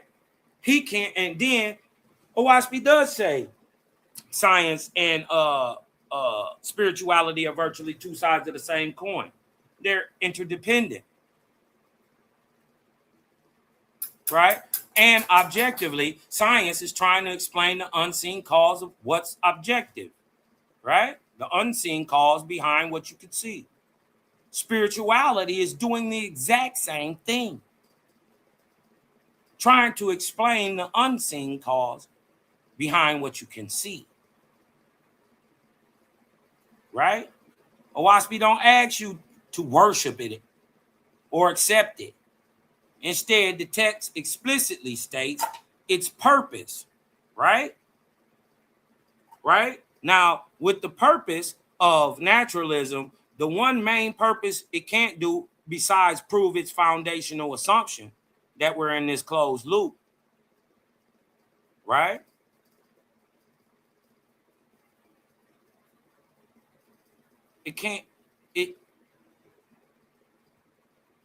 Unlike Owaspy, it states its purpose to teach mortals how to attain to hear the Creator's voice. They don't even know, right? In times of darkness, men call that voice their conscience, right? See, it operates as an open-ended guide to higher physics and history, completely rejecting the closed box traps of both standard world's view, the theism or naturalism. See, we can prove that it's subjective by the point that I can choose to apply it or not. That's how we know it's a choice. Right? And he acts as if there was a creator and he created all things, right? That the things that he created, let's just say in the 1600s, wouldn't reflect things that created in the 1700s, 1800s to the common era. What he don't know is because he won't read is that in Owaspy meets neither are nor were the revelations in this Owaspy wholly new to mortals. So to bring up Descartes and his theory on a vortex, it wasn't turned into a science to a faithist named Hugh Rose, who worked at NASA, created a book in 1984 and from the think tanks created in the early 90s. In 1996, the science of vortex science was created. Huh? That's because a person read Owaspy. Look it up. His name is Hugh Rose. Right? But none of this is not all of it is new. Right? To be truth, it must stand alone. It don't need no crutch. The same things have been revealed at times to many. It also states because this is why it's called Owaspy, right? Because the light is comprehensive. This knowledge is comprehensive. Comprehensive means encompassing many things. Embracing what? Corporeal or physical and spiritual things. What this brother thinks, he thinks because He won't read that spirits are supernatural. Oahspe explains they're also physical. The same way you got three. Can you measure? Can you Hold measure on, the I'm not spirit? done. I'm the same way you got 3 classes of water. It could be solid, liquid, or gaseous. It explains the spirit would be the liquid, right? In comparison to man and spiritual ascension, right? This is because this is the beginning of the Kosmon era, this so-called golden era of information, right? They think this just happens by chance, right? Hold on, I let him get it out, right? Naturalism asserts, right? I keep telling y'all they got dogmatic assumptions just like religion. It's the pot calling the kettle black. He already killed himself. Oahspe's on a higher level. It's trying to do the purpose of what spirituality does and what science does. It's not trying to turn down neither. But naturalism asserts, right, that mind is blind dead matter. See? Naturalism asserts that dead unconscious elements like hydrogen, carbon, and sulfur clumped together by accident until they formed a biological brain, which then spat out consciousness as a byproduct. So to remain a naturalist, you must assume a thought is nothing more than the physical blood flow and electrical synapses, as shown in the book Metaphysics with Pre-Critical Monism, Hegel, on the lower natural kinds and structure of reality, again,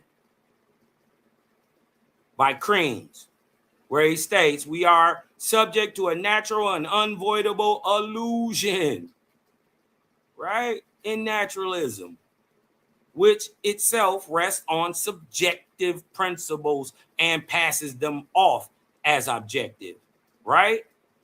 Naturalism suffers from an incurable flaw known in the philosophy as the hard problem of consciousness. Science can map which brain regions light up when you look at a color, but it cannot mathematically prove how or why dead atoms magically flip a switch to create the actual internal subjective experience of awareness. See the limitations? See, believing matter alone creates the mind is a subjective leap of faith, not a settled fact. And that is one problem called the nemesis of naturalism, which is consciousness. See, the hard problem is a euphemism, right? In naturalism, they have what is called a hard problem, and that is consciousness, right?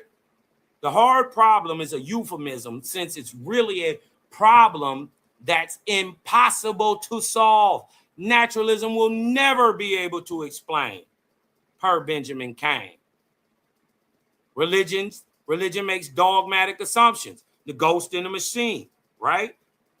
They doing the same thing, y'all. This is what I'm showing. It's 6 in one hand, half a dozen in the other. But yet he wants to act like he's better because he's putting scientific at the end of his assumption. Traditional religion assumes the mind is entirely non-physical soul floating inside the brain like a ghost piloting a machine. It dictates that the magical soul commands the brain to move the body, but it fails to explain the objective timeline of neuroscience, which proves that physical neurons fire in the brain before a person is even consciously aware of their own thoughts. This view is called the God of the theory gap, all right? The God of the gap theory. But what the naturalist, like my brother, can't even consider because he's in a little closed-in box is what if God is the gap? Huh? What if the God that he trying to explain don't exist, right? I keep telling y'all, he fronting. He's a metaphysicist, right? Cosplaying a naturalist. Because a naturalist isn't even trying to prove God exists or don't. right? So it shows you the falseness in his ideology and his thinking. But what if God is a destination or a state of being that is acquired by man, not a magical spook sitting on a throne in the sky, right? Book of Discipline, Owaspy, hear your God, O man, and distinguish then that the two, God and the creator, are not the same one. But here's the key, nor is your God more than what you shall become, huh? Showing God is the destination. He's the gap, right? That's the gap. See, let's go precept upon precept, right? It is your responsibility to what? Make a God of yourself. How, Kosmon? In your behavior and in your words and deeds. Showing literally that God is the gap. They can't even consider it, family. How to Owaspy is fundamentally different. Testing over dogma. That's the difference. And this is why I'm body bagging. Because the Owaspy openly admits that it's not immaculate or an unquestionable idol, like Bible or naturalism, right? Which now has to go back and go ahead and rewrite itself again. Because I just crashed its foundation with Hubble tension. It does not ask you to blindly accept a philosophical theory about your soul.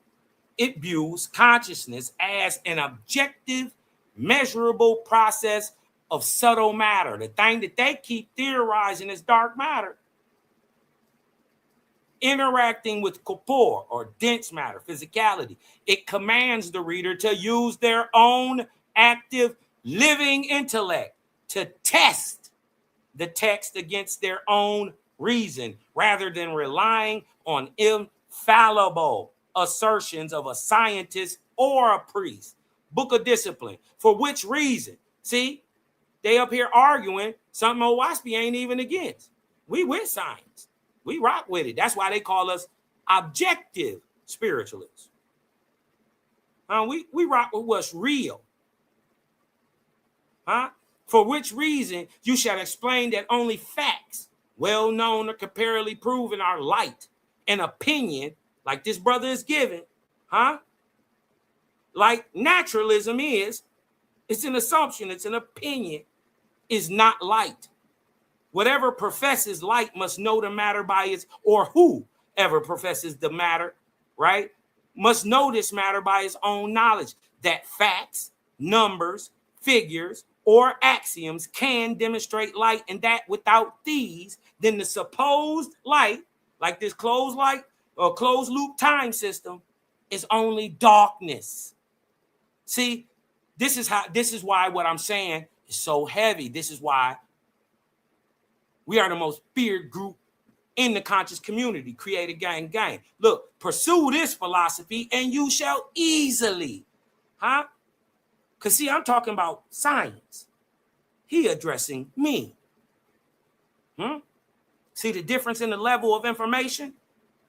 Pursue this philosophy and you shall easily discover who among you actually has the highest light. See, then these are the rules of light. That which is self-evident. Huh? His closed loop system is not self-evident. That which is axiomatic. It's not axiomatic. It can't be proven scientifically, naturally, or otherwise. It is an assumption. That which is substantiated by facts. These are the rules of light, or AKA knowledge. Huh? That which has a parallel known in things. Huh? Empirically.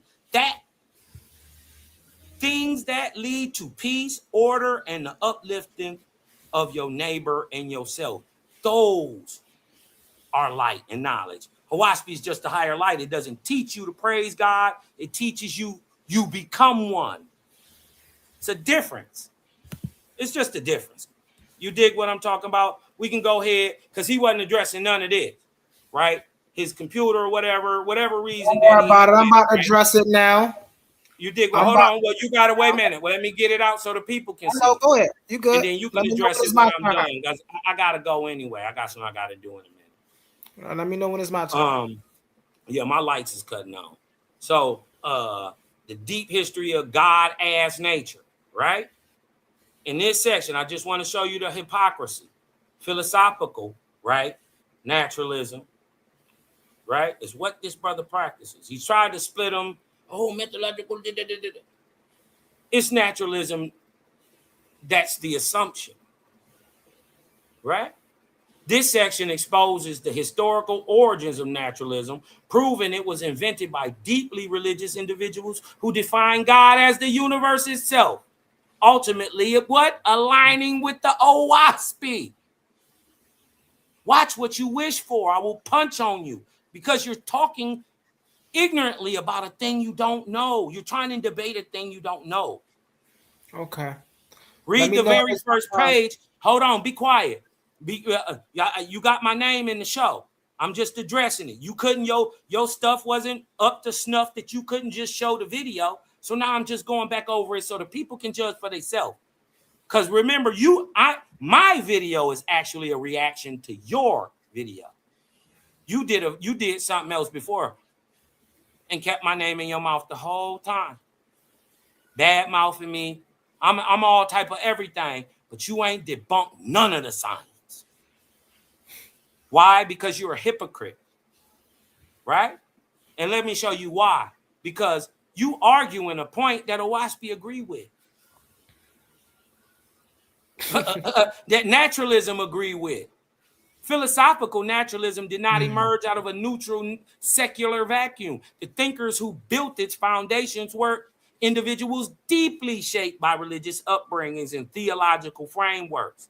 They made a subjective choice to shift their religious devotion away from a traditional church and pour it directly into the order of the material world, making them materialists. Right? The godfather of early naturalism, Baruch Spinoza, did not invent naturalism to destroy the concept of God. So what is this dude doing? What is he even doing? Why would he even bring it up? He was raised in a strict traditional Orthodox Jewish community. So watch what he's spewing, y'all. And he introduced early naturalism to prove that God is a religious, unyielding reality. He explicitly argued against atheism. So when this dude is up here babbling as a metaphysicist, what is he doing? Ask yourself. Stating that the laws of nature are the absolute proof of an infinite mind. So it is safe to say that a naturalist claiming a creator doesn't exist actually doesn't even understand his own subjective belief. God is the universe, the forgotten truth in his naturalism. Right? He bashes God. He ain't religious. But the niggas who quote and created his ideology that he stand on is, can you say hypocrite? Spinoza's naturalism was built entirely on the Latin phrase Deus sive natura, meaning God or nature. He proved that God and the physical universe are the exact same single infinite substance. Later founders of modern naturalism, like John Dewey, were raised devout Christians and likewise argued that the religious emotions of awe and community should be directed at the boundless universe itself. How OWASP is fundamentally different? The interdependent law, right? This is the ultimate intersection of history, science, and morality. While naturalism tries to strip morality away from physics and religion tries to strip science away from faith, Book of Cosmogony 38, 11, and 6 declares that there is no such thing as separating science and religion. OWASP unifies what Spinoza and Dewey were just trying to touch on. The division of labor, right? Here we go. The text reveals that the true goal of science is to obtain knowledge, while the true goal of religion or spirituality is to do good. Here's your true universal loop. They cannot be separated because they are completely interdependent. To actually do good in the physical world requires precise scientific knowledge. And to attain great scientific knowledge requires a clean, unselfish desire to do good with it. That's a Hadouken. By declaring not immaculate this book, Owaspy aligns perfectly with this cooperative rule. No formula is final. And no book is an idol. They are simply tools, just like naturalism, meant to work together to optimize the living universe. I'll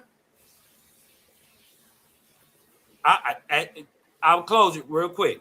In closing, at this point, I think the information has proven objectively, right, that naturalism is a subjective belief, no different than any religion, right? But why Owaspy defeats both systems is, right, is that to conclude this complete study, we can look up at Owaspy is neither a subjective religion nor a dogmatic naturalism, proving it stands alone as an objective framework for reality. It rejects the holy text idol.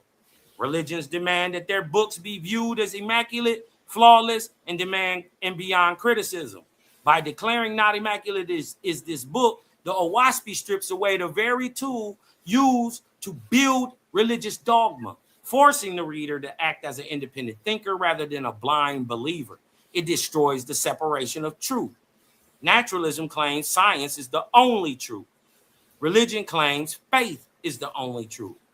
Owaspy shatters this false choice by proving that science, the pursuit of knowledge, and religion, or spirituality, the pursuit of doing good, are structurally interlocked together. One cannot function without the other. It explains spirit as higher physics, not supernatural. Right? Supernatural, what he doesn't understand, would still be in the natural world since it's in a closed box. Per his assumption, right? Traditional religion says spirit is magic. Naturalism says spirit is a myth or supernatural.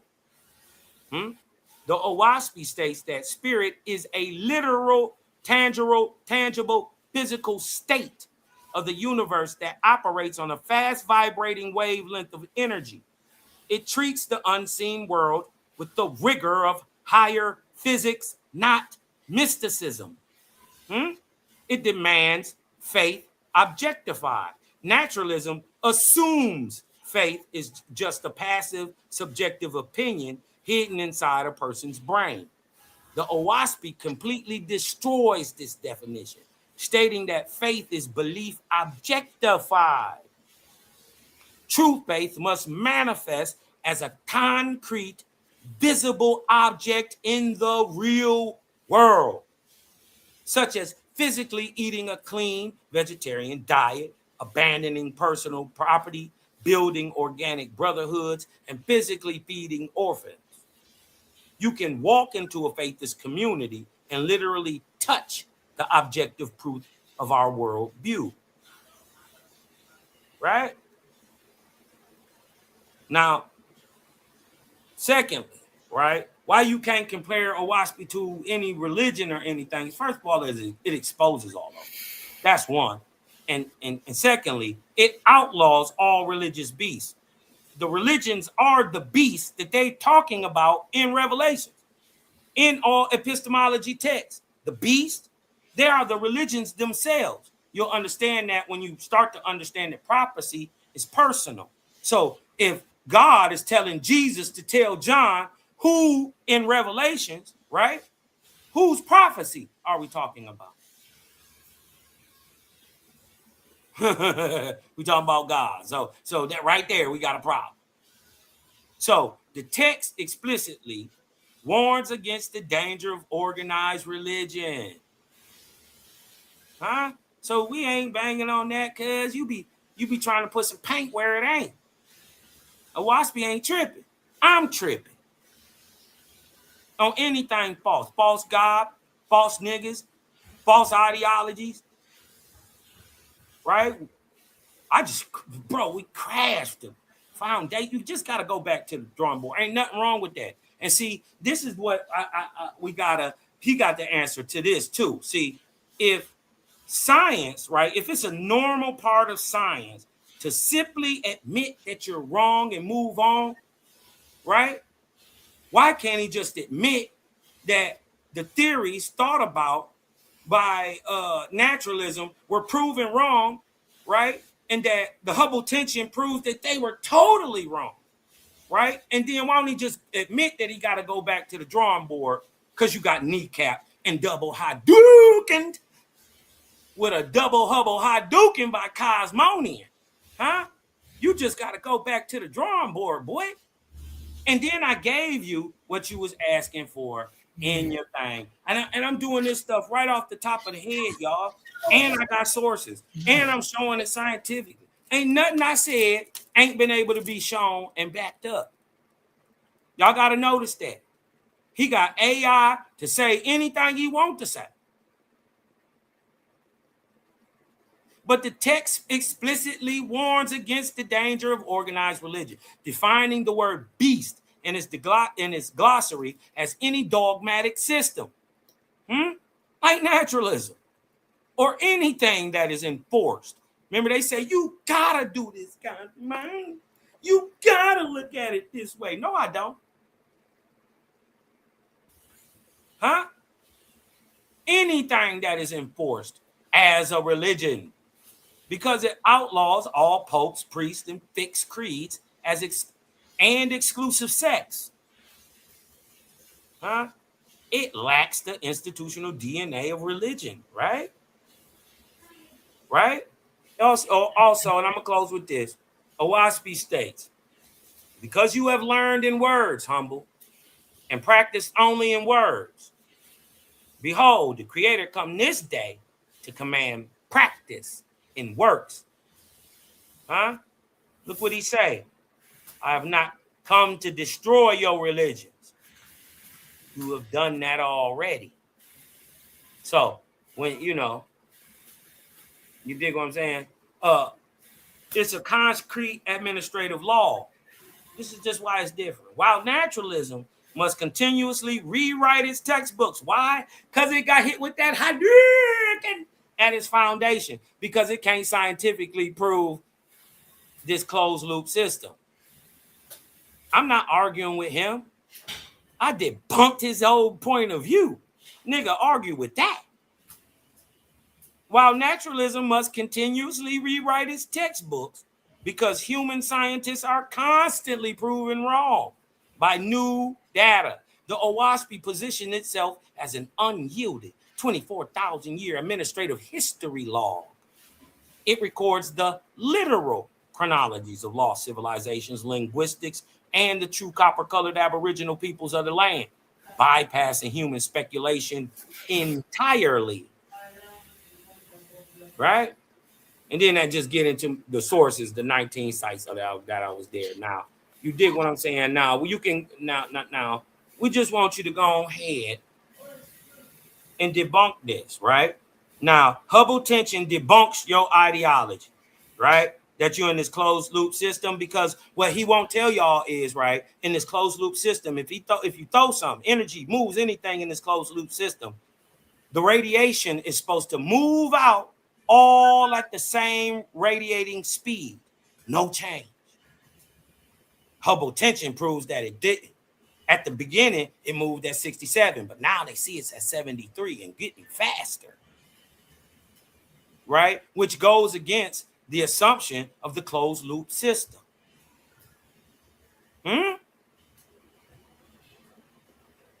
They want to deny it. They hate that I'm bringing it out, but it's just above their pay grade. You dig what I'm talking about? This is well documented in science and philosophy. You dig what I'm talking about? Naturalism has natural issues, right? But it's distinct from science. Naturalism ain't science. It's a philosophical view of reality, right? There ain't no difference between naturalism or theism. Is it my turn now? Hey, Go humble. ahead. Hey, humble. It's Omar. Right quick. Because after you and Cosmon finish y'all bill, I thought Oli was supposed to be bringing his monkey ass back up here so we can do Hey, part language, Omar. Salaki. Mhm. Me and Oli was supposed to finish doing because he had a 10 part. We already pushed through 1 of 10, 2 and 10. Tonight was supposed to be 3 and 10. So this is for Oli, right quick. Listen, this is for Oli. Get all over the place. Keep him going. This is for Oli. Hey, Omar, why you be Stop. doing that, bro? Hold on. How many times do we tell you you can't do stuff like that, bro? You want to get off channel flag? They got a channel flag for that last time. No, because I showed the video. I'm not showing the video. Right? They said you It's only can't play. words. It's fair use. I'm claiming the Okay, claim. No, as long as it's you fair can't use. do it, As long as cuz. it's fair use. I Some don't. of that stuff, you Yeah, can't I do don't it. know. No, listen. Listen. I'm not showing a video. All I'm showing is words. This is not here nor there, and I claim fair use. Let it go. Why are the innocent dead and the guilty alive? Where is justice? Where is punishment? Or have you already answered? Have you already You can't said hear to it. the world, here is justice, here is punishment, here. Can't hear it, bro. Y'all didn't hear that? No. No, it got lower. We can hear Hold it on. at first. Hold on. Because that's not fair to brother Omar. Hold on. What you think about what we talking about, though, Omar? Cosmon is kicking your ass right now, but I don't want to talk about that. Okay. All right, can y'all hear it now? Can y'all hear it?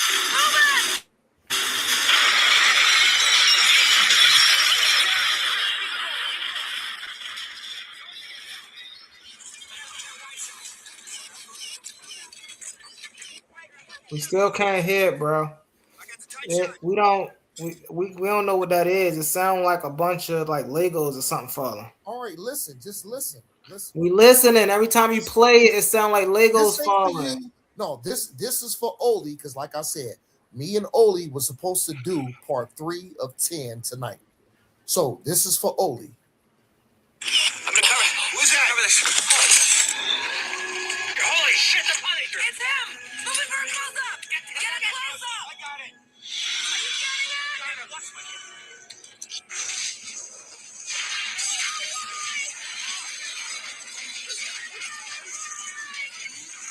Just keep listening. It's getting low. Keep him going!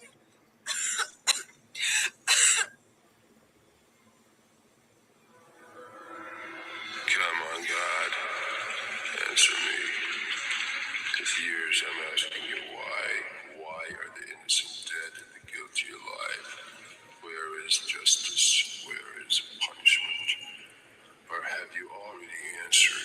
Have you already said to the world, here is justice, here is punishment, here in me? Yo, Oli. Oli. We were supposed Omar, we were supposed Mr. Madison, what you just said is one of the most insanely idiotic things I have ever heard. At no point in your rambling, incoherent response were you even close to anything that could be considered a rational thought. Everyone in this room is now dumber for having listened to it. I award you no points, and may God have mercy on your soul. Okay. Okay, once again, that was very cute. Actually, I think that was kind of sassy, but that's no here or there. That was very sassy, but that's no here or there. Me and Oli was supposed to be doing part 3 of 10. So humble, I don't know if A1 is listening. Humble, text that nigga, call that nigga, and I want him when you and Kosmon are done with y'all conversation. Me and Oli was supposed to finish. Well, not finish, because Oli said he had a 10-step process. We're on part 3 of 10 now. He was supposed to come up on stage tonight because I told him my time is very selective before I have to go back to work. I told him I had the next 2 days off. I was off today. I'm off tomorrow. Oli was supposed to come up here so we can finish the dialogue about slavery, repercussions, judgment, and punishment. We were supposed to finish that tonight. So Oli and A1, if you listening, call that ninja and tell that ninja to bring his ass up on stage so we can finish once Humble and Kosmon is done with their conversation. I just wanted to say that. I'll mute out. Y'all brothers got the floor.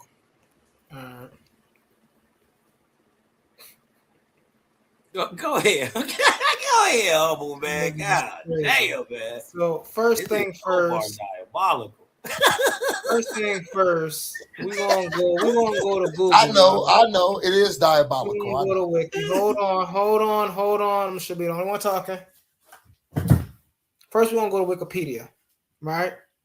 Kosmon did all that talking, just to say what I said earlier. He throwing stones at a glass house. He don't even have a stance. He did all that saying that I don't have a stance, right? But he don't have a stance. Oh no, we welcome the religion in one sense, and then we kick the religion out of the next sense, and then we welcome science, and then we approve science, and then he don't have a stance. So we can only go off of what the publisher of the book is, right? It say the Owaspie Bible is a book published in 1882. It's a proposing to contain new revelations, but it ain't got nothing to do with religion though. From the ambassadors of the angels, host of heaven. They talking about heaven. Prepared and revealed unto man in the name of Jehovah, not in the name of Yahweh, not in the name of the Lord, not in the name of Jesus Christ, but in the name of Jehovah. It was produced by an American dentist, John Bellew Newborough, 1882 to 1891, who reported it's been written by automatic writing. He reported it was written by automated writing, making it one of the number of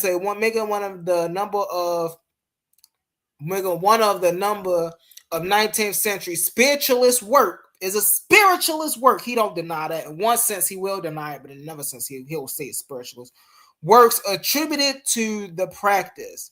The text defines adherents of the discipline expounded in Owaspie as faithists. He'll tell you he's not religious, but he'll tell you he's a faithist. Let's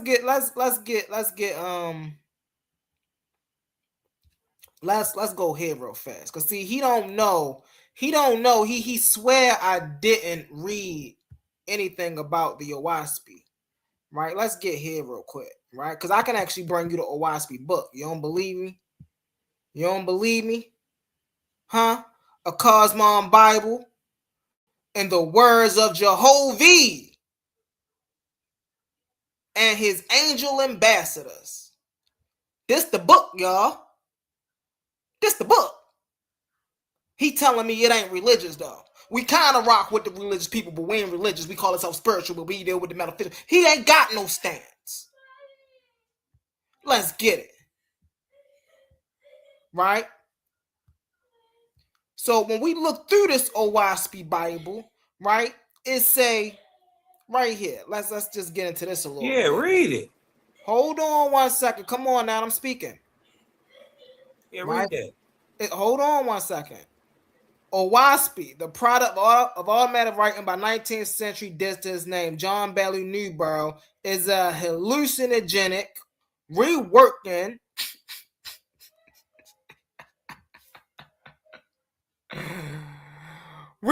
Working of Cosmology and Ancient History, written in pseudo archaic style. Written in a pseudo archaic style, the narrative, the style is pseudo archaic. That tells you everything you need to know about everything else. The narrative is told from two viewpoints: that of heaven and earth. This book is told from the viewpoint of heaven and earth. He'll tell you he don't believe. If you read it, it's God. written in two parts. Hey, come on now. I ain't do all of that. He'll tell you that Owaspy is they believe in the metaphysics, and the metaphysics is here, and Jehovah is nature and all of this, but they talking about heaven right here and the earth. For a large part of the books, there are parallel texts from each point of view on the top and the bottom of the page, hence the page number A and B, right? It say there are many moving lucid passages dealing with ethical and spiritual topics. However, these must be sought out, for a large part of Owaspy remains a sealed book. It is used as a private vocabulary. A private vocabulary? What that? A private vocabulary? Which is only partially explained and describes even of mysterious significance.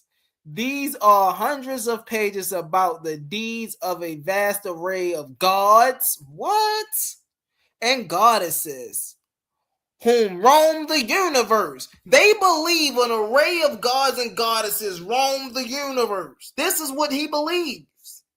Oh, now he'll tell you he don't believe it, he know it. But we ain't got no proof for it, so ain't no way he can know it, because he ain't got no proof for nothing like this happening. So anyway, let's get back, right? Who roam the universe in enormous vessels. OED, take note, Newborough was possibly the first to use the word starship. There are tales of ancient prophets such as Zoroaster, Jesus, Confucius, and Moses, etc., which have practically no bias in any known mythology or history. The illustrations are remarkably in that they pass surrealism by several decades, map and view of an incomprehensible internal landscape. Oh, wow. Let's see about the author real quick. John Bailey Newborough. John Bailey Newborough, born in Springfield, died, who wrote several books on religious philosophy.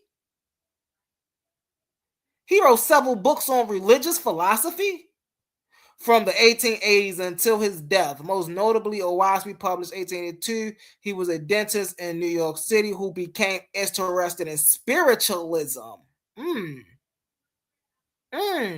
He claimed that the Owaspy was a product of automatic right. He claimed? We need proof of that claim. Claims just don't fly around here. Because ain't that an assumption? That's an assumption. Kosmon assumed that this claim is correct. Crazy, man. It's crazy. He claimed it was a product of automatic writing. And then when the book was written, he had acted as a mere vessel to transmit divine force? What? Hold up, man. Hold up. Something's off here. Let's get into this. The glossary of strange words used in the Bible. Wait a minute now. Why would you need a glossary of strange words used in the Bible if this was transmitted from an angel to a person? For what? Where do it say Bible at? Hold on. Don't cut me off, bro. I wasn't trying to cut you off. You said, where's the Bible? You said glossary of strange words used in the Bible or in that book. Because I don't think this is a Bible. This book is a I don't think, a Bible is a collection of books. I said this book is a Bible. Hold on, cause I'm on mute. I'm not finished talking, bro. I'm not finished talking. Yeah, I don't believe this is a Owaspy. Come on, bro. I just even showed you the. Hold on. You trying? Hold on. Come on. Mute up, bro. Mute up. Go ahead. Go ahead. Right. It says abracadabra. Abracadabra was Monotonous prayer set in the Monotonous. come on, bro. Come on. You A didn't say the monotonous word prayer wrong. set. Come on. Set from a triangle of short and disconnected sentences, so arranged that it was without beginning or end, the which a person in might repeat over and over and induce deep sleep or trance. Hey, don't y'all religious person call this witchcraft? I'm just saying. Persons who practice casting themselves in trance by this method were called abracadabras, following a simple prayer. Almighty One, devour me. This is the prayer. This is what the prayer sound like. Almighty One, devour me. I am with Don't sin. just say devour me. Hold on, bro. It that said, most definitely said, devoured I am within sin. Come on, yo. Stop talking over what I'm talking, bro. Chill out. Chill out. Chill out. Come on. The problem with your comprehension is that you don't read well. Bro. Come on, bro. You no, I'm not. Come on. Just stay we know. Almighty One, devoured. Am I with sin? Immerse me, but this is a prayer. I'm not really trying to read what the fuck. Come on, I'm really not trying to read and get into with all the details for real. I'm just trying to show y'all that this is a religious book. They praying, they talking about holy of thou holies. I thought the Hebrews used the word holy. I thought the Christians used the word holy. I thought they were separate from religion. They did say we separate, but we don't deny nothing from religion. We rock with the religion. But now we separate from the religion because we don't talk about nothing religious. But in this book, they talking about, oh Father, all holies, be thy hidden name. Come on now. Come on. You got to stop doing that, bro. You still like you busting you on your head. This is your book. This is your book. They talking about angels. So come on, yo. Come on, y'all. I don't want to have to drop you, Kosmon. I don't want to have to drop did it, man. Kosmon. Come on. All right, chill out. Let me get through. I'll let you talk for like 2-3 hours. Chill out. Man, you so good. Y'all terrible, bro. We ain't doing that. So anyway, so now again, this is his book talking about this, but this book is not a religious book, right? And so even when we look, they got archangels in here, angels next in rank to God, who dwell in certain arcs and etheria. They generally come from the dawn of the new cycles to give new inspiration to morals. So the Christians and the religious people out there, they coming to tell you what archangels What is an angel? Hold on. Come on. Stop doing that, bro. Read it. It's right there. Just read it. I gave them the uninterrupted times to speak, bro. And so now it's time for me to get in, and I'm busting his head with his own book. He set up here and say we ain't no religious, we ain't no religious people. But then when we look through the book that he reading from, this religious. Hold on, let's get into this. Right? Let's see what else we got here. I told y'all Tuesday we gonna get a whole breakdown, but I just want to give y'all something, right? They believe in Satan, right? The chief of the 7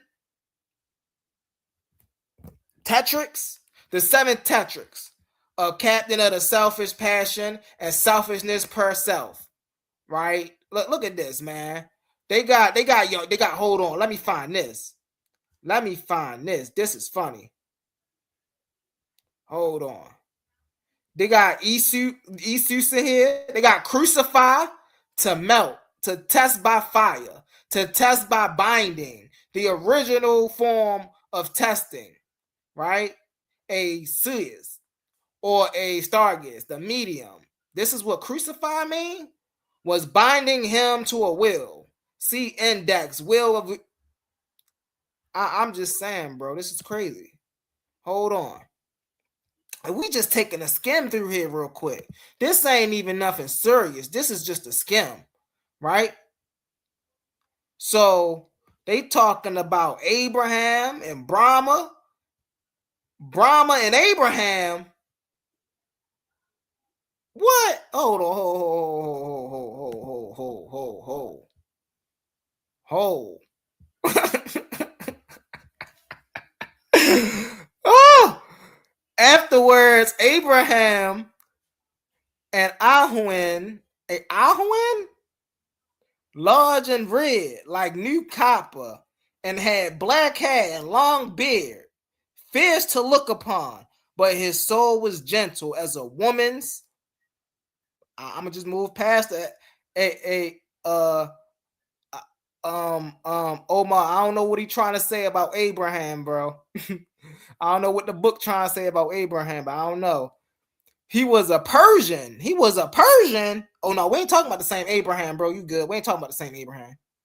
And the founder of the ancient. Oh no, wait a minute. We found out first. We found something that we can really get into. Hold on, let me zoom this in here. We can stop everything right now.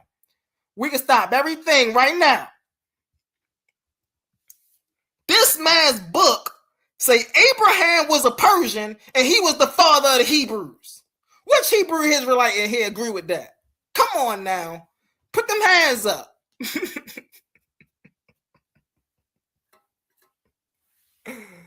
Hey, yo, ain't no way, bro. Ain't no way.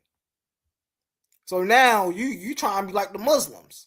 You try to tell the Hebrews who their people is. You try to tell Omar who Abraham is. You don't want to take Omar word for who Abraham is. You want to tell Omar who Abraham is. This is crazy work right here. Let's get into it, man. Brahma, an East Indian lawgiver.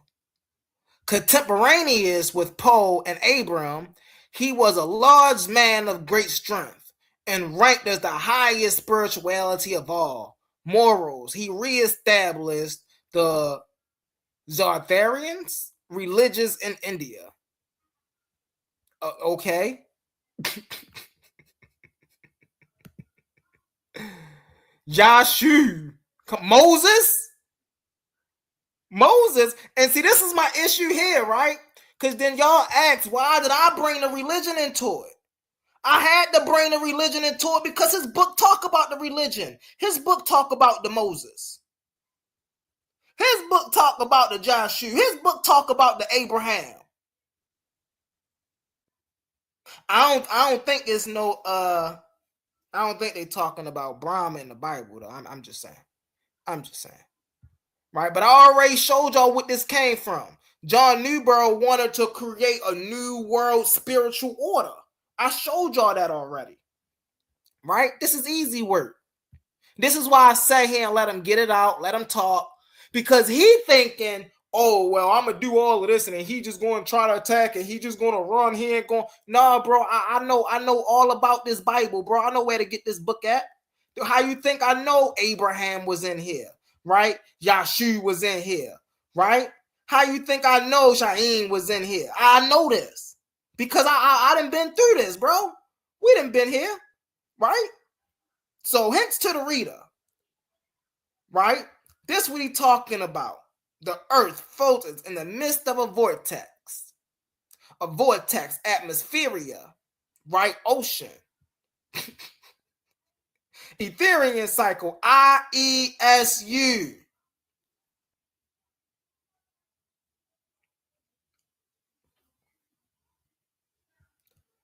Hey, man. I don't know about y'all, but I swear this is the word Jesus in Greek. Lord. They use the word Lord. A one-time mortal to rule over the part of the people of the earth for a season. Lord God. They use the word Lord God too. So what y'all do is y'all take the religion and then y'all put your own definitions on the religious words. Yo, this is crazy work right here, bro. A one-time mortal. A one-time mortal. Next higher than the Lord, ruler over all parts of the people on earth and the lower heavens for a season.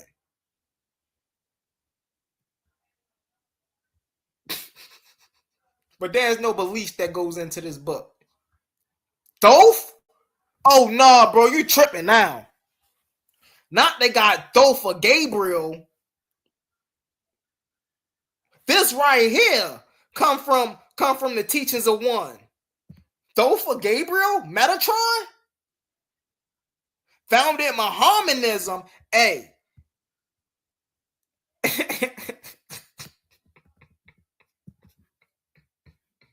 Do I gotta show any more, family? Do I gotta show any more, family? They said these people founded Mohammedanism? This is what his book is saying. And then his book is saying it's better than the Bible. It's better than this. It's better than that. It's better than this. But yet you see it's drawing all the parallels from everything.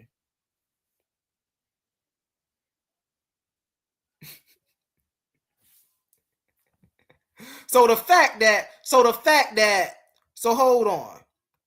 So the fact that we got right here, right? Hold on.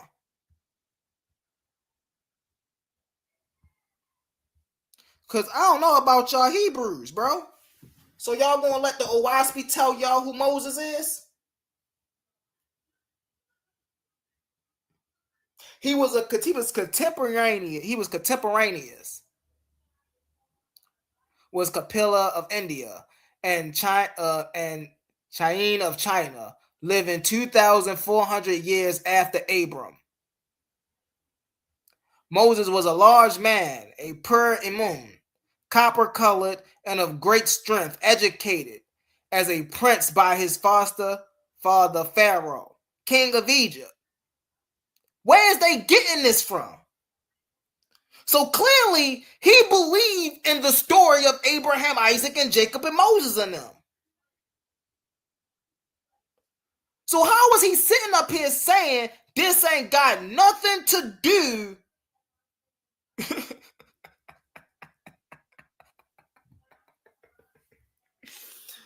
Yo, this is crazy, bro. And then now, and okay, so let me take this down. I did enough beating him up on his own book. I just want to let him know that I know. I just want to let him know that I know. So now we're gonna go back to my presentation. Right? Let's go back to the presentation. Even tonight, even tonight, every time Kosmon talk, he showed me, he let me know what he do not know and what he do not understand. Right? We gonna be quick with it. We ain't gonna go over everything, right? So once again, he did it again. He made the same fallacy, right? Category error, false equivalence, right? Methodological naturalism is not a subjective belief. It's a procedural constant. Empirical observation, testifiable. It's able to be peer reviewed. Now, the Moses that we was just talking about in the Owaspy Bible, right? The Brahma, the Abraham, the archangels, all of that can't be peer reviewed. That's not empirical. That ain't empirical. That's right there is what we call subjective belief. Right? We seen him do it again as he was talking assumptions. And just because they're making assumptions, that make them religious. And they ain't no better than the religious people because they're making assumptions. Clearly, he still don't understand the fact that a methodological assumption is different than a dogmatic assumption. Fallacy of equivalence. Right? Easy work. He let me know he got low scientific literacy because he don't even understand the Hubble, right? He swear he understands, but he's giving misinformation. oh, the math ain't mathing, it's work, it show it ain't in a closed system. Nobody ever argued Earth was in a closed system in the first, or the universe within a closed system in the first place. That ain't, we understand that it's expanding rapidly. What we're saying is reality. Matter of fact, let me go back up real fast, because maybe he don't understand what we're saying, right? A philosophical worldview, right? Hold on, let me get in here. Let me zoom this in. Right? Worldview asserting that all phenomena can be explained by natural causes and laws. So here he want to talk about how the world is the universe is not a closed system, whether it's an open system, whether it is whether it's an open system or a closed system, it's still a part of the natural realm in which we call reality. It won't be into the category of supernatural. That's just what science does. He don't understand that. He don't understand scientific discoveries. Right? Then he making a genetic fallacy. Right? Oh, well, because Baruch Spinoza and all these people, they did this, they did that. Yeah, that don't mean that their scientific measurements wasn't objective. And last but not least, Kosmon, you still failed to show me one scientific prediction or theory that's original to Owaspy. You tried to show me the vortexual thing. We know that's not original to Owaspy.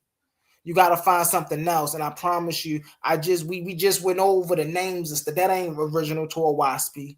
You know, I'm on the verge of calling it how I see it. You feel me? Y'all ain't got nothing that's original to y'all. Y'all philosophical background ain't nothing original. You feel me? And so,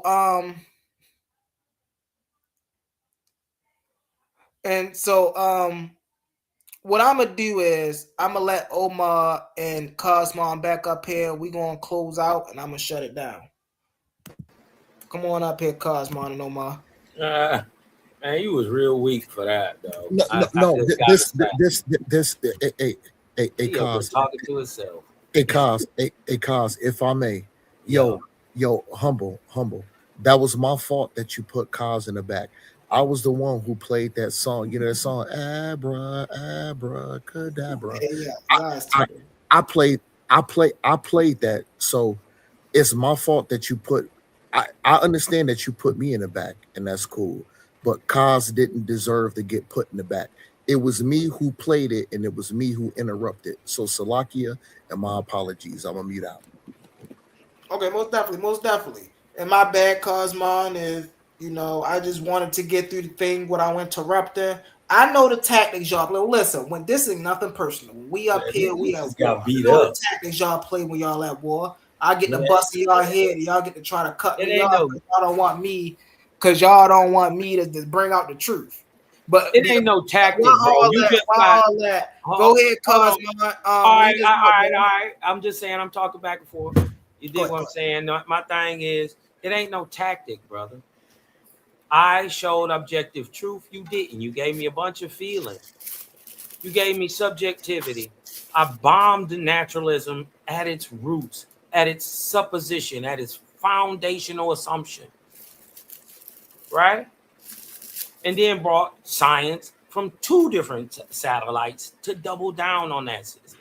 And then you act like you saying something different. But what everybody has noticed is that you have argued my whole points all night just to turn around and agree with them. Everybody's seen me bring up Owaspy showing you that the moon is in Earth's atmosphere. Science didn't even know it till 2019. Right? So you dig what I'm saying? You argued and tried to twist it around like I gotta use something else. No, you're just dogmatic. Right? That the thing is, you dig what I'm saying? It don't matter if nobody like Owaspy, if they believe it or not. We're not asking you to come over here and be down. You dig what I'm saying? But what you can't do is debunk the science, because science agrees with Owaspy. But Owaspi don't agree all the time with science. That's the difference, right? So, when, go into it, right? Like I showed you, they just be disingenuous. He lied to y'all and said what he was reading was Owaspi. It's not. It's just a little booklet that I guess gives you a history on it. You could tell by the negative nature of the person who wrote the opening text. It's from Wiki, right? So, you know what I mean? And I'm sure that, with billions of religious people who have ideologies attached to Christianity and Bible or whatever, you dig what I'm talking about? They may not like Owaspi. So we got to take into account who's bringing the information and why. Do they have a motive other than just truth? You dig what I'm talking about? And one of the things that we got to bring out the fact is the methodological, naturalism, the method of it wasn't followed by Humble today. He didn't apply the method, right? He didn't make proper observations. And he got beat up. Made to look foolish with that subjective psychobabble.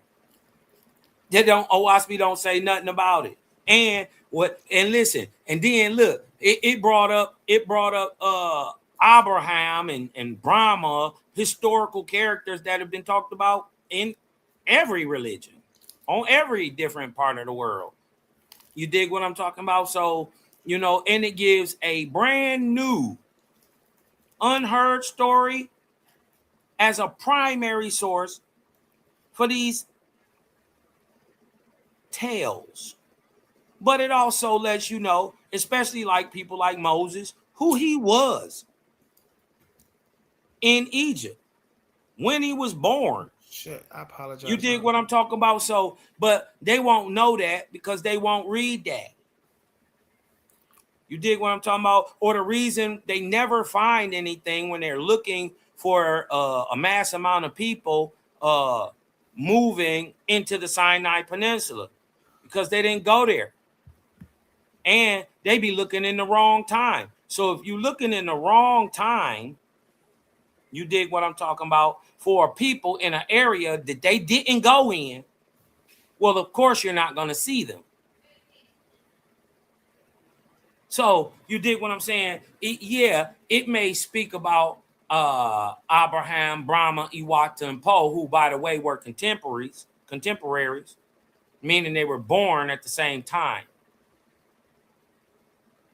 You dig what I'm saying? This ain't no spookism. Waspi not give you that. It's giving you history and science. We don't care if you believe it. Don't. It say don't. Waspi say don't believe it. So I'm not saying nothing that I've never not been able to show.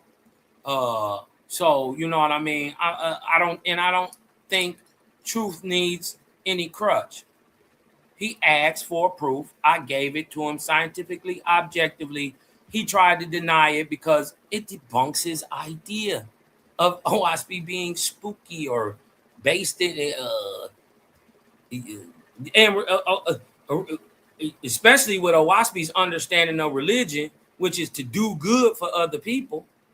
Yeah, you could see as our final outcome of Owaspi as the work being done as religious. Yeah, we go about helping people religiously, right? So if that's what the thing is, my point was, you're just as subjective as any religion. You are the pot calling the kettle black, because you can't prove scientifically, objectively, the fundamental, foundational stance of naturalism, which is a closed loop system. Don't matter if you're talking about it.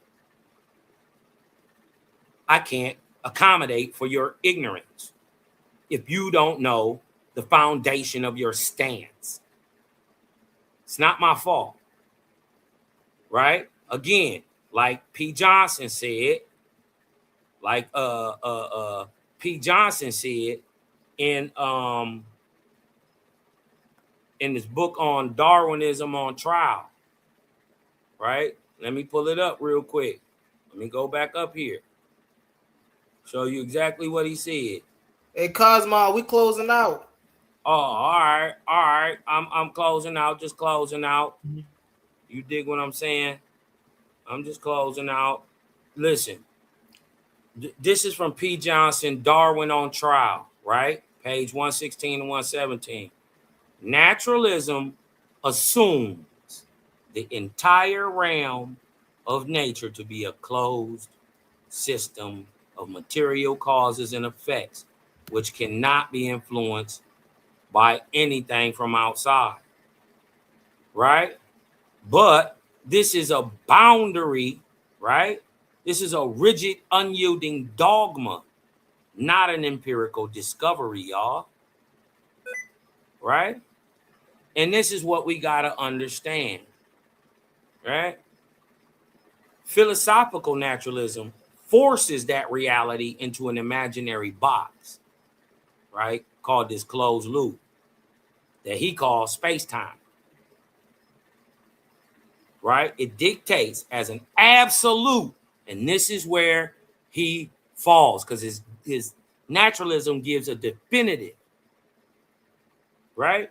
It dictates as an absolute rule that the physical universe is completely sealed system where physical events can only be caused by other physical events.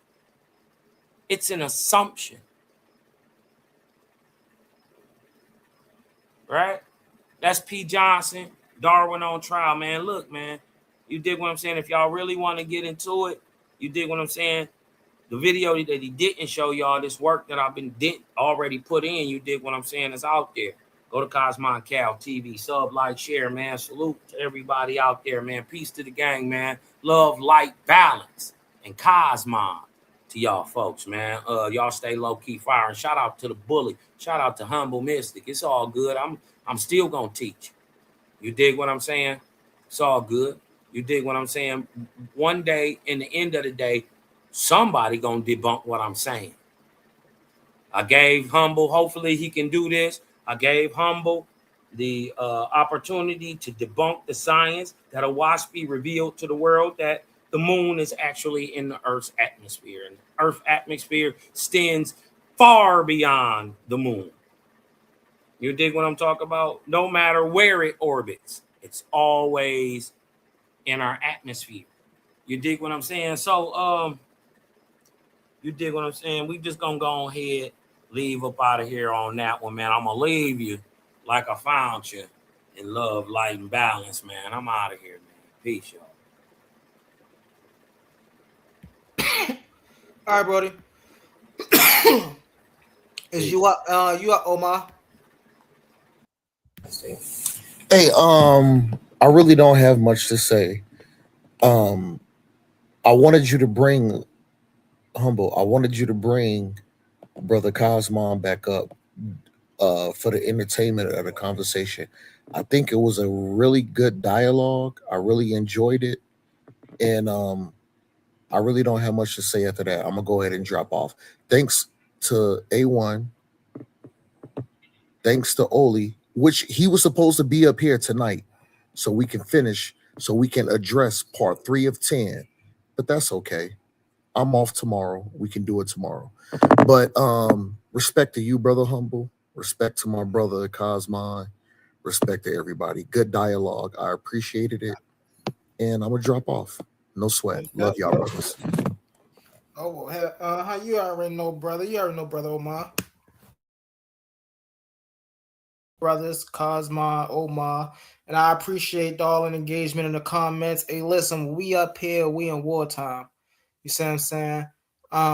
I do, even though I'm in war, I do like to give respect, you know, so I do like to give space.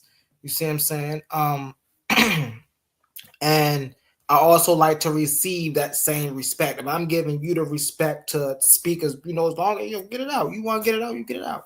But now when I want to get it out, you got to let me get it out. One thing about me is I pay attention. If I'm sitting, I'm waiting, and you talking, I'm definitely, if we talking to each other, I'm most definitely getting into what you're saying to getting ready to rebuttal. Now, I don't know about, my brother Kosmon. That's my good brother. We've been a boy, things happen. But that's my good brother right there. But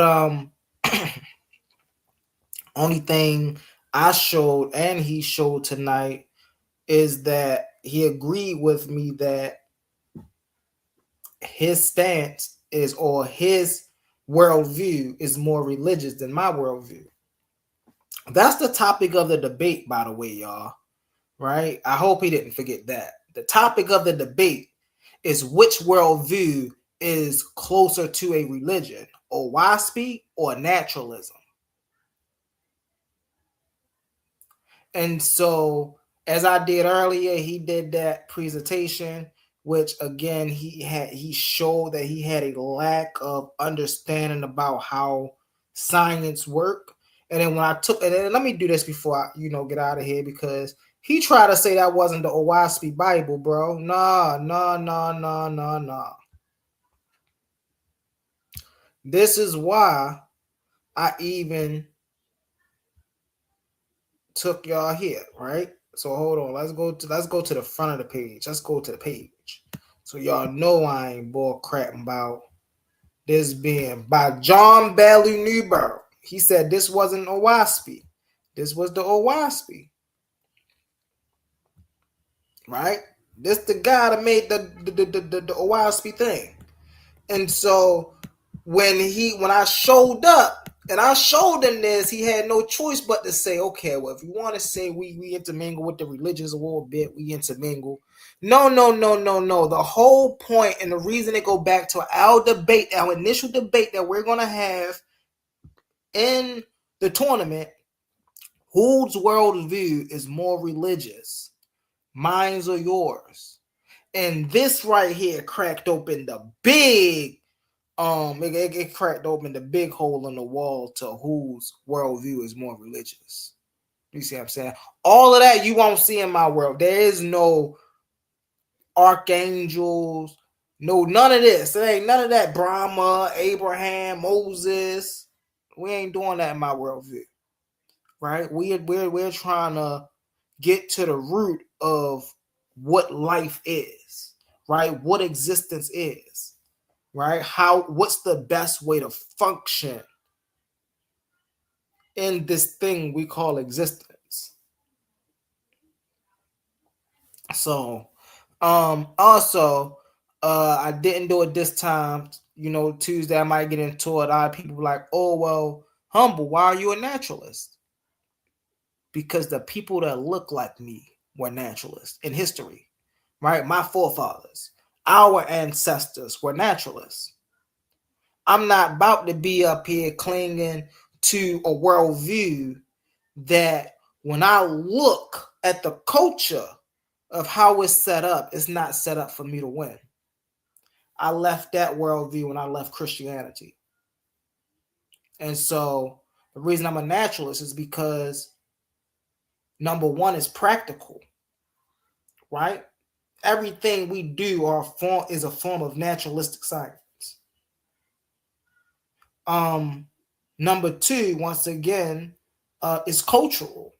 When I look back in history and I want to know, okay, if I ever went through an identity crisis and I needed something to cling to, who could I go back and who could I cling to?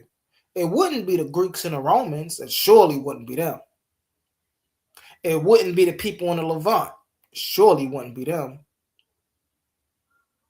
It would only help me to get to the people of this land or the people, of the African land. And when I do, their cultures isn't the Bible. It isn't the Quran. It isn't Owaspy. It isn't none of these.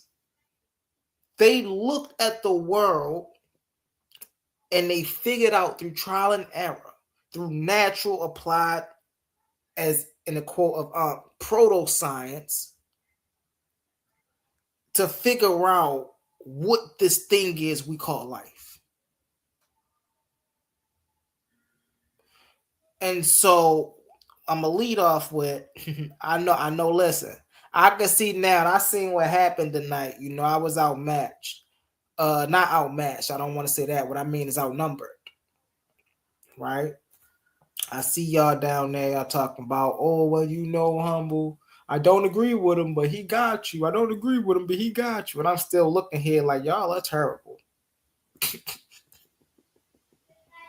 It's okay, because y'all are the believers who say y'all not religious, but y'all believers.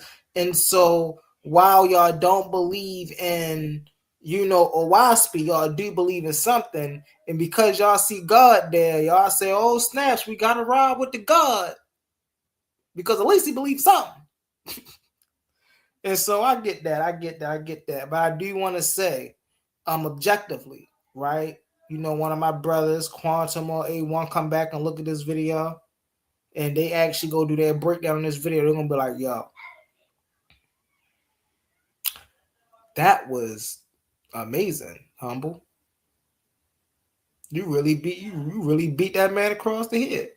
And the funny thing about Kosmon was he kept making the same points all night. He made the same points that he made in his slide, which I just called out all the fallacies. And he just kept making the fallacies over and over and over and over and over again. And it's like, yo, when are you going to become scientifically literate enough to realize you keep running into the same fallacy? You ain't even trying to bring no new argument. Naturalism still assumes.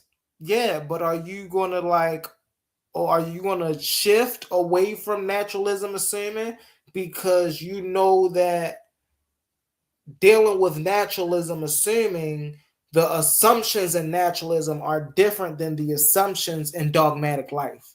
You can't keep smashing them together after I just showed you how they were different. That's not how this works.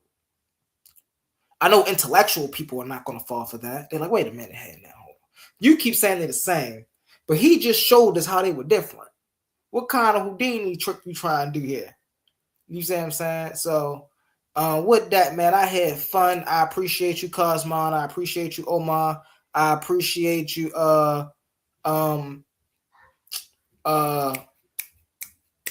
he was up here earlier. My man Kazad. I appreciate you, Kazad. I appreciate you. I appreciate you. We see you down there, Issa. We appreciate you down there.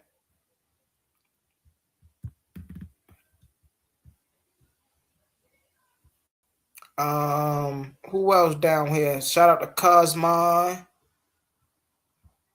Shout out to Smash. We see you, Smash. We see you, Smash. Smash was on the panel as well. Thank you for your support, Michigan. You know you always come through and support, so I always appreciate you. I always appreciate you. Who else we have in the comments before I go? Max, thank you for coming through, Max. Thank you for coming through. We appreciate you. Who else? I appreciate y'all being active in them comments too, y'all. I really do appreciate y'all. And with that, man, I'm going to run this ad, and then after this ad, I'm out, y'all.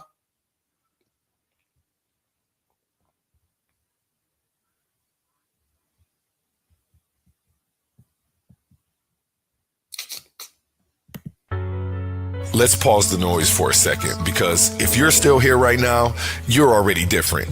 Not everyone gets this. Not everyone understands real debate, real scholarship, real intellectual smoke. But you do. This is Coliseum of Arguments. This is Titans Debate League. And what happens here doesn't survive on algorithms. It survives on the people who believe in it. When you support through Cash App, you're not just donating. You're fueling the arena. You're the reason we can bring in high-level guests. You're the reason we keep unbiased judges. You're the reason these debates stay sharp, fair, and uncompromised. This platform is built by thinkers, sustained by supporters, protected by the ones who know value when they see it. If this show has ever sharpened your mind, has ever entertained you, or has ever challenged what you thought you knew, then Cash App is how you say, keep this going. Not everyone contributes, but the ones who do, they're part of what makes this real. Coliseum of Arguments, Titans Debate League, powered by the people who get it. My heart is bleeding in a pool of blood, I'm drowning. Yeah. My heart is bleeding in a pool of blood.